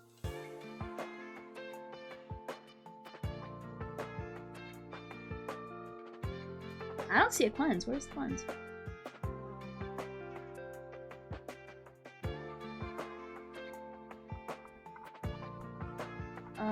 Hold on. Maybe I'm just... Alright. my damage for Natasha. Sorry. I should have said. My bad. Pro Blitz, thank you for the follow. Thank you. Restores a single ally Natasha's HP +2. Blah blah blah. Restores the ally for another extra. Provides healing over time. Okay, yes, it's in her traces. Okay. I see it now. Alright. Sorry, I had to click on the more traces one. Alright, so she does have utility. Is it better than Link's? No, definitely not. But still, she is very good. So she definitely deserves to be where she's at. Gallagher, we already talked about this earlier. He doesn't have a cleanse, which shooketh me. I swear to God thought he was. He is not. But still, he's still a very decent healer, regardless. Again, I would not be bringing him in, like, very difficult content, but overall, he gets the job done. He gets the job done. So what?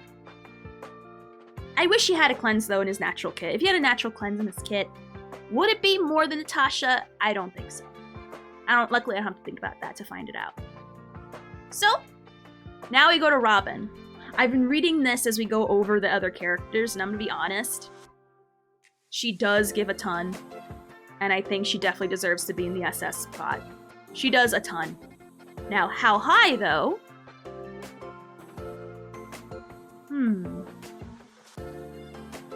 Aw, I'm glad, Bungo, I'm glad. Alright, I'm gonna be honest, because I forgot how much she gave. That's why I like it when you guys challenge me, because you remind me of things, and then I look it over. Maintenance is over? Oh, don't do that. Don't give hope. You're gonna get people mad. Aw. I'm gonna be honest. I would say very easily here. Oh, you're so mean, Spooner. I would say yeah.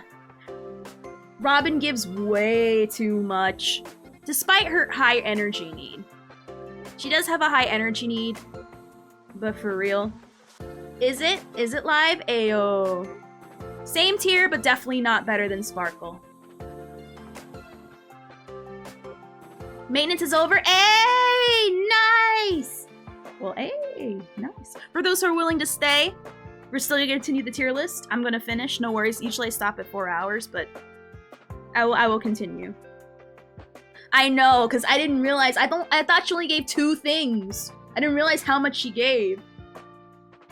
So, for those who are gonna go play, have fun, good luck on your polls if you want to stay and continue how the tier list turns out.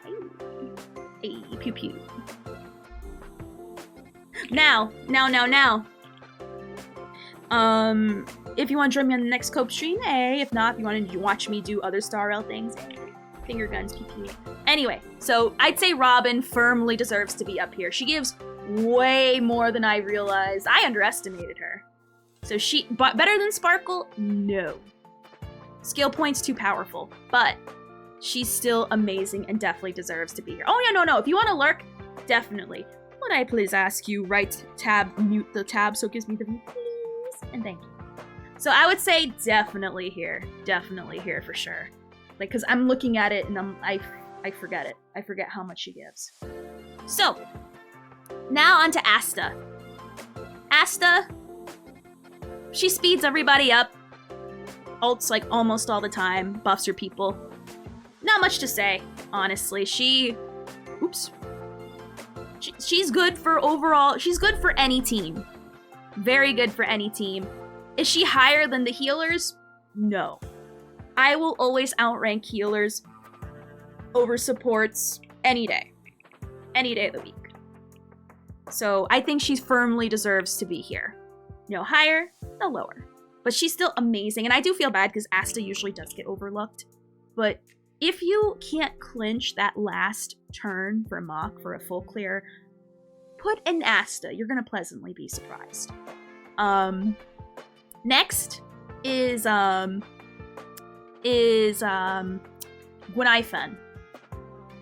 I feel like here, Gwenaifen, she is amazing. She applies Dot.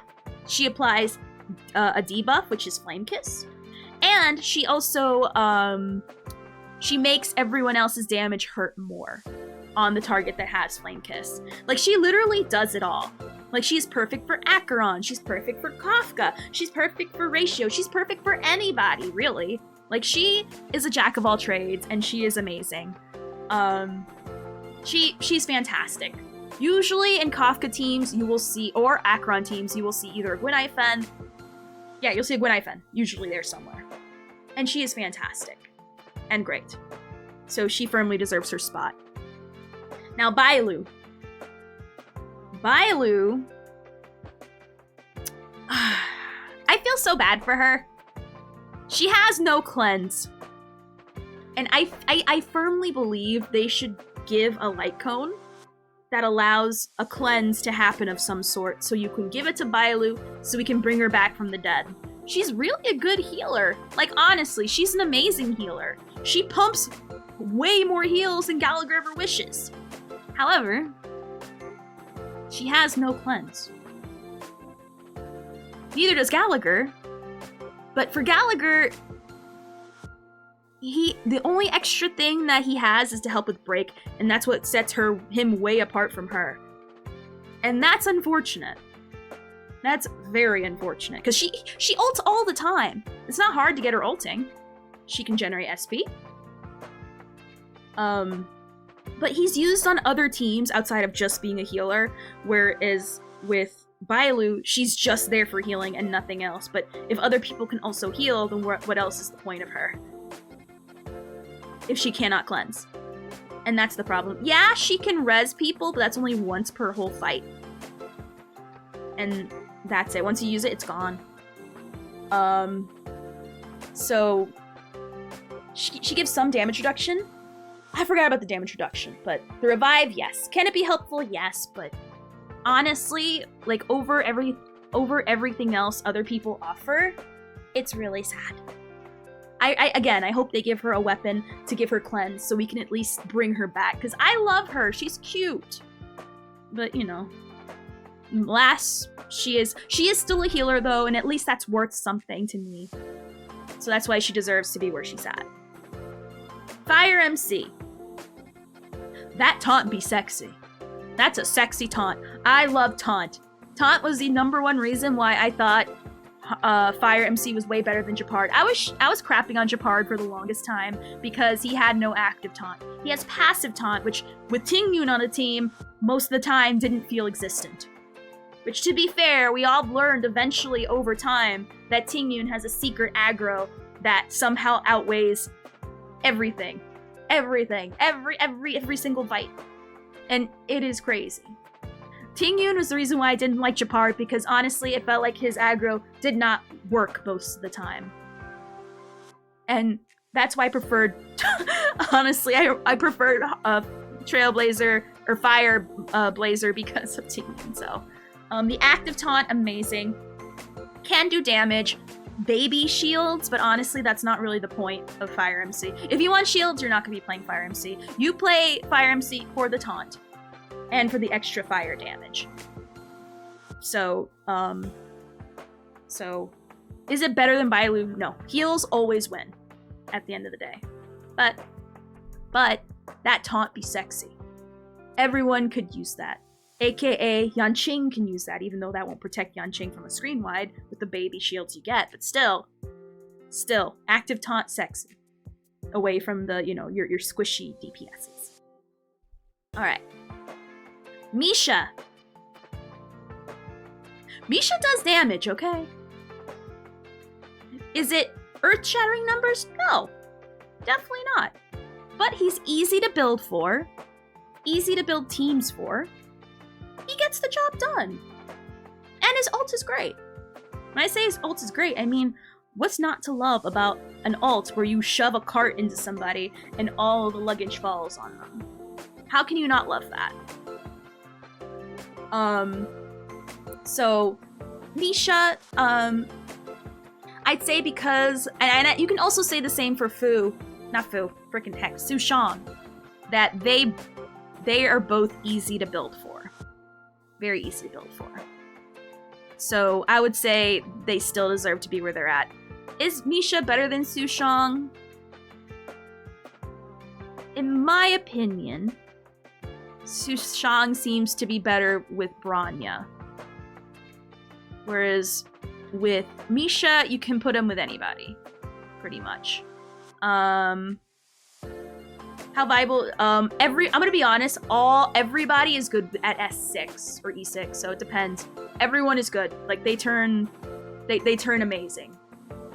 Again, the only issue with Shui is that we're gonna go over that in a minute, but just so I don't, because we're almost upon her. That's why I won't say it. But everyone is valuable at S6, especially Shui, because you know she pumps out way more damage.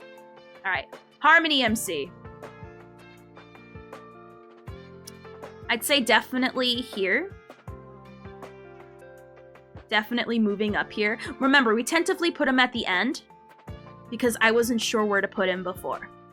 I was very unsure where to put him before. I would definitely say about here. Definitely say about here. Because, like it or not, he's still pretty good. Pretty good. Will you use him more than everybody else that's better as a support? No. But honestly, Super Break is really good. Does it benefit some more than others? Yeah. But still. I don't know more than the...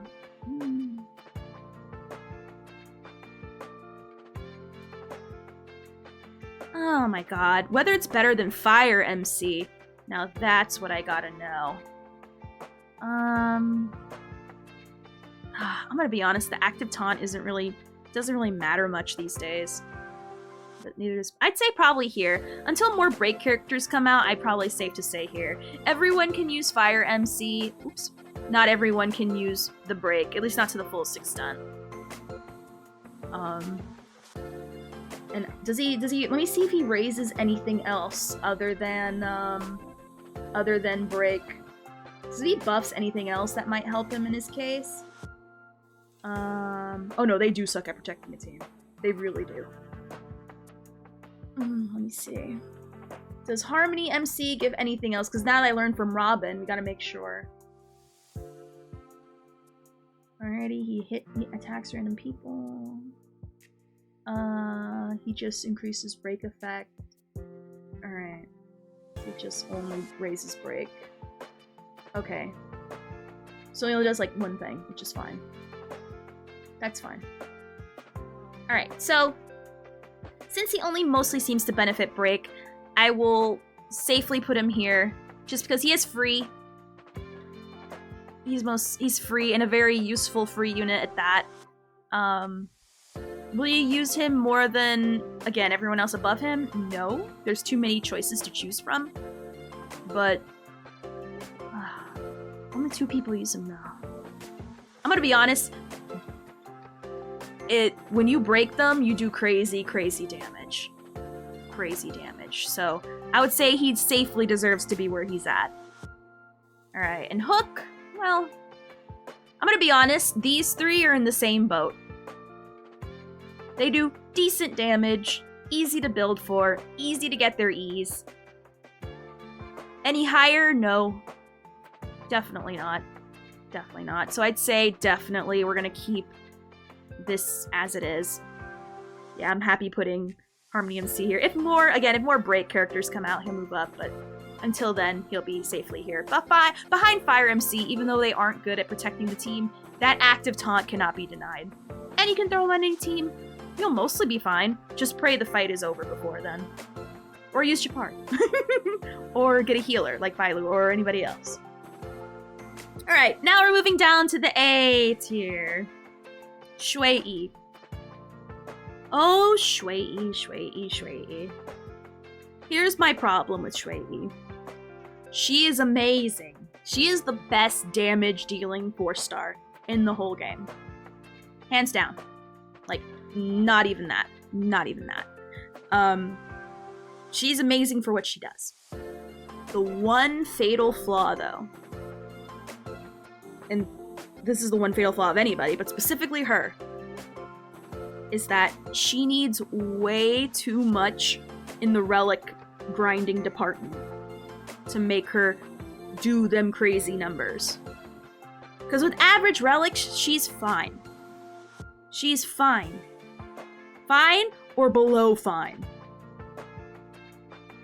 So it's either she's really good or she's really bad.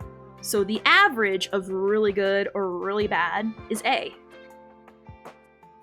Because, again, it's... Relic grinding is annoying, because there's times where you'll have, like, the best sets. There'll be times where you'll be grinding for literal months to get something with crit rate, crit damage, and break effect. Specifically all those 3 things. There's times you'll get lucky. Those times are, oh, you just grinded for a month and you got everything perfectly. That's great. But on average, there's a reason why people hate relic grinding. And it's not because everyone always gets all the stats that they need or want. There's a reason why relic grinding is despised. Hopefully, they do something to the relic set and the way the system works to help better that or offset that. Because relic grinding and getting specific stuff in a specific stat, which for those who don't know, relic stats they're RNG based. For me, relic grinding sucks. Or, for like Spooner, it's great for him, but for me, it's ass. But again, it's like Shuei. It's either you're really good or you're really bad. So the middle point is where she's at, which is A. And that's the problem. She's too... you have to rely on relic farming, and having to rely on... It's as consistent as trying to hold, like, an exact molecule of water in your hand in a drop. It's still gonna be like that. So, Shuei, top of the A-list for sure. Just because I acknowledge she does great damage, but the relics are a nightmare. I am gonna go a little bit longer, Yuki, I'm sorry. I gotta finish this! It's gonna be a while since I do this again! Or maybe it won't, maybe I'll keep up with it. But anyway, next, Hanya. So Hanya, she is way situational. She does what she does well. Hanya does what she does well. But the problem is, why would you waste her slot on anyone else above her? Like, if you want speed, Sparkle. Or Asta, really. If you want skill points, Hanya. Well, why not Sparkle? She's about to come out in the second half of the patch. It's out. Like, the problem is, if you want one character to be specifically really fast and have a high attack, Hanya's it. But she's way too niche to use over anybody else. Like, would you really waste resources leveling her up when you already have a leveled up Asta, a leveled up Sparkle, a leveled up Gwenifan? Like, literally anybody else. No. Again, she does what she does well, but a lot of people are not gonna buy it. And the same can be said for March. March, only specific people want to use her. Like Blade, or Clara, and that's it. Nobody else. That's it. Just Blade and Clara. People who want the aggro on them. Generally, yes, she shields, but you do not want... That shield comes with an aggro, and you don't want your DPS to get aggroed all the time. So... With Shuei, you'll want the Quantum set. Oh yes, definitely. Well, people use the Break set. Depends. I've been seeing people prefer Break set with her. Yeah, depends. But yeah. March is way too situational, and the shield she gives will quickly get cut down. Even if it didn't give an aggro, it shields only one person. True! And it only shields one person. Thank you for reminding me that. So she only shields one person and raises their aggro. That's not helpful to anybody. So I'm gonna be honest, like... that's warranting of her actually moving down. Because not a lot of people want what she offers. Topaz. Okay, Topaz. Topaz has been getting up there lately. And I'm gonna be honest, I think with the amount... Oh, thank you for the follow! Zerotonin, thank you. Or Zerotonin, I think that's how you say that. Topaz definitely deserves to be higher up, for sure. especially with Robin being a thing and follow-ups starting to finally get their time to shine. I would definitely say about here. Above Bailu, but beneath Guinaifen, because dots are still reigning supreme right now with the amount of stuff they're being given lately. But follow-ups are quickly catching up. Topaz is amazing. She's an amazing dual DPS, especially for follow-ups. It is insane. Ratio, Clara, Herta, Himiko, Robin buffing that up to the wazoo, like, and then with the new ones coming out, like, safe to say she definitely deserves to be here. Topaz is good, but she needs her own light cone. I've seen that debated, but I'm gonna be honest, she's fine. She's fine with or without it from what I've seen. Is she like a, I'm gonna be honest, I see her more as a buffer than I see her as a sub DPS. Can she definitely do the numbers? Yes, if you build her team with her right, yes, definitely. But I'd say, with or without her light cone, I'd say right behind Guinaifen is where she deserves to be. If she did more damage, probably above Guinaifen, not above Asta, but I feel like, but from what I've seen, she can use both. She can use both. Again, is it earth-shattering numbers? No. But you have to go from the perspective of she's not a DPS, she is a buffer. So I'd say she definitely deserves to be in this spot here. Jade, we already went over that. She and March have the same problem. However, what makes her better than March is that she can have a screen-wide follow-up sometimes. Whereas March, she hits back one person up to a certain amount of times. So, no. So, Jade gets the benefit from the AoE. Yukong. My word. Yukong is, she can be good, but she's way too clunky. And the problem with her is that she does great. She raises crit damage. She buffs people, but you need to speed tune. And just like with Shui and her relic thing being a problem, having to you have to mess with your whole team's relics just to make sure that Yukong's buffs don't get on the wrong person.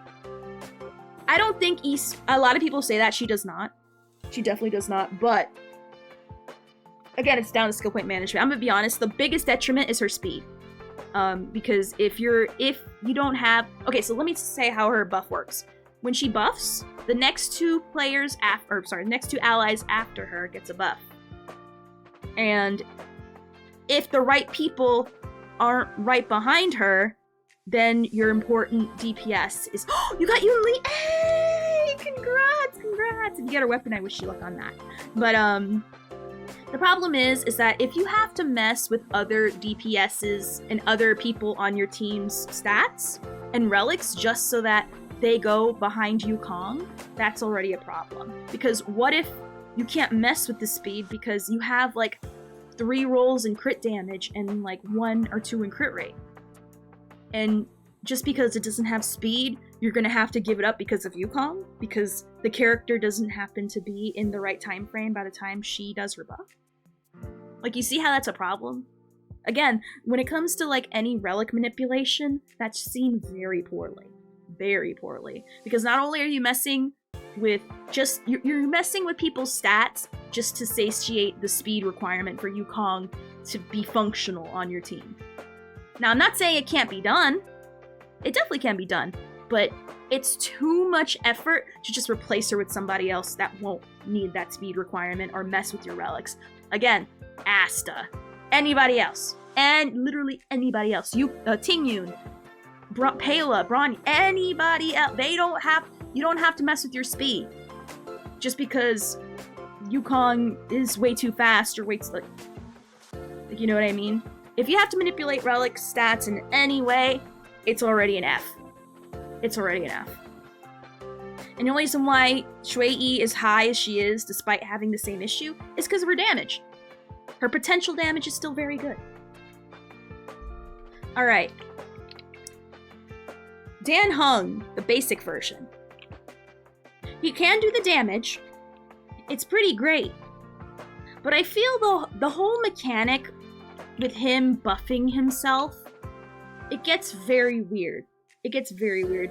Let me look at it specifically what it says, because I'm gonna be honest, it's very wonky trying to work around that weird self-buff he does, at least for me. Because it required way too much brain to handle. How are you doing, Inuyasha? So let me see what Dan Heng's buff is, because I don't remember. Because he buffs, if you buff him, there's like an extra buff from his passive that he gets. And there's like a cooldown for it, I think. Let's look at his passive. When Dan Heng is the target of an ally's ability, his next 2 attacks, Wind Res Penetration increases by 45%. It can be triggered again after 2 turns. So you have to wait 2 turns before he gets that pen. And that's why he's ranked low. Yeah, you can do damage, but you're arbitrarily waiting way too long before you get his damage buff again. At least with Yanqing, when he E's, you get it every time, and you have to wait on a cooldown. Even though you're gonna lose it because he's gonna get hit, and you don't have a shield. But at least you're not waiting 2 turns before you get to use that passive again. So that's why he's ranked much lower. Maybe Imaginary March will buff. Not coping? Maybe. You never know. Maybe. Anything is possible. I always keep an open mind. Alright, Himiko. Alright, so Himiko is interesting. Is she bad? No. If anything, she's been getting buffed up a little bit more. I'm gonna be honest. I mean, here's the thing. What I'm gonna say you can apply to anybody, but it's way worse for her. Unless you have a majority... Okay, so she is not good when it comes to, like, bosses where it's just one character. Okay? Like, if there's only one boss and they're not spawning little ads, you're never gonna be popping her passive that makes her great. Does she deserve to be moved up a little? A little. I'd say at least above Jade. At least. The problem is that I've seen it time and time again, that unless you're getting a lot of ads, it's gonna be a bad time. Now with ads, that means you break all the time, which means you're doing your passive all the time, you're full screening all the time. But if it's like the Gorilla, for example, or Winton, as we like to call him, if you're fighting Winton, you're never gonna be seeing a passive ever. Unless you have Quick Break, but at that point, like, are you really gonna have Himiko in that team? Like, are you really gonna have her? Yes, exactly, Winton. Even though I hate Overwatch, that never dies for me. So, and only in very specific fights will Himiko be helpful. She's very helpful, but when it comes to like only one target, one enemy that doesn't spawn anything, Himiko's dead weight.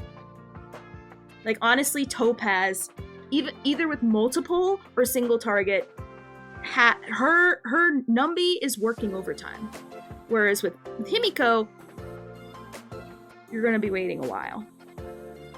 And when time is money, when it comes to Mach or PF, well, PF it's easy. Let's minus PF. Apocalyptic is probably a better one, because obviously PF is biased towards Himiko because it's nothing but ads. But again, situational. More than Hanya? Is it more than Hanya? Yes. Oh, not more than Shui-Yi, no. More than Hanya, I will say yes. But more than Shui-Yi? Yeah, it is. So I won't say PF because that is biased towards them. I would say Himiko's definitely moved up lately. But any higher, Not really. Not unless it's for specific modes. But in general, no. She's situational. Way too situational. Because I can tell you, because I use her a lot. I always try to Kururu and Mach if I can. But you can't, because there's not enough ads being spawned for her to get your damage off. And for me, minusing her from the team, I usually do clears. Whereas adding her in a team, she's holding me back. Because there's not enough breaking going on for the ads, the smaller ads anyway. Alright, now we're on the B tier. Jin Yuan. Jin Yuan. There's only one reason why he's in B and one reason alone. CC. It is the he is the reason, partially, besides loving Firefly, why I pulled Firefly. Because you know how many times they trot out Cocolia for us to beat up in harder modes? Well, she's weak to electric. And that's all I had at the time. But you know what Cocolia does? You know what's Cocolia's favorite thing to do in those said fights? CC! Freeze! She's a freezing machine. And what is the general's one weakness that sends everything crawling down? Or crumbling down? CC! If Lightning Lord worked like Numby, I would have him higher. But because of that one flaw, I mean, when you take him into a fight that has no CC, oh yeah, the general gets it done. But unfortunately, we live in a world of CC and hard CC all the time. And even if you quick cleanse it, it doesn't matter. The damage was already done. It's already done. Gone. Gone. And it sucks. It sucks. Like, honestly, because they trot out Cocolia so much, I pulled Firefly and I'm like, nope, no more. No more, no more, no more, no more. I liberated myself from the general. Oh, CC is crowd control. Or, like, you know, you're freezing, you're sleeping, your imprisonment, your whatever Quantum does. I forget what the name is, but there's a name for that and I don't remember. Anything that stops him. Oh yeah, I know. I'm just finishing up the list and then we're gonna call it quits. Because I gotta go to work tomorrow. I'm just staying up a little late because I owe it to the tier list to finish the job. I need to finish the story. As my Lord and Savior frickin' Cody Rhodes says, we must finish the story. So how you doing, Jacob? Hey. So the general is ranked aptly where he's supposed to. If it weren't for the CC, he would be much higher. Yes. Definitely. Fu is definitely a mandatory for Jin Yuan. Hands down. Oh, your breaks in 15 minutes? Okay. Wish me luck. I wish you luck on your not summoning. Hey. Alright, so moving on. Physical MC. He exists. That's it. He's there. And he's not bad. He's not good. He's just there. That's it. And by the way, you're not going to be using Physical Trailblazer because he's too busy being Harmony right now. So you're not going to even see him. Even if you like him, he's going to be too busy wearing they hat. So he's there. And that's it. Anyway, moving on. Serval. I'm gonna be honest, I've been a little hard on Serval lately. I keep forgetting she exists, honestly. I will be honest. She's not bad. She does as she's supposed to. And... I'm gonna be honest, let me just look up what she does. Because I'm gonna be honest, like, there's nothing, like, she's an Erdurdur, a 1.0 Erdurdur at that. And generally, Like, she's very unremarkable. I mean, she gets the job done, but let me see. She applies dot, which is good. Oh my god, she played music, that'd be fantastic. I'm trying to see, like, what else she does. She puts dot on people, which actually means something, kind of. I'm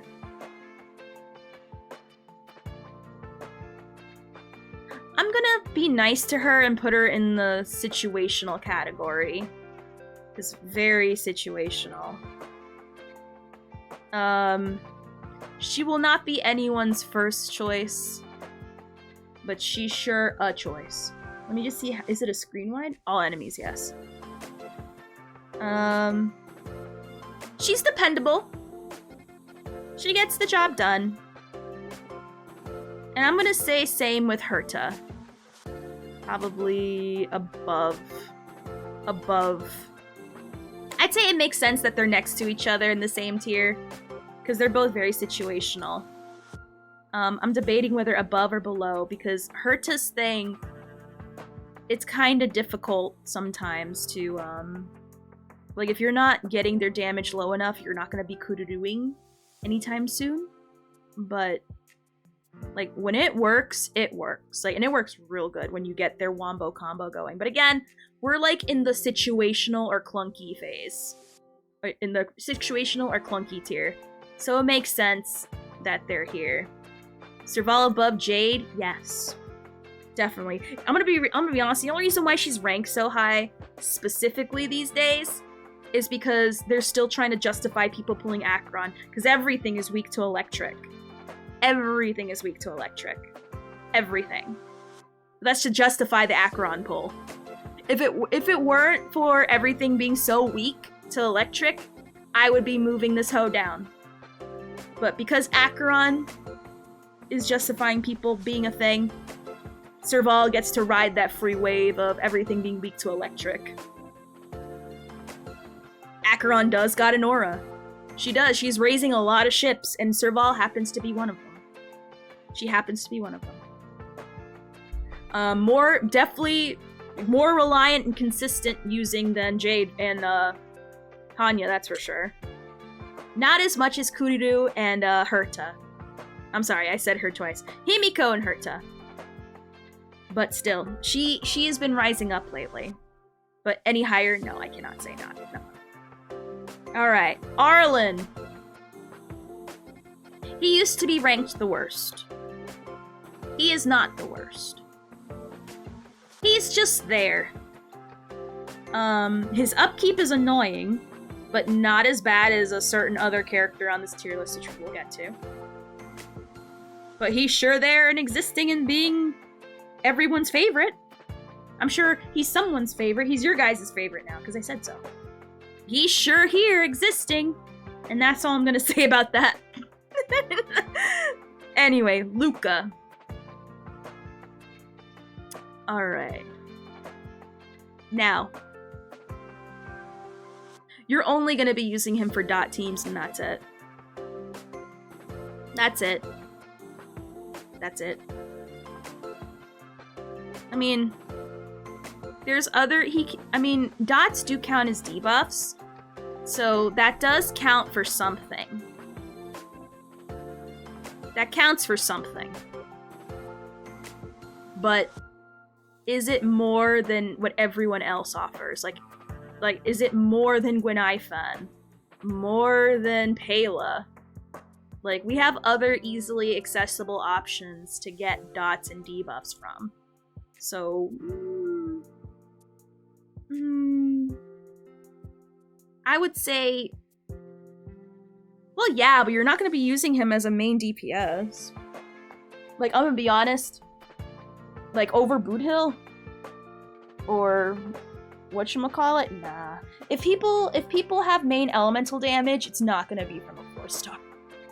The only exception is Shui. Shui is the only exception that can, like, you know, be a main DPS of an element. Vulnerability debuff on ult is helpful, but single target. And also, I forgot about that single target. Really? I thought he had like some kind of AoE. Does he have? Hold on, let me double check if he's He's really a single? I thought he had like some kind of like a little bit of a multi-target. Again, Nihility is like my least level of expertise. Single target. Single enemy. Wait, lasting for 3 turns. Receives 2 attacks of fighting wheel. Single enemy. Yep, keeps on saying single enemy, single enemy. Single enemy, yeah. Single enemy. Wouldn't a better comparison be with Dan Heng? They're much closer to him. Wait, what do you mean? What do you mean? Which Dan Heng are you talking about?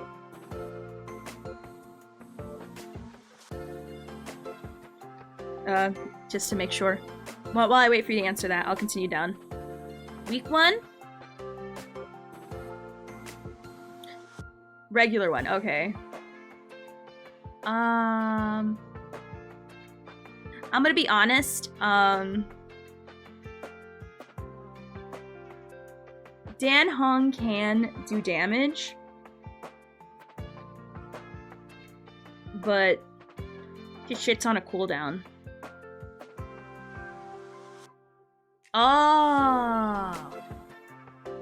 Oh, I understand what you mean. Well, I'm gonna be honest, no one's gonna be using him for that, ever. You can, but honestly, no. No. Also my brain's starting to fart because, you know, we've been yapping for like a long time about this. The only thing people use him for is for his dot.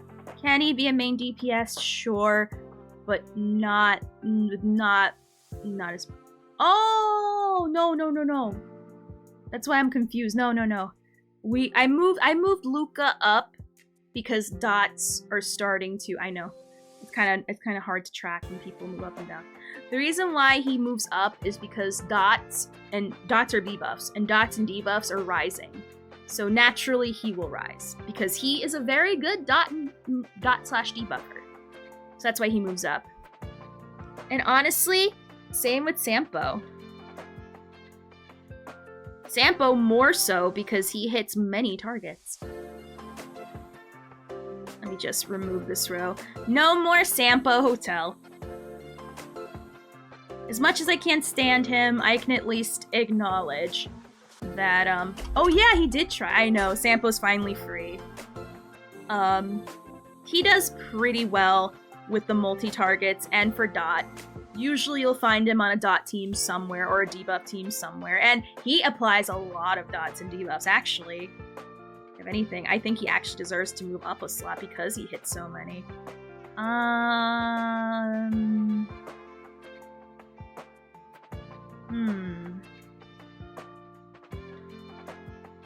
Like, the amount of times he can stack are insane. I would honestly say more than Hanya, because dots are just getting that much leverage. And also dots equal debuffs as well, so. Again, the whole Acheron combined with Kafka wave is putting a little bit more. I would say I would probably put Luca in the same boat if he had some kind of multi-target, but he does not. So, but Sampo, like, I had to level him up. I get it, use a hand. I get it. But with Sampo, the multi-target and the amount of times he can stack wind shear can be insane. And I built him and he helped me clear a specific really bad PF. I forgot which one it was, but it was a really bad PF. It was the one where the Trotters would come in, and every time you hit people, their turn advanced. And I full cleared the first fight, but the second fight, you had to kill the Trotters before they ran away. But every time you hit them, their turn advanced, and then they protect their weakness. I think it was a dot-related one. Yeah, it was a dot-related one. So that's why I was also struggling, because I don't use dot. But that was a very bad PF. Like, bro, especially every time you hit a trotter, their turn advances, and you have to kill them to get the finishing points. Like, bruh, like, kill me. Like, for real. So, and now, we're on the last one. Yanqing. No one's fighting for him. We're losing viewers because people know there's. But I will explain, because people might not know. Yanqing needs Gepard. And that's it. Adventurine can help. But he needs a shield. The moment he's breathed on, all his buffs are gone. And there's too many screen wides, too many dots, too much going on to prevent him from shriveling from breathing the slightest hint of scented air. He looks like SpongeBob that needs water from even getting a little whiff. Like, if a leaf hits his face, he's gonna fall over like the soccer players that pretend that they have an injury going, ah! That's literally Yanqing. Now, if you have Gepard, and you manage to keep the shields up high and strong, then you're fine. Then Yanqing does perfectly well. Amazing, in fact. But it's too much maintenance. Too much, and it's too much hassle to bother. Like, you would rather play anybody else. Even Jin Yuan, as long as he's not fighting Cocolia. So, yeah. He can do good damage, but unless you have a Gepard literally holding his hand the entire time, carrying him like a baby, it's not happening. Anyway, so that's the final tier list. As it is, Sampo, we finally got rid of his Sampo Hotel. I'm gonna post this updated tier list on the Discord, on the Star Rail section of Discord. Hey, I see Nami. Oh no, but my boyfriend Yuki is, so that's why I have those there. I know nothing about One Piece. If you ask me about the manga, I'll look at you like you're talking to me in a different language. But thank you so much, everyone, for being here today. I super appreciate it. I wish you luck, everybody, on your polls. Please follow all the socials if you're not already. If you miss any part of the stream, I'm going to put the VOD on my YouTube. It'll be available on the Twitch. Let me see which friend is available to raid. I went a little bit over the time limit because I just wanted to finish. I just wanted to finish my list. That's it. I wanted to see it to completion because it's been a while since it's been updated. But finally, I feel like we're comfortably. This is very accurate. If you have any problems, hey, complain to me tomorrow. It's fine. I'll be back on tomorrow, 6 p.m. EST. Let me see. Ooh, Matt is playing Minecraft, and we have Milkman. We haven't raided Matt in a while, so we're gonna raid him. You guys like Minecraft, right? Minecraft's cool. Minecraft's fine. I need to eat and go to work tomorrow. So anyway, the raid message is gonna be... What is it? I believe in Joe Hendry. It is a hilarious song. If you haven't seen the meme song before, well, I'm gonna show you right now what the meme song is. So I'm gonna post it on the Discord. If you want to join the Discord and you don't see anything, don't worry. You just have to get approved. It's how we stop like bots and stuff. So no worries. No, we're doing Joe Hendry, not the good song. You guys don't get the good song. You guys get Joe Hendry, which is also an amazing song. But yes, we're gonna be playing 2.4 tomorrow. I'm not going to be doing polls, but I will be playing the story. We're going to be doing GG if we have enough time, depending how much content there is. Doubt it. But thank you so much for all the follows, the subs. Thank you so much for joining me today. I super appreciate it. If you're only here for the Cope stream, see you next Cope time. If you want to join me tomorrow and watch the content, oh no, don't worry. No worries. Don't ever apologize for asking valid questions. Don't worry. The only invalid question is, why don't you use X 5-star, premium 5-star here? That's the only question. Anyway, so we're gonna play the Joe Hendry song. It's amazing, so that way you understand what the meme is. This is what it looks like. Say his name and No, what? One more. Say his name and He appears. I believe in Joe Hendry. Yeah, it's a wrestling thing. If you don't know, it doesn't matter. You know it now. Anyway, I'll see you guys tomorrow, 6 p.m. EST, playing the new patch. Good luck on your polls, and have a great one. And until then, bye-bye. I believe in Joe Hendry. I believe in Joe Hendry.